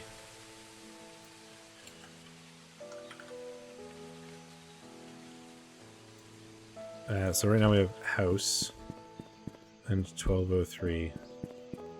There's gotta be something written on the Moon Cafe as well.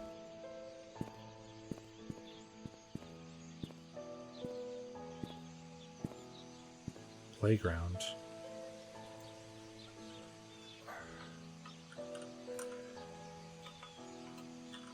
Oh, this is going to be the box in the thing, right? Is it 1203? Playground, house, 1203, stream from Sophia. Stephen Moss says...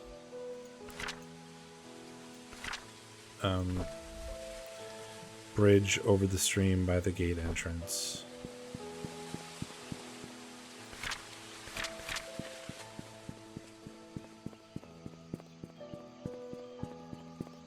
And the other one was... Oh, I keep alt-tabbing instead of J-ing. And the other one was post office. Oh, Anne's courtyard. I was right here. I need to look at that too.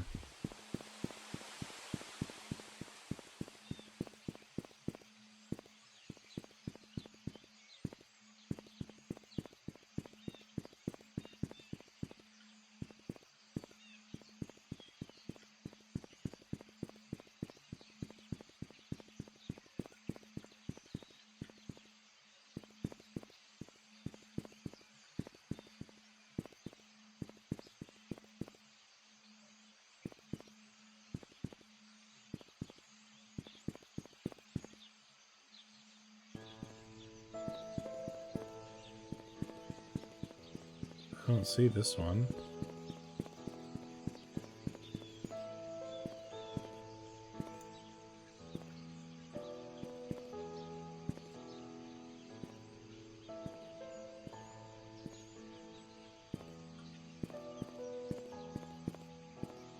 I don't see anything written here. Oh, there it is. Birds. Yeah, right. So it's...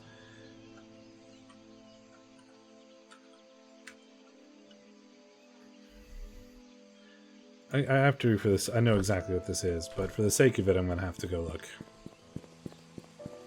This is like playground, like stream playground, birdhouse, 1203.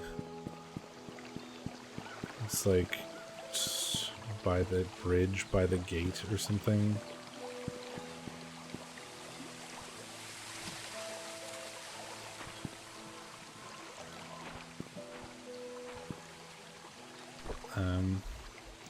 Over the stream by the gate entrance.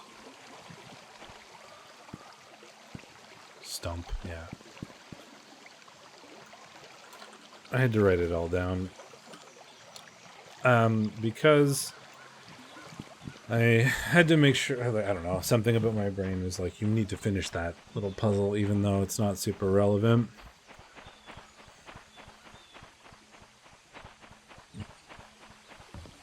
But now we know.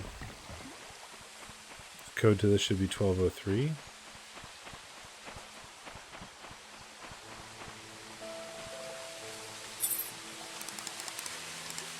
One, 2, 0, 3.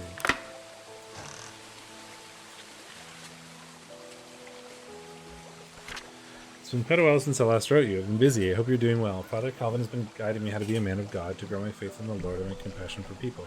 When I see those who have no beds to sleep upon and no food to eat, my heart goes out to them. I wish I could do more. Father Calvin has been handing me more and more responsibilities. It seems as though he might be retiring soon. He didn't give me his favorite desk in the study room. I've changed its code to 0318. The day you first came to the orphanage. Ah, Sophia is also at the orphanage. Painscreek has been very quiet recently. Nothing much goes on in this small town. Oliver is still Painscreek events photographer. Charles and Vivian are running the business as usual. Trisha's 7 now. She's really smart and loves to hang out with her dad. Dorothy's the same old Dorothy that we all love. Bernard's the same, still the reliable butler. Don't think I'll ever be replaced. As for me, I'm still here waiting for your return. Do you remember the church attic? Well, I spend most of my free time there now doing wood carving. Helps me relax. Hey, I even got pretty good at it. Sometimes I think of you. Now we spend our time together. I'm not sure if you ever realized how I felt towards you. Since you left, I keep writing these letters, but I never mailed them. And to be honest, it's because I don't have a clue where you might be staying right now. I don't... at the same time, writing you has made me feel that we're so close to one another. Today marks the 6th year that you left Painscreek. I still don't know why you left. All I want to say is take care. This will be my last letter. One day I hope to see you again. Love always, Matthew. Poor Matthew. That's a ring box, isn't it? Yeah.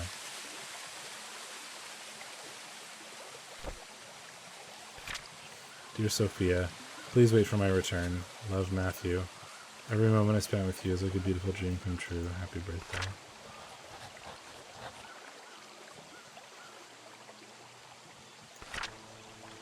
Well, yeah, Matthew loved her.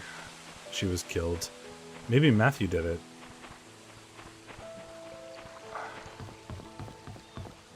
Because he was upset that she was killed by Vivian, so maybe he did it.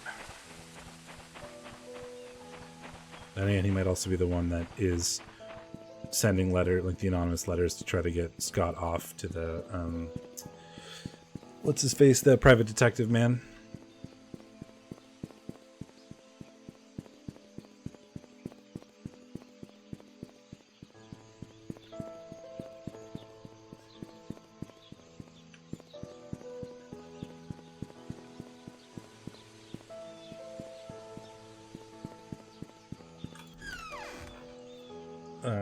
Because he figured it out, and he liked Scott, and he also loved Sophia, who is Scott's mother.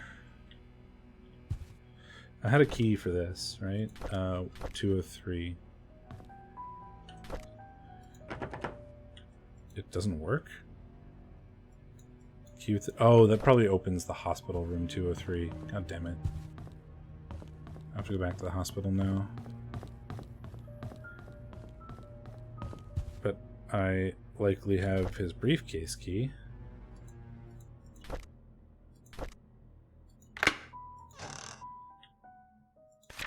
Oh, there we go. I see I was wrong about the where the dart was. That'll help us get into the desk. The code for Charles's safe in the gallery is Vincent's birthday. How could I not have thought about that? Call Sheriff James. Check his file. 7741. Oh god, so many things to go to. So we gotta go back to the butler's house. We gotta go back to the safe in Charles's gallery in the mansion. Go to the mansion, go to the hospital. Autopsy report for Andrew Reed. 3rd-degree burns. Sean Michael Smith. June 1995. 44-year-old white male with burns found at home, pronounced dead at the scene. 3rd-degree burns found across body, completely charred over the head, face, neck, and hands. Heavily charred across the front and back of the body, legs, and feet. Closer inspection reveals punctured lungs with an object similar to a switchblade or small knife. Pneumothorax is possible cause of death, but body is too burnt to confirm.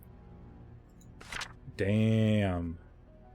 So he was killed and then burnt to cover it up. Henry Johnson. Pulled out of a car submerged in lake. Victim's lung did not contain water, which shows that he did not die by drowning. Due to the prolonged submerging of the body in water, estimated time of death might not be accurate. Estimated time of death is between 12 to 16 days. Top right side of the skull, leaning towards the front and above the right eye, had a wide crack, usually caused by a sharp object and strong force. Butler is missing a knife. Front torso, face, and back portion of forearm suffer numerous lacerations. Victim is most likely succumbed to blood loss before being placed in water. 55-year-old white female found lying dead in front of mansion gates, pronounced dead at the scene. Crack found on the right side of the head. Impact caused by strong force. The sharp object. Lacerations on front torso and back sides of both forearms. Victim died of loss of blood. Exsanguination. Wow. Oakley dokley. The butler did it! At least that's my suspicion.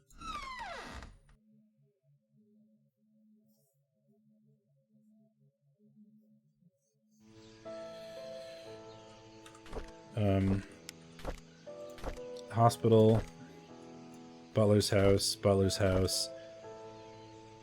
mansion. Got the code for the mansion safe. We gotta go back to the church as well.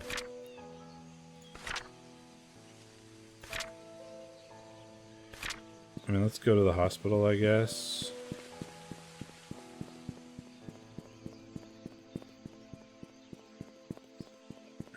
That feels like it is the least to do. So if we go there and do the one thing, ideally we're done with it.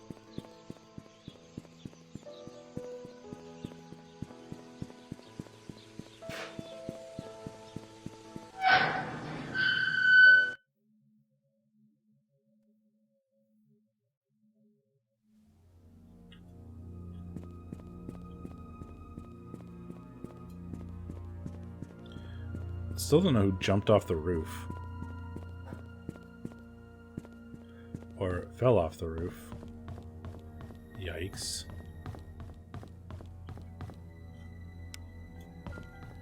Looking for 203. That's 208, 207, 206, 205, 204, 203.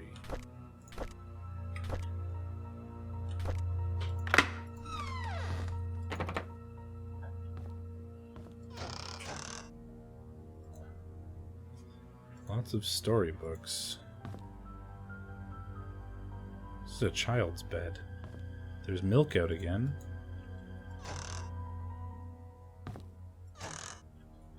Bunch of VHS tapes. Happily ever after. It's like a child's bed.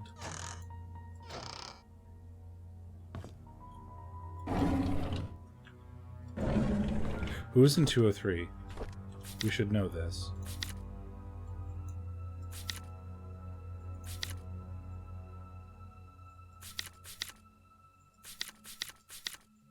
It's the hotel.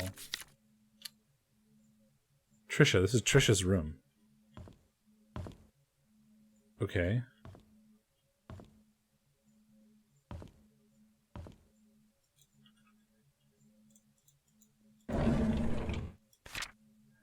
Scott Brooks' body found by jogger with multiple stab wounds to the heart. Wow, he died. I thought okay. Scott's body is found behind a bush on Maple Drive. Police are currently investigating the case. Police do not know if this is tied to the murder of Vivian Roberts. Scott Brooks, the star suspect in the Vivian Roberts case, was found dead yesterday. His body was found along the roadside Maple Drive.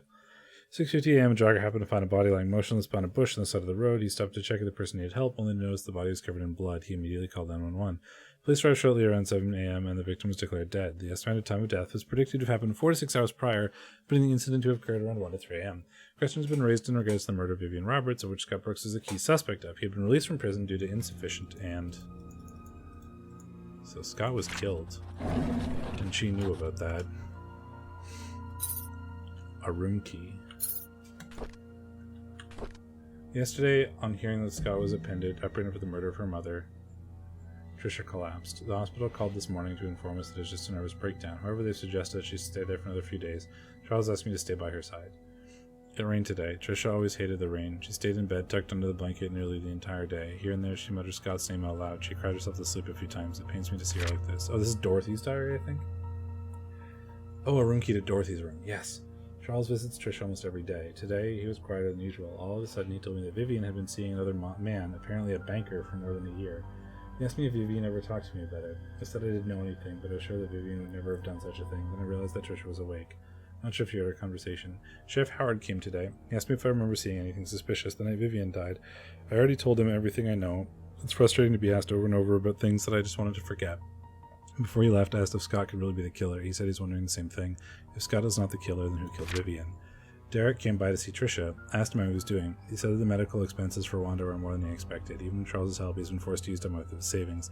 He's currently searching for a second job. He asked me if there was a future for him. Traveling with Charles made him see some of the rather ugly sides of the world. His mother is hospitalized with terminal cancer, and seeing his best friend Tricia like this pains him. I don't know what to tell him. Before he left, he leaned close to her and whispered, "Would it have been better if Scott just never showed up? Would you have chosen me? I wish I had never heard that." Yikes. Okay.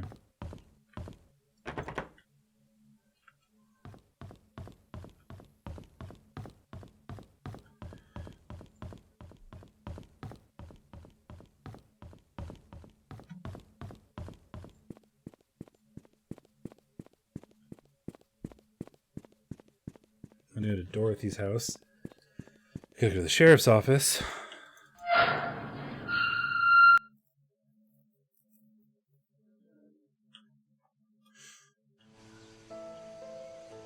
I don't remember where Dorothy's house is.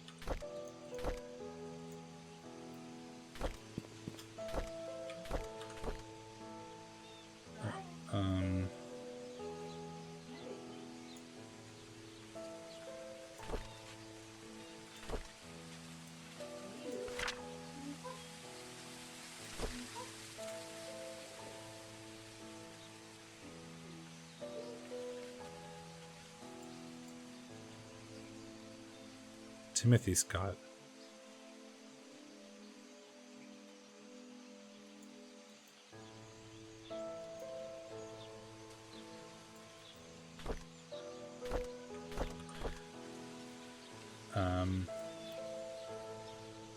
No, can't.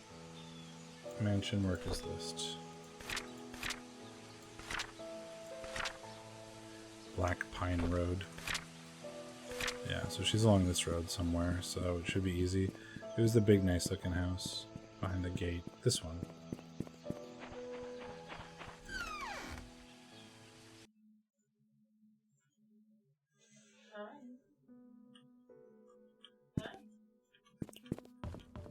I feel like it was, there's a room key.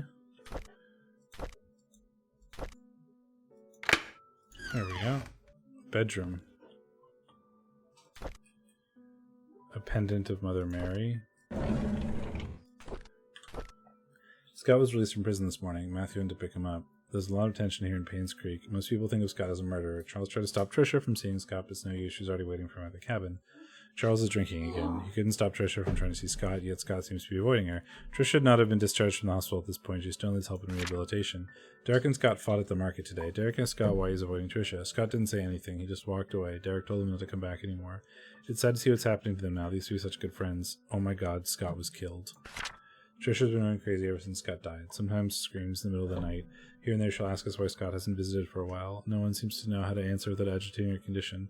Trisha's finally being admitted to the hospital for another mental breakdown. Charles doesn't know what to do. I've asked for permission to take care of Trisha at the hospital until she recovers. I think Charles appreciaes my help.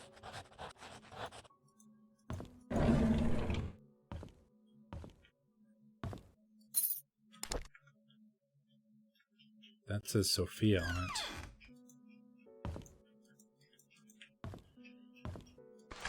Dear Dorothy, I want to express my heartfelt gratitude for all you've done for me. You've taken care of my store on so many occasions. You helped maintain its bright spirit. As long as I'm not saddened by your departure, I'll greatly miss you. I wish you all the best in your place. Do invite me there once you've settled in. May God be with you, Oliver Gibson. That is the house key to Oliver's place. I would posit Sophia.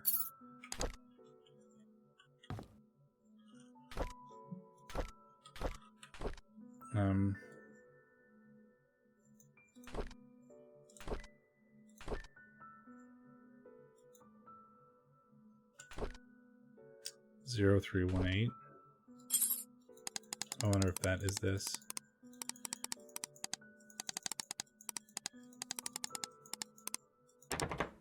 No.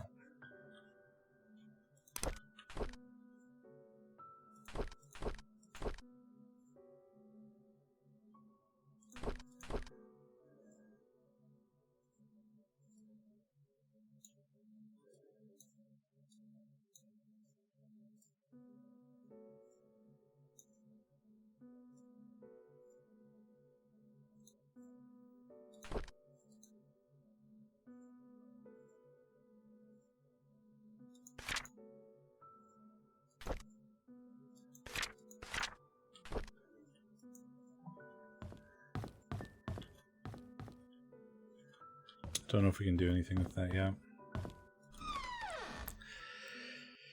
Oh, there's so many things to do. I want to go to the sheriff's office, and I want to go back to the mansion.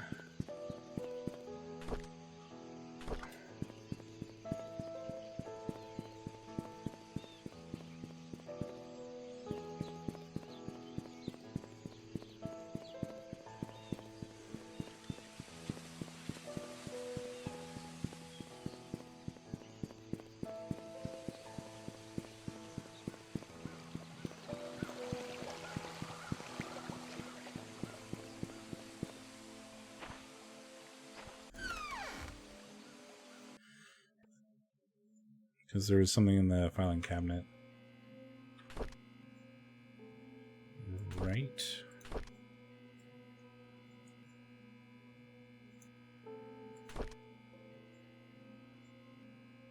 Hey, Derek Tyler. Taylor. That's what I was thinking. Stephen Moss.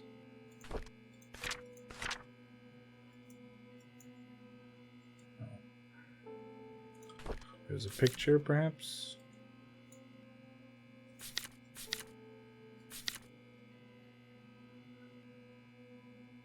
Seven 741.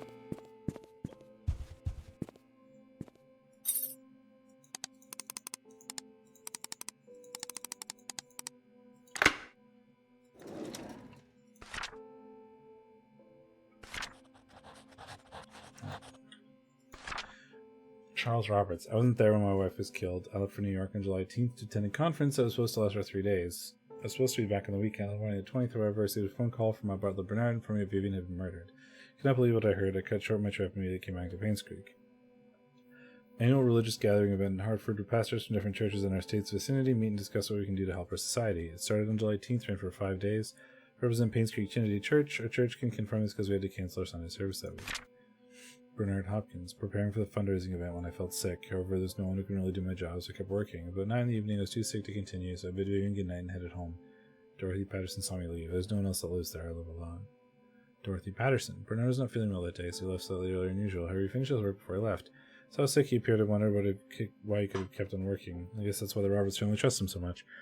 Mansion most of the time, preparing food, making sure that other maids are doing their jobs, fundraising event, reporting to Vivian. Time Mary left. It's already past midnight. I locked the doors and then I went home alone. Myself, no, I live alone. Mary Martinez. Jimmy's Bakery.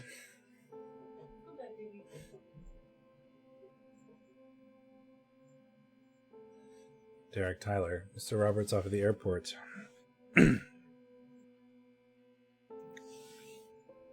Take a break.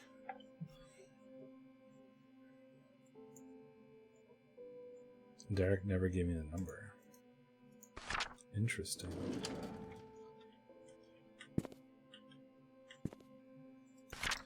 To Sheriff Howard. The crack in Vivian Roberts' skull shows that the weapon used as an object with a heavy and sharp end, something like an axe would fit the description. To cause a crack that big, the actor must be rather strong. I'm assuming it's either a man or a strong woman who's experienced the use of the weapon. The victim must have been facing the attacker because of the lacerations found in the front of her torso, as well as the back sides of both forearms, showing she should block the attacks by holding up her arms. The fatal strike landed on the right side of the victim's head, just above her right eyebrows. The victim was facing the killer. The killer is strong enough to land such a clean but deadly blow, and that the killer is left-handed. Well, the butler's left-handed. Since the murder weapon is never recovered and confirmed, my assumption of it being an axe still remains. Since this is me doing a solid, do not under any circumstances leak this information, or I'll be in big trouble. The guy's hearing man said he don't want anyone more than necessary to know about these details.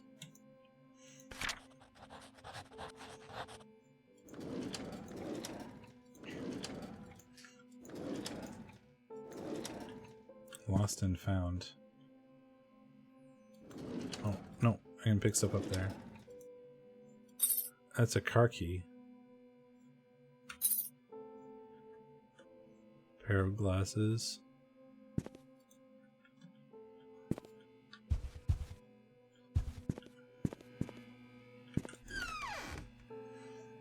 I wonder if the car key would work on the glove compartment.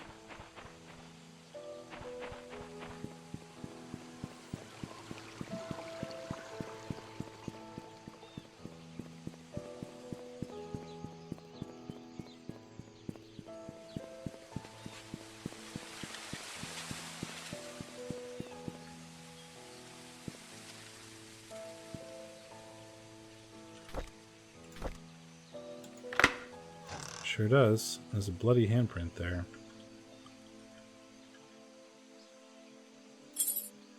Lockbox 201.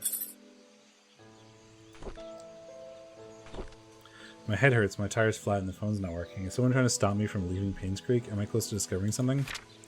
Oh god, I thought he was the one. I was wrong. He's not the killer. He's not.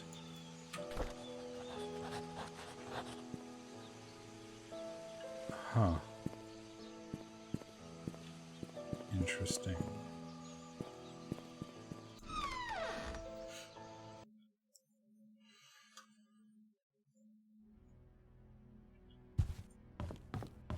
Maybe it's not the butler who did it.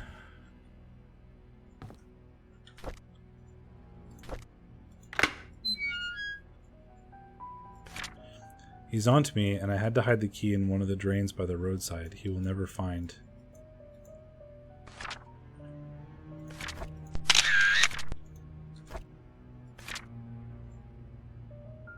What's the button for?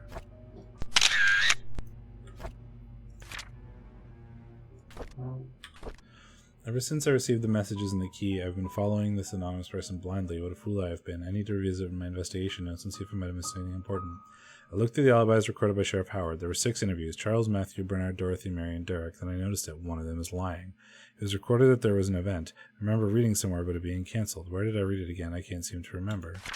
Oh my god, I've just realized that the E in all of the killer's messages is slightly off in comparison to all the other letters. If I can find that typewriter, I can find who killed Vivian. Typewriter? There's a bunch of typewriters.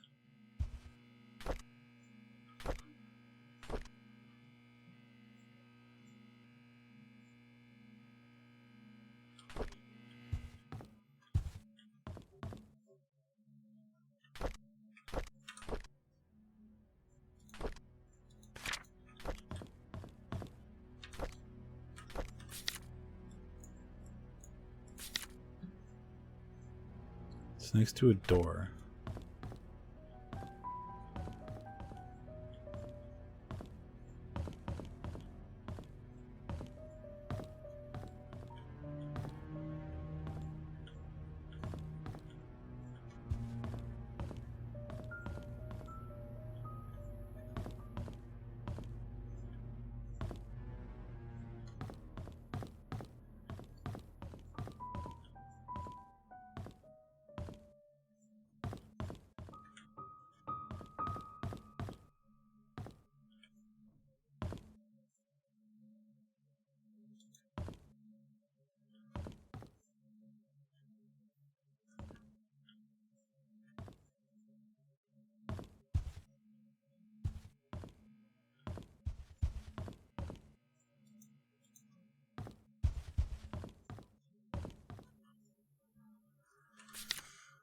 That's so weird.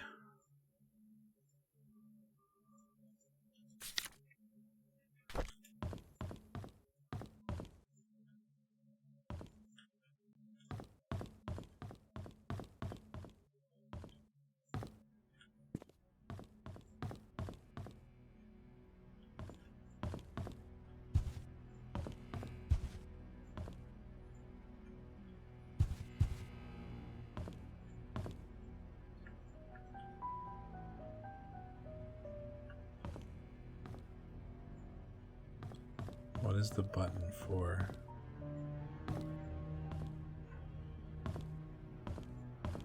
I don't see a button on any of these.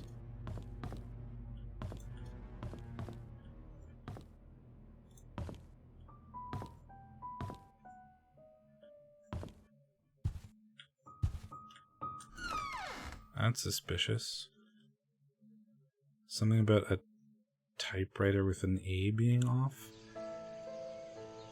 I hid the key in the drains by the side of the road.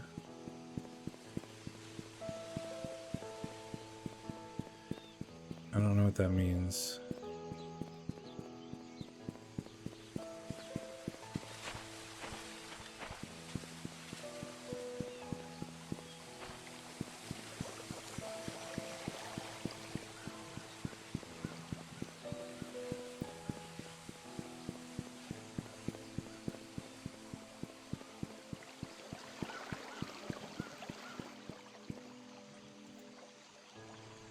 I need something to pull out these bolts. Well, okay, we gotta go to the photographer's place.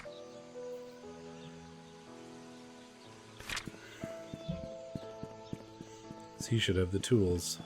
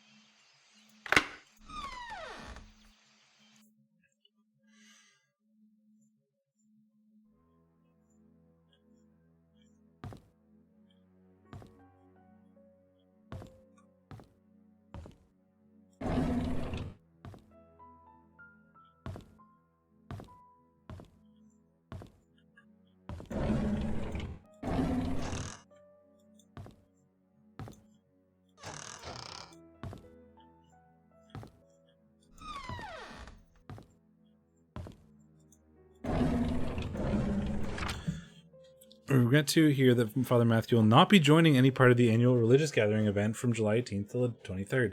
Father Matthew's memo yesterday stating he was not feeling well. I assume he's also informed you of this last minute change. Please send my regards. We wish him a swift recovery so he may serve the people of Painscreek soon.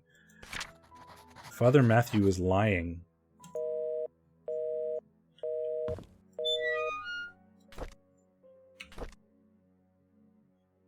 In his alibi.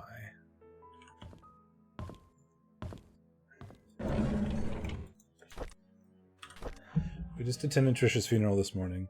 Charles tried to be strong, but by the end of the ceremony his face was wet. Dorothy cried her heart out.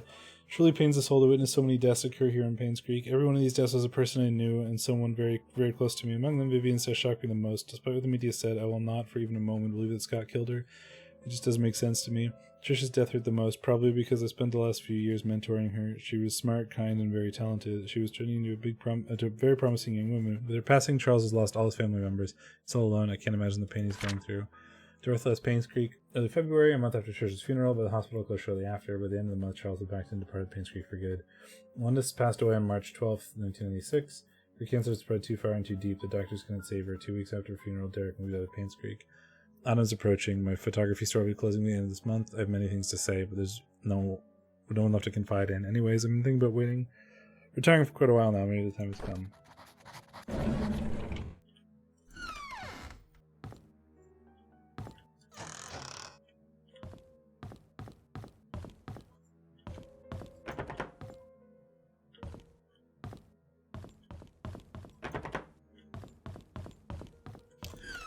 Pretty sure Father Matthew killed Vivian.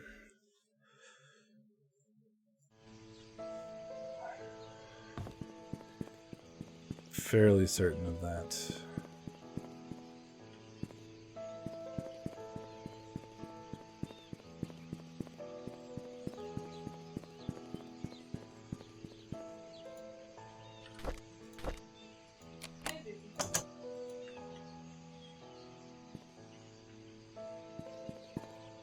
Well, we're gonna have to open up all of the goddamn drains, I guess.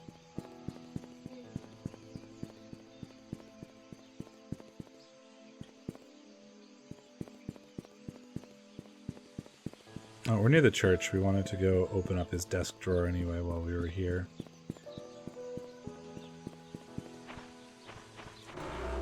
So we can do that.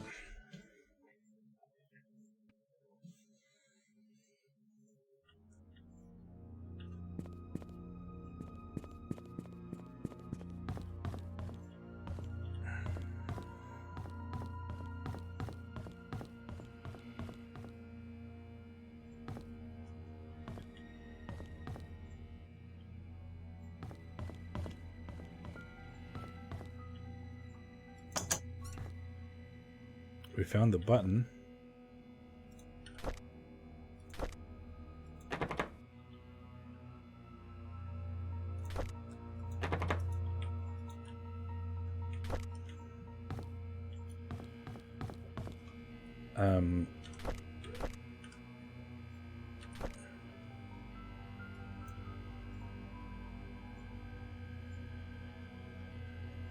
It was the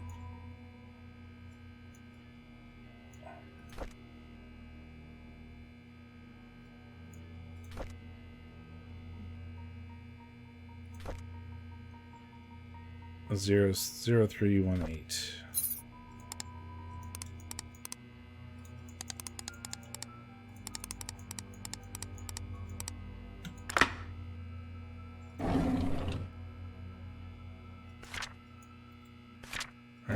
We already read that one. He's already open. Yeah, so it's this guy. I visited Scott today. I couldn't believe what he said. How could Sophia be dead? How could Andrew, Henry, and Vivian have killed her? Did Dorothy know? How about Wanda or Charles? Did they know? Why didn't anyone tell me? Visited Sophia's grave today. It was made with just a wooden cross that Scott made. There's no name on it. I placed some flowers in front of it. She always had a liking for flowers. We had mass today. Vivian and Henry were there. Andrew, as usual, didn't come. All I can think of whenever I look at them is whether they actually killed Sophia or not. As they praised the Lord throughout the sermon, I felt sick to the stomach. I couldn't bear to see their faces. What should I do now? I know I should forgive them, but it's so difficult. I'm dying inside. I wish I never visited Scott. I wish I never heard what he said. I wish I could just forget everything. I need to talk to Andrew. I need him to confess.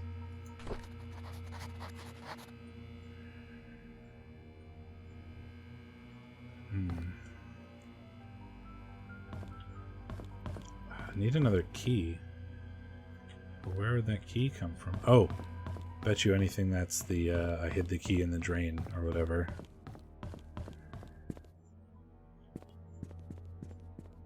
From the, minister.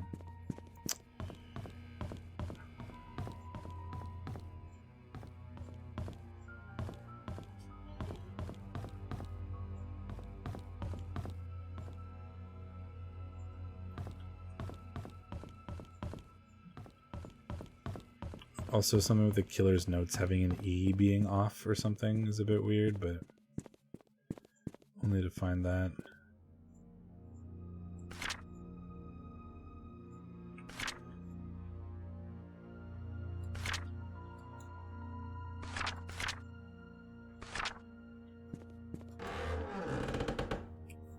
Okay, gotta find the key in the drain covers, and we still gotta go to the butler's place. And then back to the mansion, too. I seem to recall the butler being, like, over here.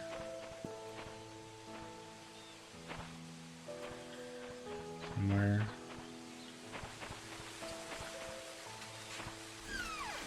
What's it?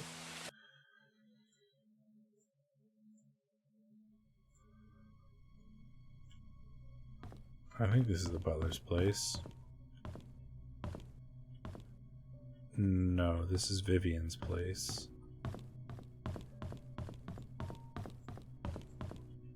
But there was a drawer that needed fixing or whatever.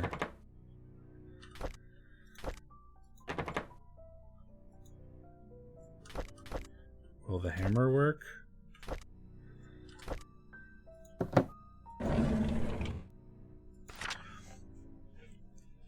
Dear Miss Wanda, Tyler, after almost 5 months of sessions, your son Derek Tyrell is now much better. 1981. We're still unable to get him to talk much, but he has chosen to express his thoughts and feelings through written text. There's a breakthrough for him. During his last section, I wrote the following. Dad was standing in the middle of the road. He was waving to me. Mom was crying, and her tears dripped onto my face. I woke up.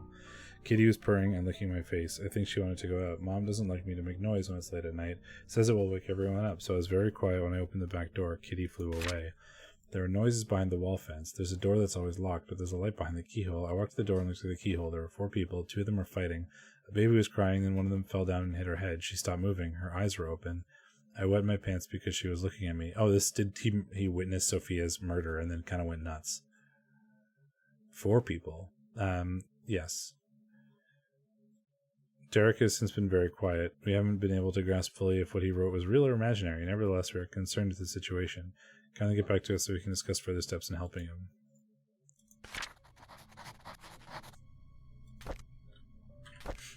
The school called. The principal told me the kids have been calling Derek names, saying he's a bastard child. I know that Derek wants to know where his father is. I don't know what to say to him. The school called me again and told me that Derek poked a bird's nest till it fell off a tree. After that, he stoned the chicks to death. This resulted in him being suspended for school for a week. The principal asked if Derek had suffered any kind of trauma that would cause him to act like this. I could not tell him that Derek witnessed Sophia being killed. He was only 5 when that happened. Derek stopped going to school. He told me school isn't for him.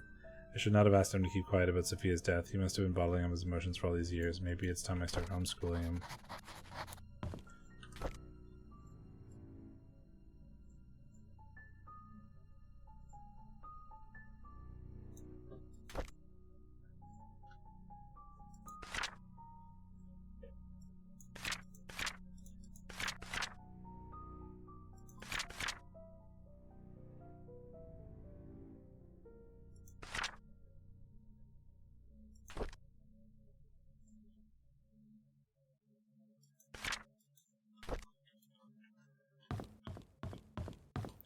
That was something. It was not what I necessarily wanted to do, but it was something. I wanted to go to the butler's place, which is nearby here somewhere. I still have to go back to the mansion. I have to find the key in the drain or whatever as well.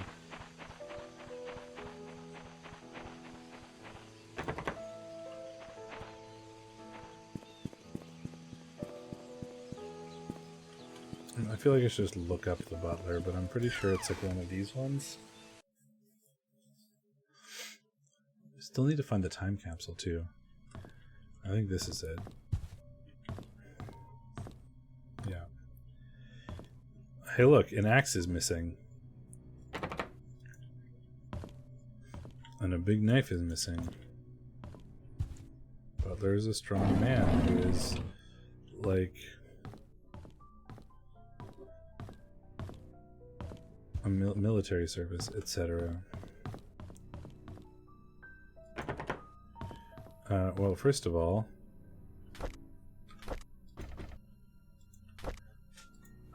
we can pull up the nails. Hey, look, a bloody knife.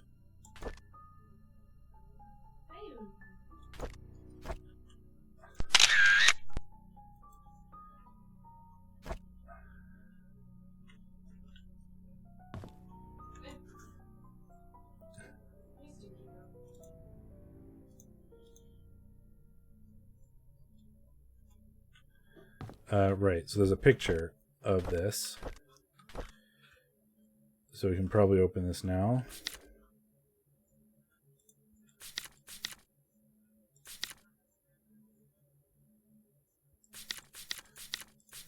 There it is. So that's 1818, 2020, 50. So what is 1818? 36? No. Is that an 18? I can't tell. I should go look. That is a 1818. So 1818. Or is that a 1818? What was that picture? That is a 1818. 18 times 2. So that is 36. So I did the math right, but said it wrong, and then got confused. Plus 20, 40, 60. Plus 50. Minus 9 is 137.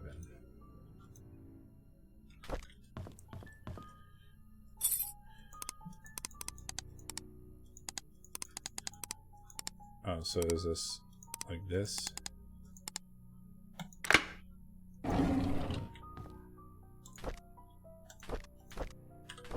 When the police reported that Vivian was murdered, I was floored. I still don't know what to do. My mind is blank. All I can think is, how did it happen? How can Vivian be dead?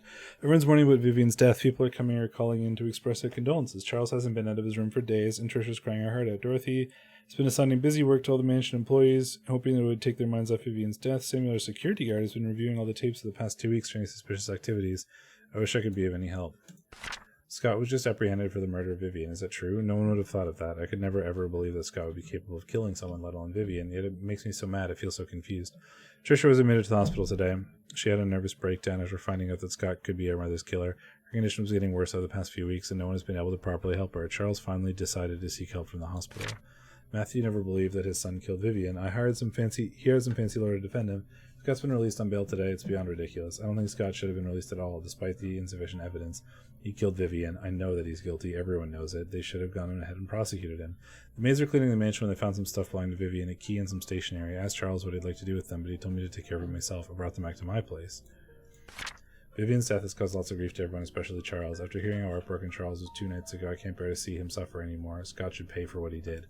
Oh! Well, I think Father Matthew killed Vivian to get revenge for Sophia, but then the butler killed Scott. Who killed the doctor? A desk key.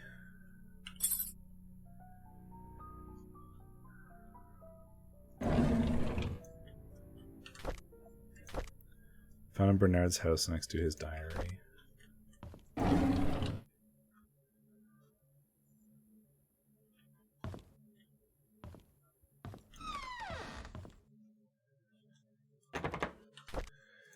Well, oh, right. There was a chance that this was... Yeah, there we go.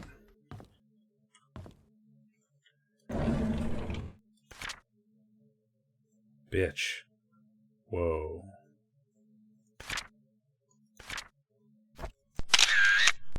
Maybe he did do it. Because that's Vivian. I drove Vivian today since Derek is out of town with Charles. So it's driving me talked. She expressed that despite having a successful business, she felt empty and tired. Trisha hates Vivian for trying to stop her from seeing Scott. She seems to be really bothered by the name Vincent, and her relationship with Charles seems to be just for show. I wish I could comfort her. She's going through so much right now. If only I could confess to Vivian how much I respect her for her, how much I admire her. Ever since Trisha brought up the name Vincent, Vivian has been pretty quiet. Even during dinner she hardly spoke. I can barely remember the last time Vivian appeared happy. I don't think anyone can blame her. Wanda hasn't been coming to work for a while now. Her illness is getting worse, so now she's coping. Derek wasn't available to drive Vivian again, so I offered to help. It's been a month since I first drove her. She's been opening up more to me, telling me about the struggle she's faced, her rocky relationship with Charles, how she really dislikes Scott. Sometimes I would give her some suggestions when we asked what she should do. Other times she just wants someone to listen to her. Most I'm just happy to be with her.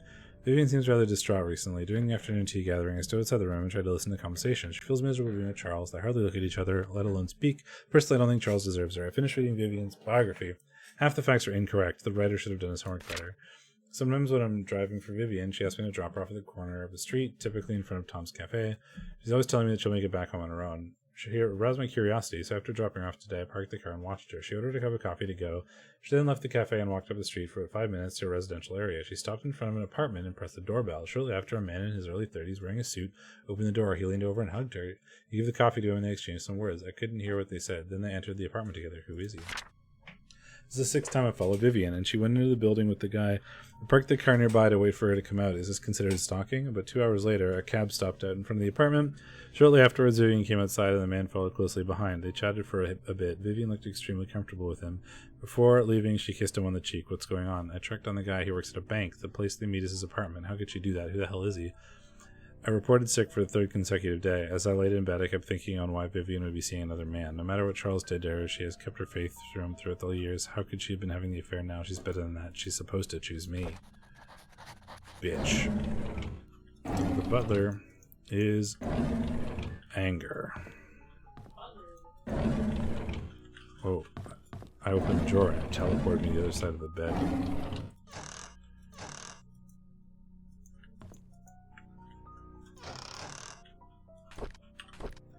Hospital gave me these pills. They're supposed to help fight depression. I feel a slight dizziness. It might be the food that I ate this morning. Dizziness comes and goes. I'm still able to work, not a big problem. It's my day off today. I didn't take the medication. By the evening, started thinking about Vivian. Tried to try Vivian again today, so I took double the dosage. I had a migraine for the rest of the day. At least I didn't have to think about her. Couldn't Vivian stop seeing that guy? Why can't I stop thinking about it? Now I know that my dizziness comes from those pills. The pills, they don't seem to work anymore. It doesn't matter if I take them or not. I can't stop imagining what Vivian and the guy are doing or whatever they meet. I stopped taking the medication.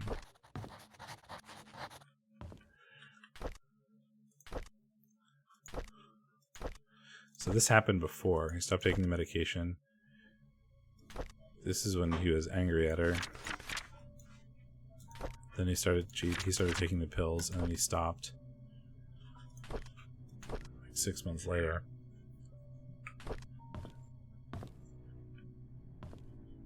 There's his gun again.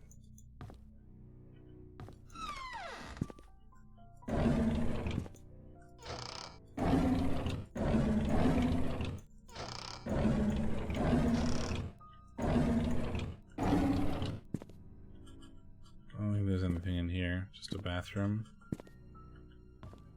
Who killed Andrew? He was stabbed. I mean, my guess is also Reverend, because Andrew helped hide the body or whatever.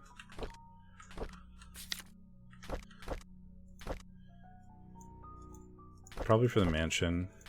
Mansion. I think we need to go back to the mansion. Beef. Oh, did you feed it? Yes. Thank you. I got lost in game. It's been 3 hours since feeding. Sorry. Is it really? Oh my god, it's 7:50. Yes.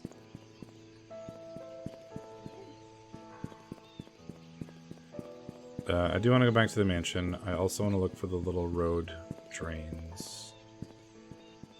I knew there was one near the start.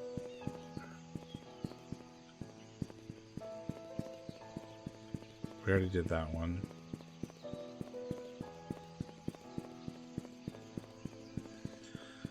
There's like the church key that I need, which I'm very interested in finding.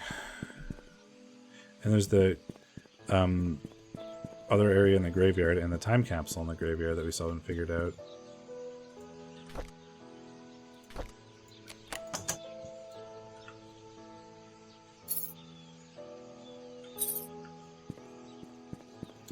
Well, this could be the graveyard or the church. We'll try both.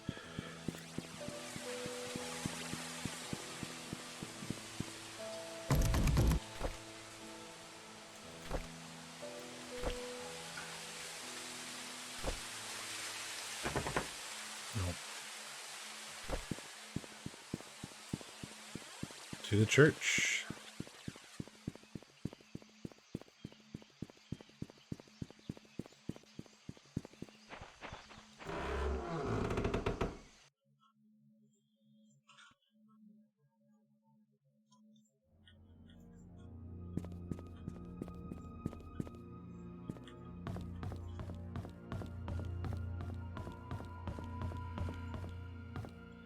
Yeah, I wondered how we got to the church attic because there was no stairs. Here it is.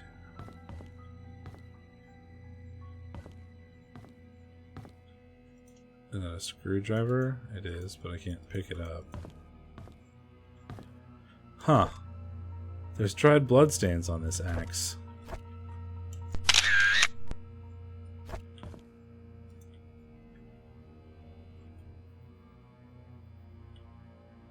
Can I... Someone came to Painscreek. She cannot know. There's the one with the fucked up E. It's definitely him.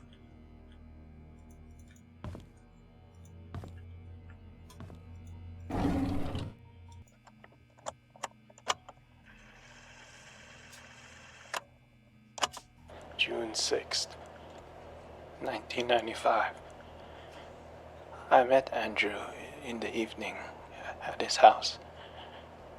He was hallucinating when we met, saying that he's seen Sophia everywhere, that he's a sinner, and that he should die.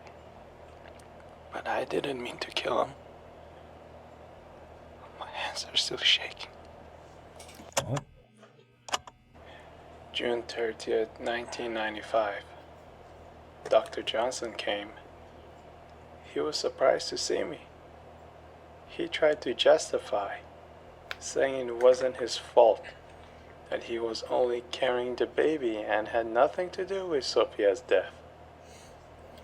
When I revealed the truth about Magdalene, his face turned white. He didn't expect anyone to know the truth. He deserved to die. July 19, 1995. Just like the doctor, Vivian came alone. Instead of feeling guilty, she called Sophia a bitch who destroyed everything she had. I didn't feel any sign of remorse, feeling of guilt, or repentance from her at all. So I gave her time to express herself, and then I killed her.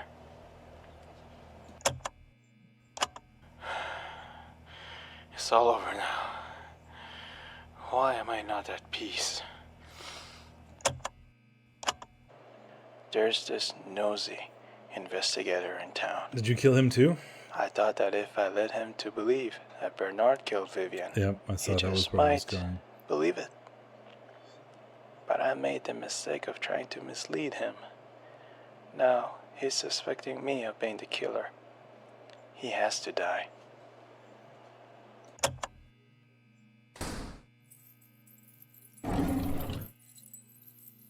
What do you mean you can't save from no one?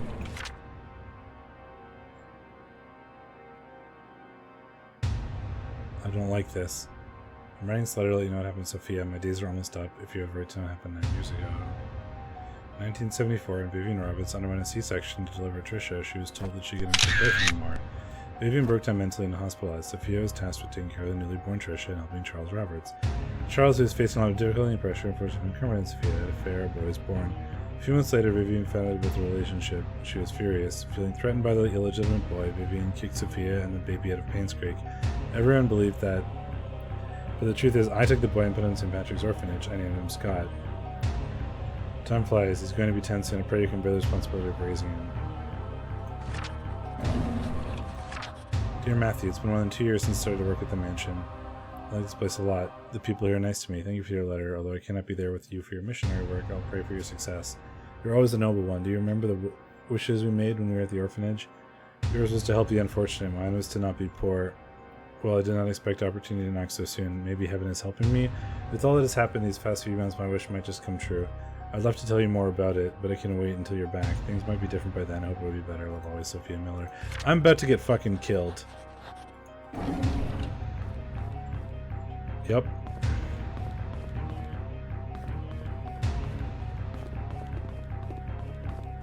Why is there a ghost? Why am I going nuts? Let me out.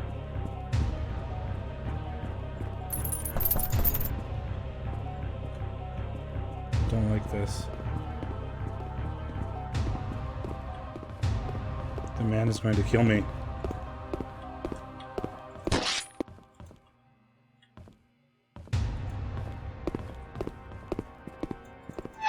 Oh, I can leave this way. In the sewer.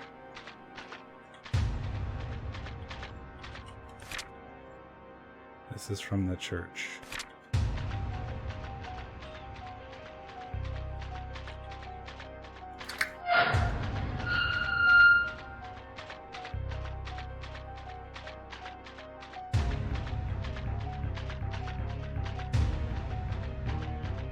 I wonder why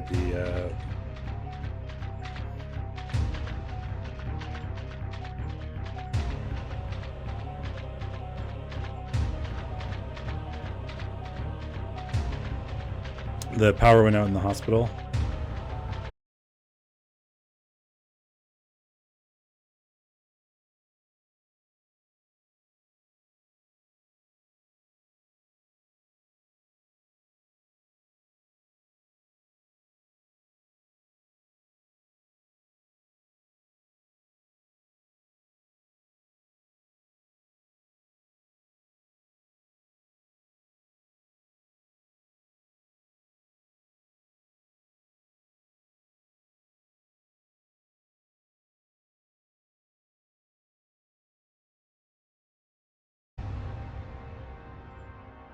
There we go. Sorry, it crashed. I don't like this part. I was having a fun little investigation time, and now I'm getting chased by a killer, and it's scary, and I don't like this part.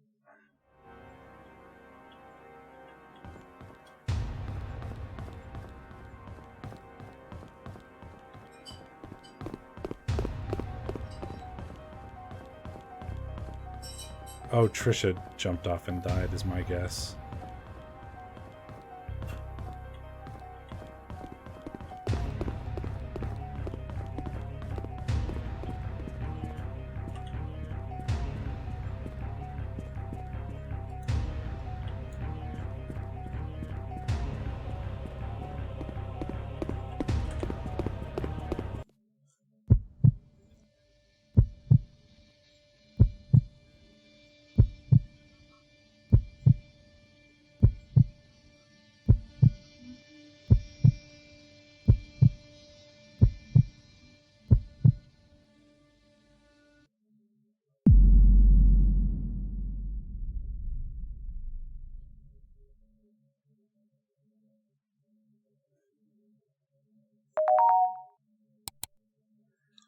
Glad you made it back safely and uncovered the truth of the Painscreek killings. Good job. You're still on the front page of tomorrow's newspaper.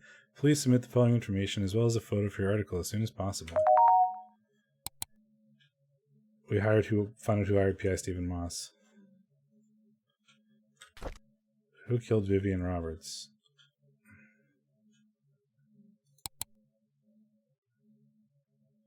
It was Matthew Brooks. I didn't want to finish, though. There was still more stuff to investigate. I wish I knew that, like, I had to finish that part. What was the murder weapon? Axe.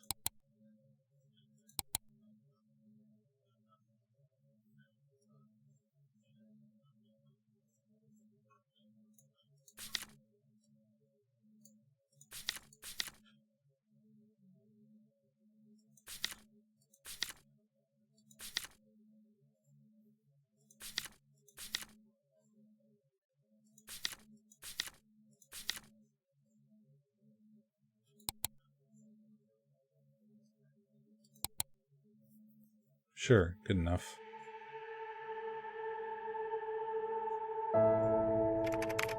To Dorothy Patterson.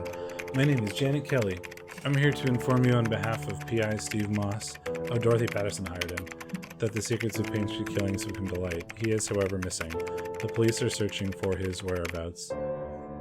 While preparing for this letter, I could not help but wonder, what if Charles didn't commit adultery? What if Vivian had not confronted Sophia? What if Magdalene hadn't insisted on the son to continue the family line? Could things have turned out differently? In hindsight, it's easy to say what they should not have done. Sometimes it's hard to make the right choices in life, isn't it? Did Derek really hate Scott so much that it led to his death? Could Matthew not have sought revenge for Sophia? And why did Henry Johnson choose to be an accomplice in Magdalene's death? The truth was that everyone made a choice they think was best, but not necessarily the right one. And it made me realize the following. We have the freedom to say or do whatever we want, but there are consequences following our actions. The bigger the mistake, the harsher the consequence. It was true that Charles and Sophia's affair was wrong, but Vivian had a choice either to confront Charles about it or take it out on Sophia. She chose the latter. Just as Vivian made her choice, so did Andrew, Henry, and Matthew. In the end, they all had to face the consequences. One thing puzzled me. If Steve and I were both trying to find out the truth, why was I saved but not him? I hope I can find the answer someday. Till then, this is the story of the Painscreek killings. Janet Kelly, August 12, 1999.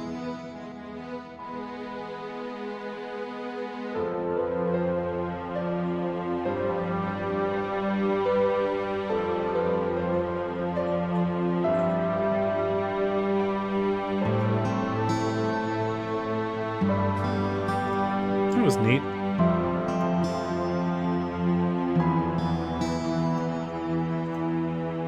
There was more I wanted to do, though. I wonder if I can rewind to before the scary end part. Also, I wonder if the person who died and jumped off the cliff there was, or jumped off the roof of the hospital was Trish.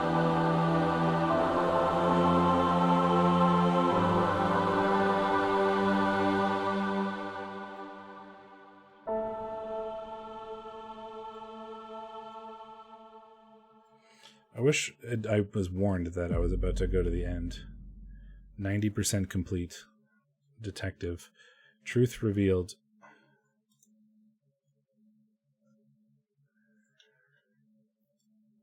There was more I wanted to do.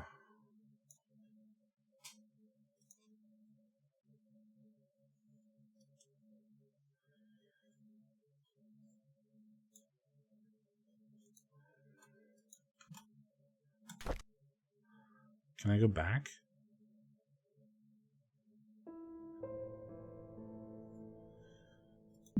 What happens if I press continue? Because I absolutely do not want to go through that whole game again.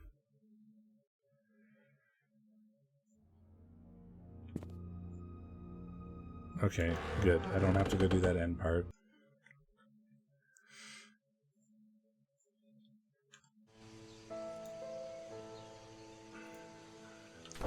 Because this is the key to the upstairs, yeah.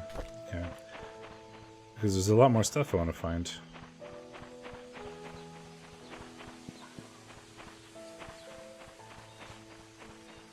Back to the mansion.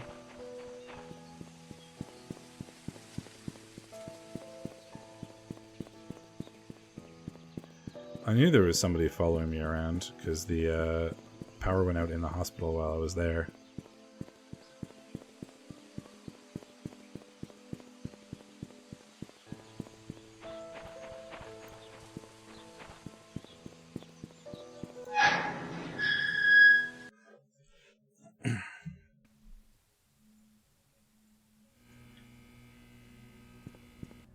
The ending was kind of weird. I mean, I understand, they want you to feel, you see the typewriter and it's like, someone is here. I can't let her, do it. And you're like, oh shit. And you hear, the door unlock. You're like, oh shit, he's after me, run. But then there's, this weird little ghost girl. Well, I guess, the implication is it's Trish. But this, I talked about this before, but, the textures and the world design and stuff, it's very clearly a small team, an indie game put this together, which is great. I love indie games and stuff. Right, but I think it fits really well for the exploration and walking around portion. But as soon as it's sort of trying to be actiony, there's this weird man following you. The animations for him are very strange, and it just doesn't fit very well, I think. But it's all good.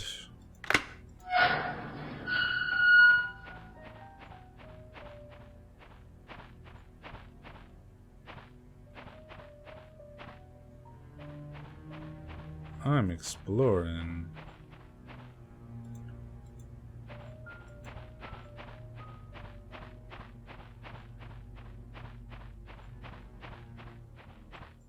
It's the well. Trail closed. Do not enter.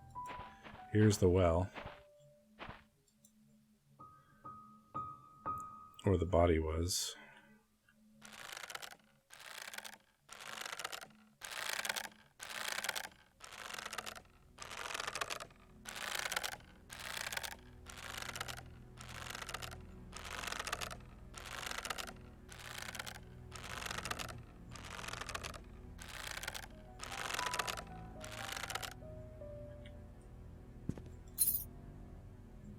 Here she lies.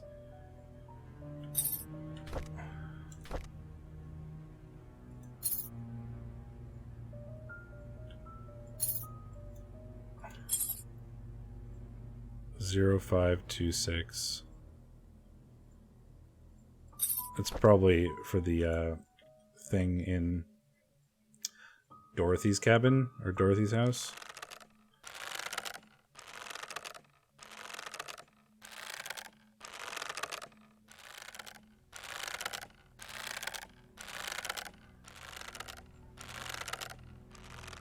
I mean, I got 100% it. And very clearly we're 100%ing it in one sitting. That's what we're doing. That's what we've decided to do today. So here we are.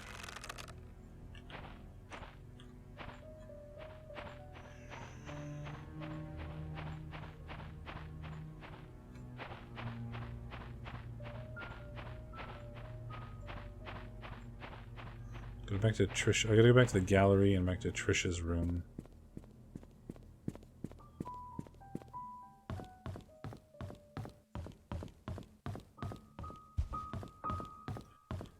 Gallery.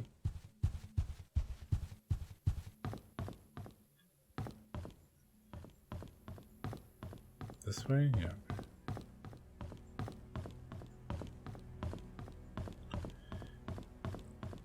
Because it is Scott's birthday.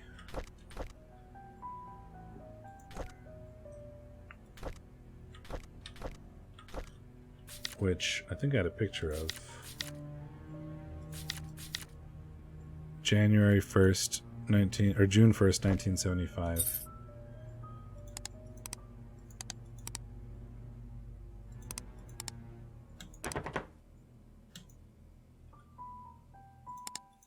First of June.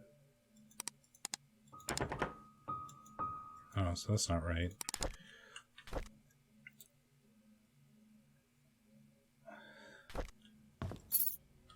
How's it not right?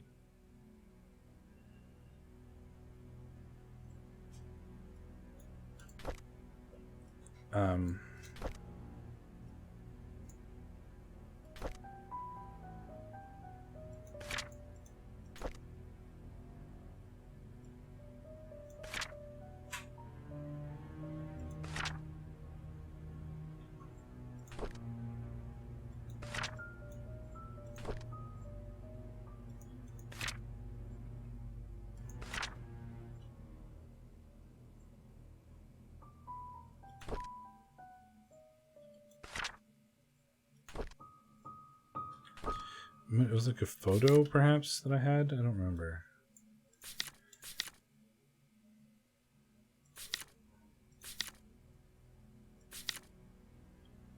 Vincent's birthday.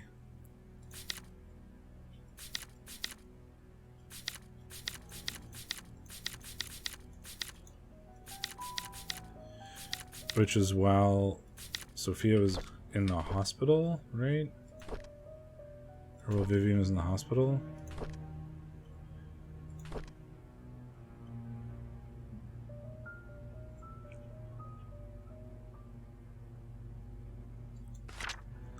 could have sworn it was June 1974.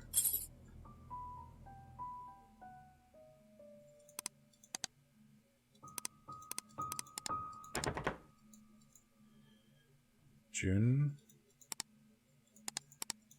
1st, 74. But I know that's what it is.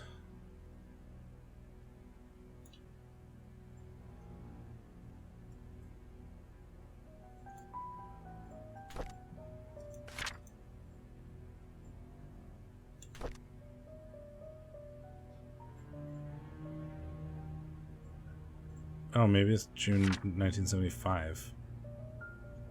Yeah.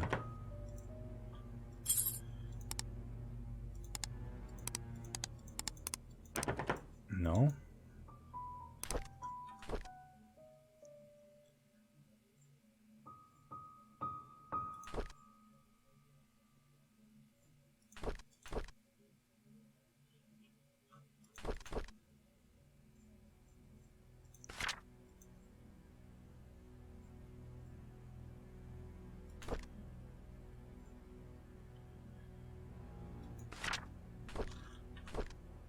So I took a picture of Scott's gravestone. This is June 1st, 1975.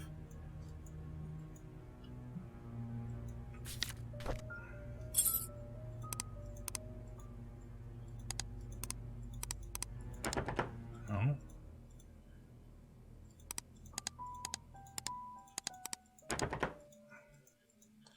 We know Vincent is that, right?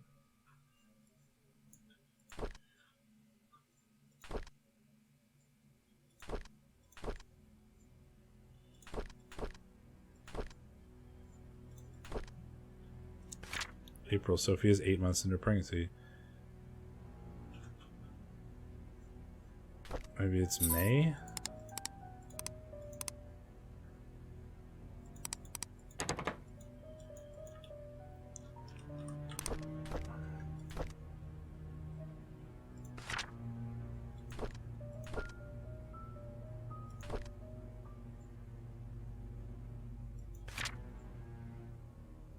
So 75.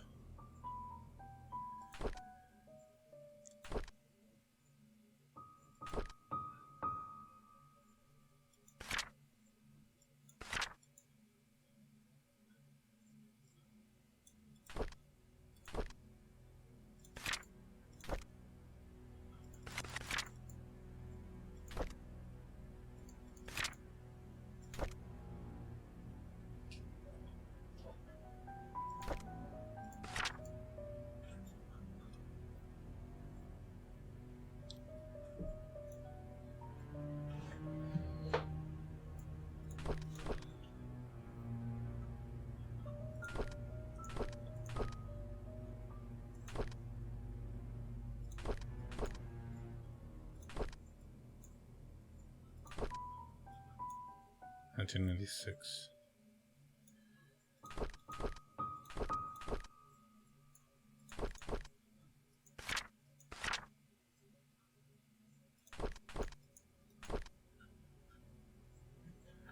Henry's reply to Charles. So Henry met Charles at the well. I think Henry might, or Charles might have killed Henry.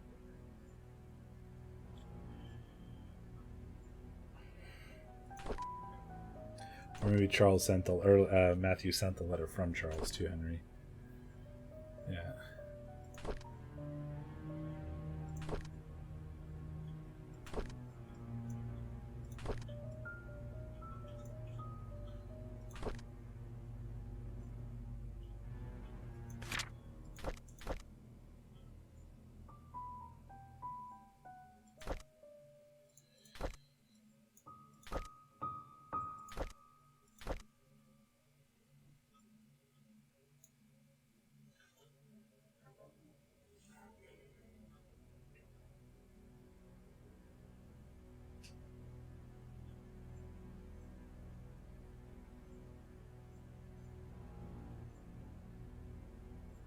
It's June 1st, 1975. Is that... So I've tried those. Is it like this? Or is it like...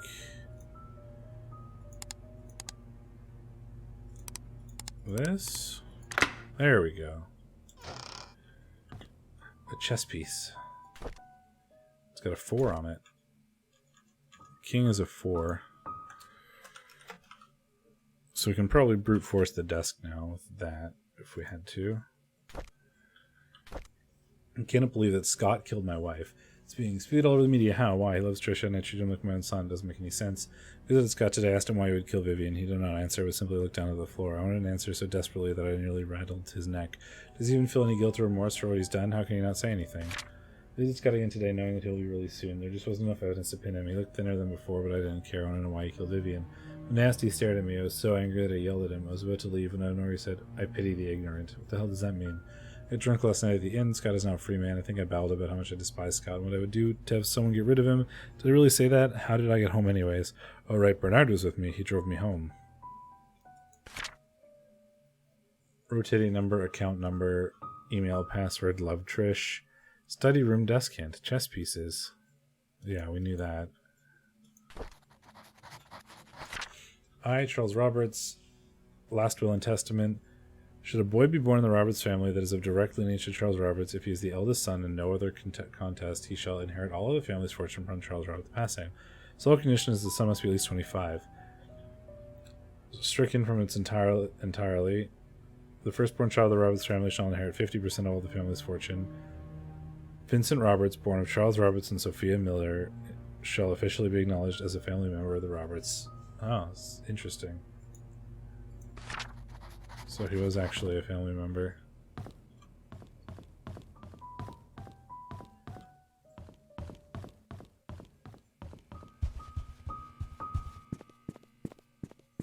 I want to go back to Trisha's room,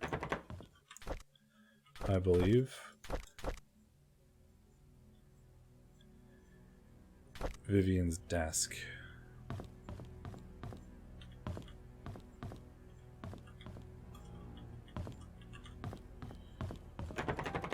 So Vivian's desk, music box, Dorothy's house.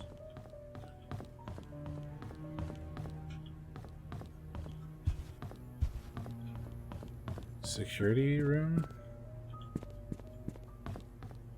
It's the attic. Dorothy's room. I do not think there's a desk there. Tea room. Desk key, I would assume.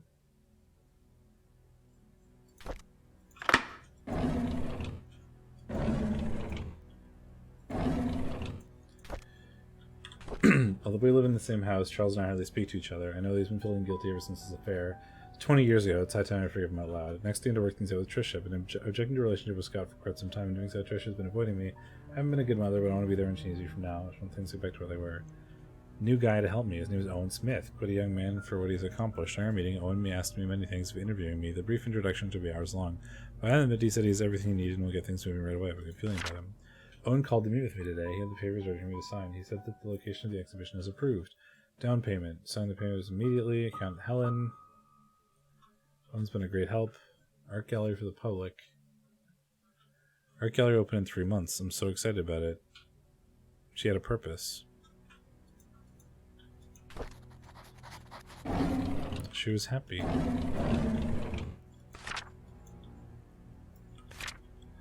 At the end of it all.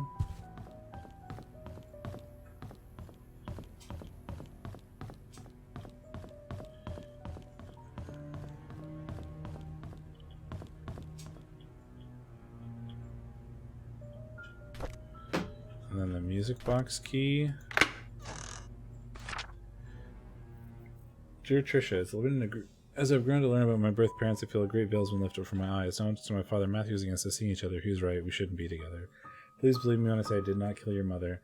I've never lied to you and never will. I don't know who killed Vivian. Hopefully the truth will come to light someday. There is so much that I want to tell you, but I cannot at this moment. I will pray the day when I can express everything to you. It will come quickly. All I say now is that I'm sorry for all the pain that I've caused you. Please forgive me, Scott.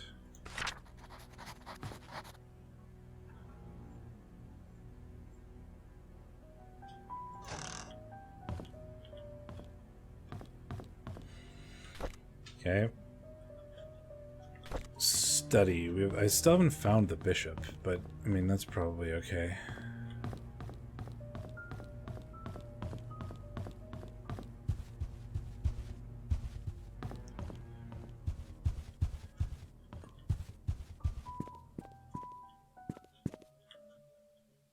Because we know the king is 4. So it's 4, 1, something 1.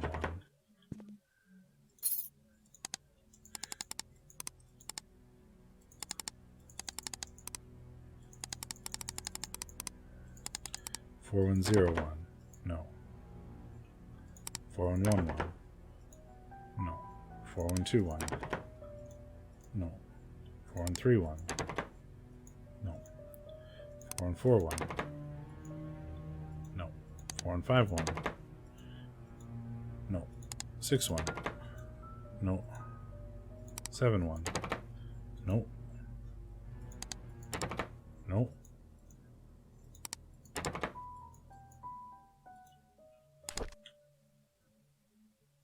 Oh, damn it. It should be 4 1 something 4. Not. There we go. I went through it all for no reason. Let's try again.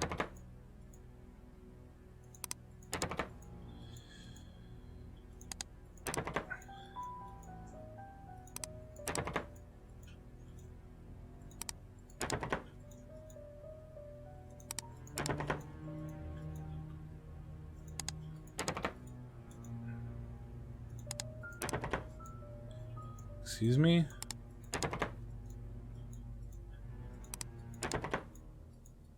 I just went through the whole thing.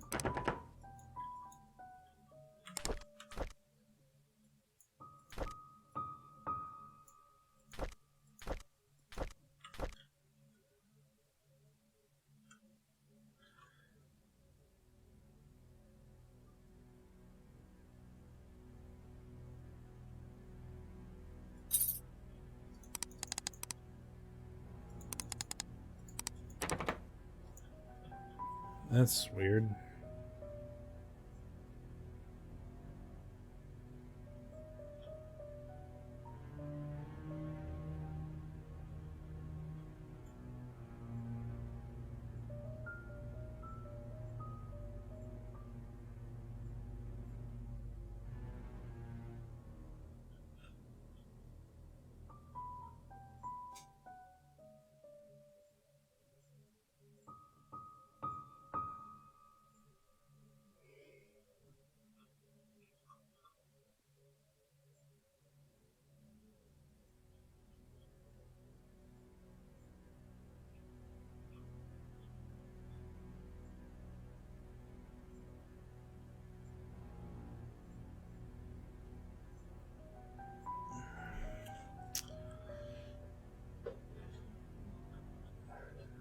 I suppose king could also be knight.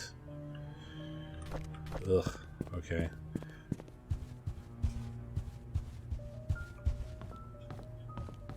I'm gonna go to Dorothy's house. Because there's a Sophia chest there, which I imagine might have a key or something to help me get to the time capsule.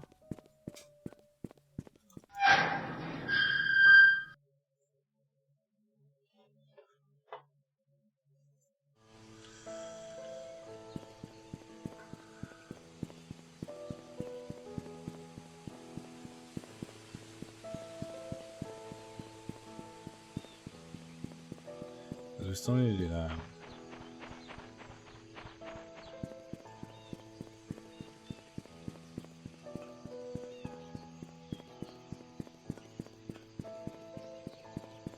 I seem to recall Dorothy's house being here, but maybe I was wrong.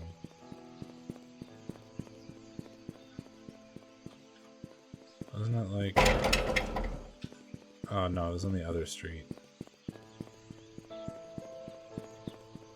I remember what it looked like, I just don't remember where it was. I think it was this way. Yeah, that's it, isn't it? The fence up there.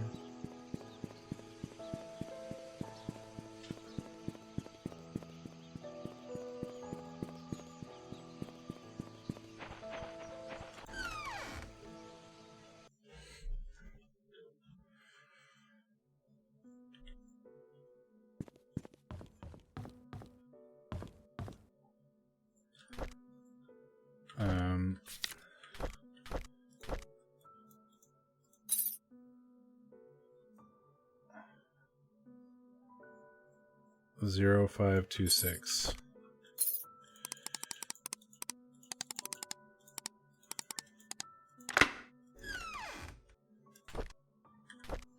I know some people don't like me. Wanda always picks on me, and Bernard ignores me most of the time. Andrew, well, he's okay as long as I'm not in his garden. Dorothy cares a lot for me, though. I like her. Tom, our security guard, treats me with respect, even though I'm just a housemaid.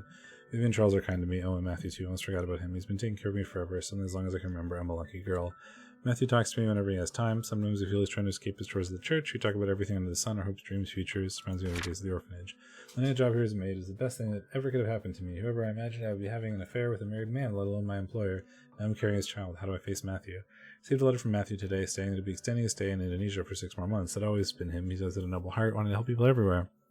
I miss him, but I'm glad he decided to extend his stay there. It gives me time to prepare. I'll explain my situation to him. I don't know how he'll take it if he just hears the truth blurted out once he gets back. Received a telegram this morning from Matthew wishing me a happy birthday. Special present prepared for me. Find the clues he placed in our favorite places. I've solved it already, but I don't know what to say to him. What should I do? My baby was born today at 8:20 a.m., and it's a boy. He looks just like Charles. There it is, June 1975. Dorothy's taking good care of us. She prepares the food and attends to my needs. I almost feel like I'm her boss. Charles visits me all the time, asking if he needs anything else. I told him I didn't have to come so often, and instead to focus on work. As a mayor, he must have a lot on his mind. Charles told me today that his mother, Magdalene, will be arriving in 2 weeks. She knows about our relationship. I feel nervous because she's a strict woman. At the same time, I'm happy because she told Charles to take responsibility for me and my son. Soon I won't have to be a maid anymore. Charles has decided to name our child Vincent Roberts. I like that name. Dear Sophia, how have you been? I hope everyone is treating you well at the mansion. It's been 6 months since my missionary work started here in Indonesia.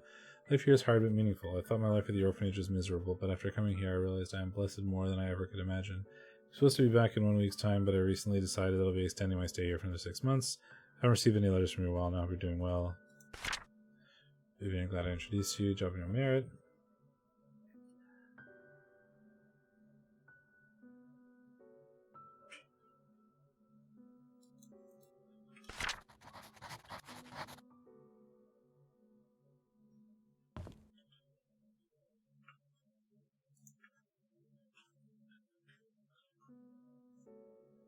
Well, that doesn't help as much as I want it to.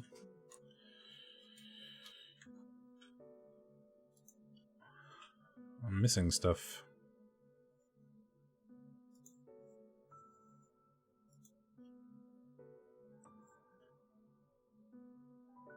Missing Charles Roberts' story, Derek Tyler's story, newspapers, letters, tools, journalist. You're fired. You can get some achievements. If you just leave, presumably. Oh, that's annoying.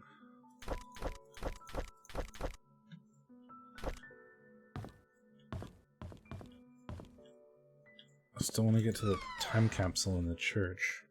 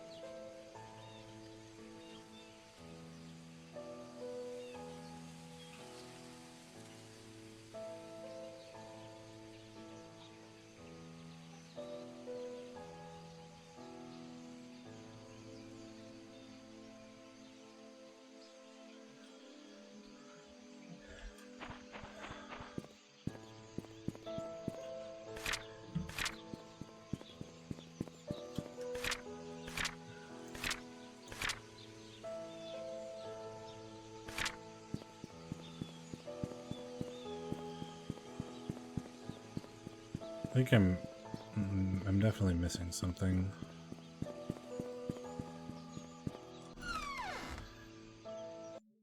At this point, I'm just going to look up the stuff I'm missing because I just want to find it. So I am missing a shovel from here, apparently.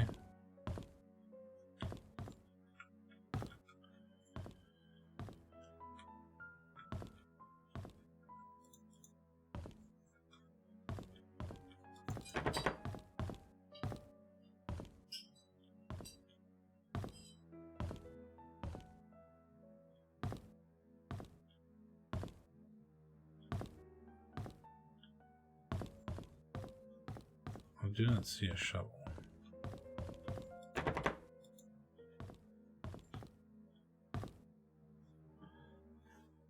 Let's find this.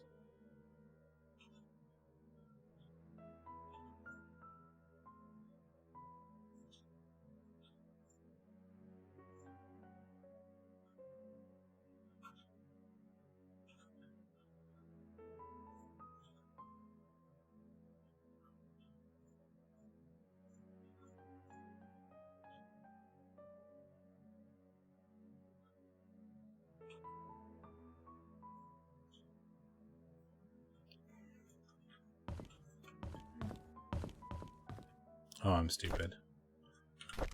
It's right there. There we go. All the tools.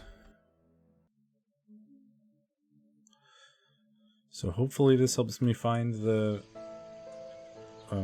graveyard.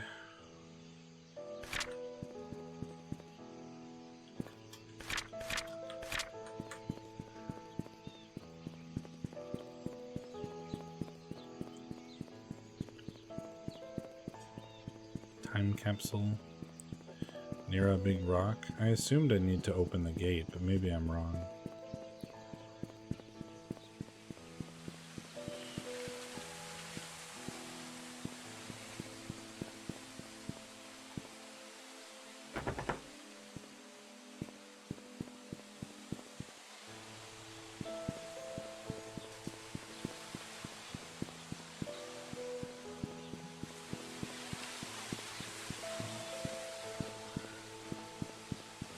This is Sophia's grave.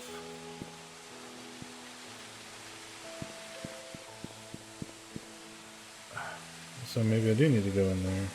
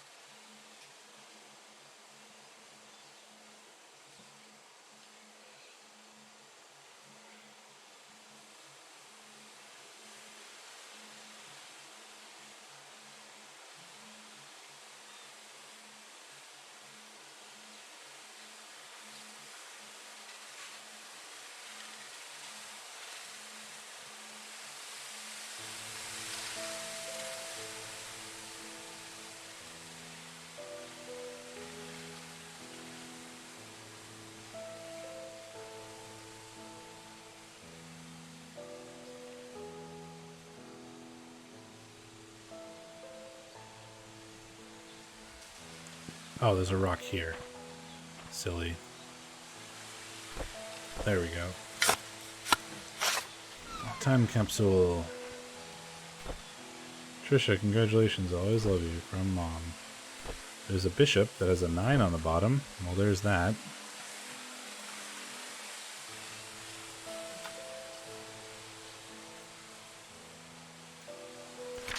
Secret of Painscreek. Hospital. Hidden room and study room. Yeah, we knew that. Underground secret passage. Future Detective Scott. Secret room above Father's room. Yeah, we knew all these things.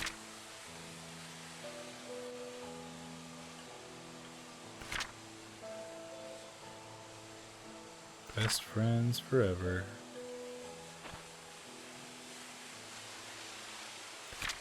Scott is gone and Trisha is dead. How did this happen? We held Trisha's funeral last week. There could have been more people. There should have been more. This village will be barren in a few months to a year. The generation is just moving out. The old generation is simply dying out. I will also be leaving her soon. Once my mother passes on, once I can't take care of her any longer. The night Vivian died, I saw Scott meeting her. I was at a distance from where they were arguing. I couldn't hear the details, but I could tell they were disagreeing. When Scott left and went back to his cabin, I followed him. I watched him through the window till early morning, all the time thinking about how we have drifted so far. How could Trisha choose him over me? Am I not good enough for her? The police questioned me when Scott was suspected of killing Vivian. I know he didn't do it, but I decided not to tell them what I knew. With Scott locked up, I could have a chance to be with Trisha. I didn't expect that this small omission on my part would eventually lead to Scott's death. When Scott died, Trisha ended her life. In a way, I too died that day. I never wished for Scott to die, nor Trisha.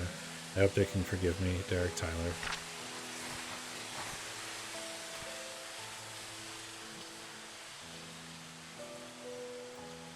I'm still missing bits of Derek Tyler's story.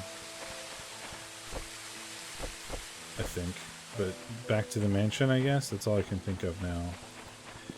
And then I think we're done. Because I know what the ending is. I'll look up what the other achievements are, and my assumption is that they are, like, you know, just leave before you solve it or whatever. Or stuff like that. Or maybe I'll just try leaving after I go to the mansion again. But yeah, it's I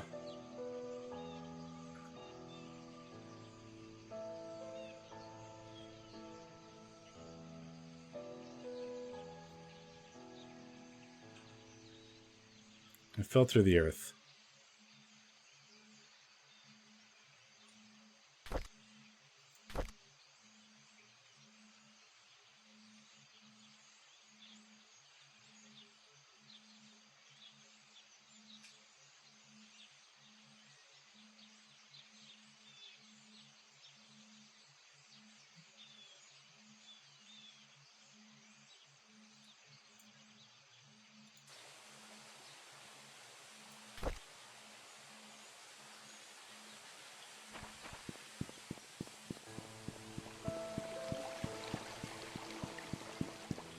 I fell through the earth.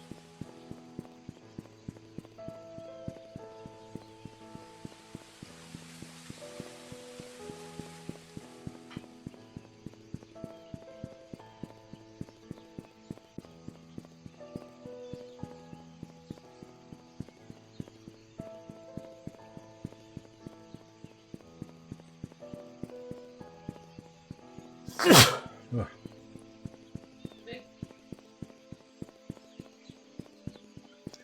Right, so like summary. Father Matthew killed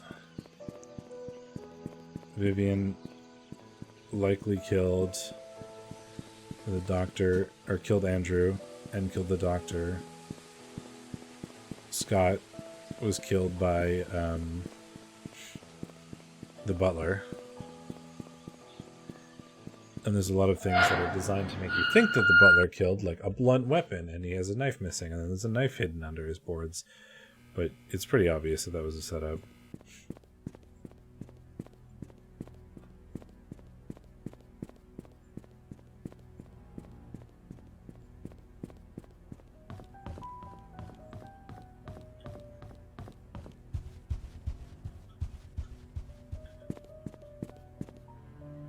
Oh, there's a chess piece here too.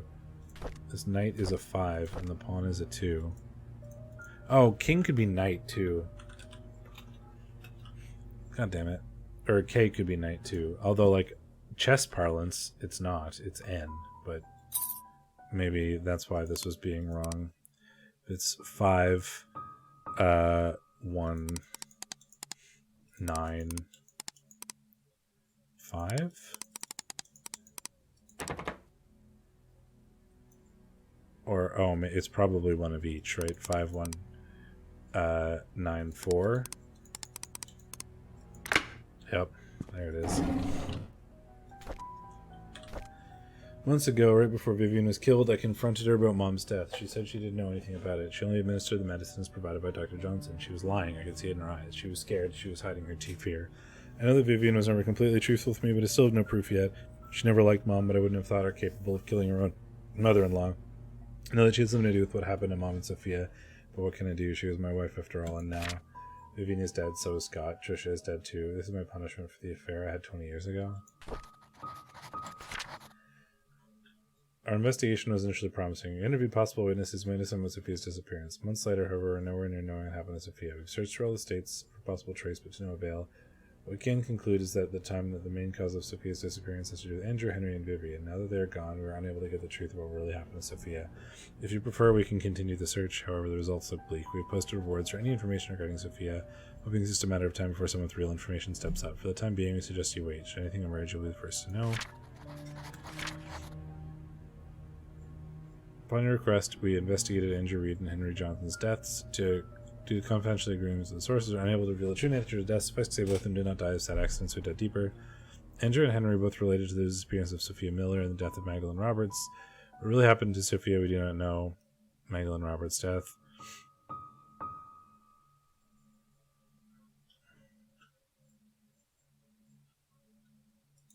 Got it.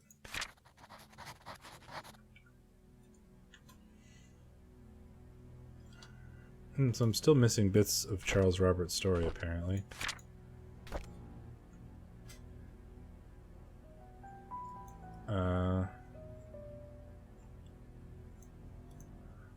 Oh no, I have it. So what am I missing? I'm missing Guest's lost cap, something with Derek Tyler's story, all the newspaper article. I'm missing something with Derek Tyler. But that's okay. I think I'm good.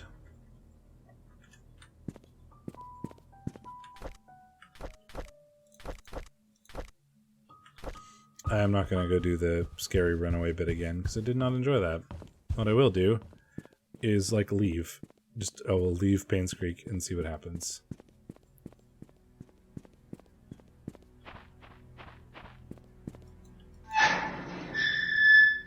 I'm sure there's, like, a accuse the wrong person thing as well that you can do.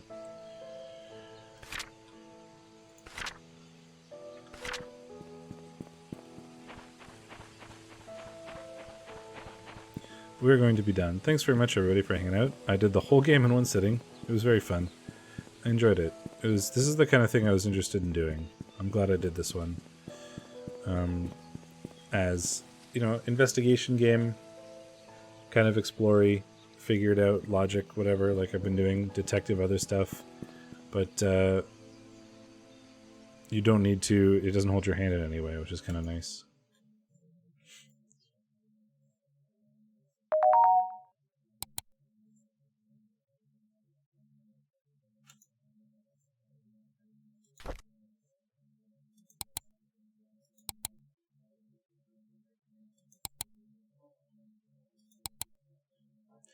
Oh, and I guess the other stuff about like the wrench and the screwdriver and the hammer, you're trying to find like, and the different guns, you're trying to find different.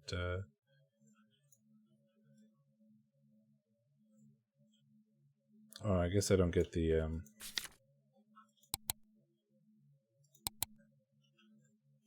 They're trying to like lead you down different wild goose chases or whatever. I should have accused someone else so that I could have gotten a different achievement, I guess.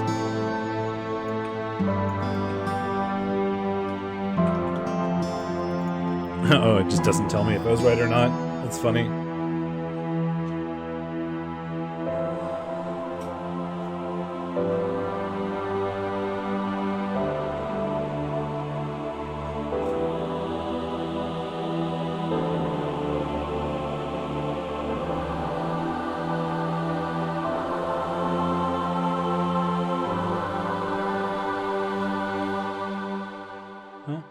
Thanks, everybody. Thanks for having me play you, game. I enjoyed that. The, like, run away from axe murderer at the end was kind of a little scary. Are you sure you got your facts right? Yours truly, a concerned citizen. I certainly was. Grade C. Rank amateur. Case unsolved. Yeah, I got an achievement for not actually finishing it, I think. That's funny.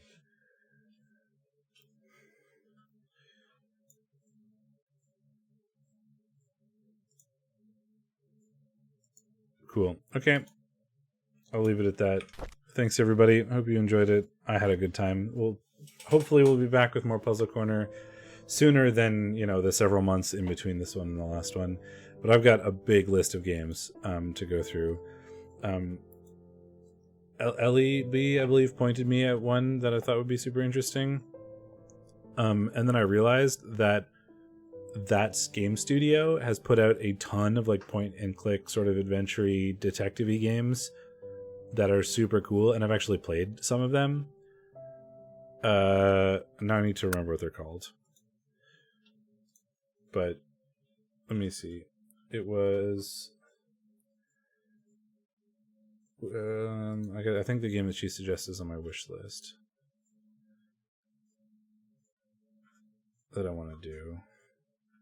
Well, I want to play the new Pharaoh game. That's another thing that I want to do. The Excavation of Hobbs Barrow is what she suggested, and it looks like it's definitely right up my alley. And then I realized that it was sort of done by Wadget Eye Games and Cloak and Dagger Games, which they did Unavowed, which I played through and really liked. And they also have a whole Blackwell series of games, the Blackwell Epiphany, Blackwell Legacy, Blackwell Unbound, Blackwell Convergence, that are all sort of a series of sort of detective games by the same people. There's the Shiva, which is the same sort of thing. They have a ton of that style game, and I'm really looking forward to trying those. So they're on the list. But that'll be something that I'm aiming to do. There's a bunch of other things too, but those are probably the start. Thanks everybody for hanging out. I'm going to go read about the achievements I missed and stuff. Because I'm not going to go back and do them, I don't think. We got most of them. We missed a bit about Derek, but that's okay. And we figured out what really happened, and that's what I cared about. So thanks everybody. I'm in Sigmund's, and I will see you next time.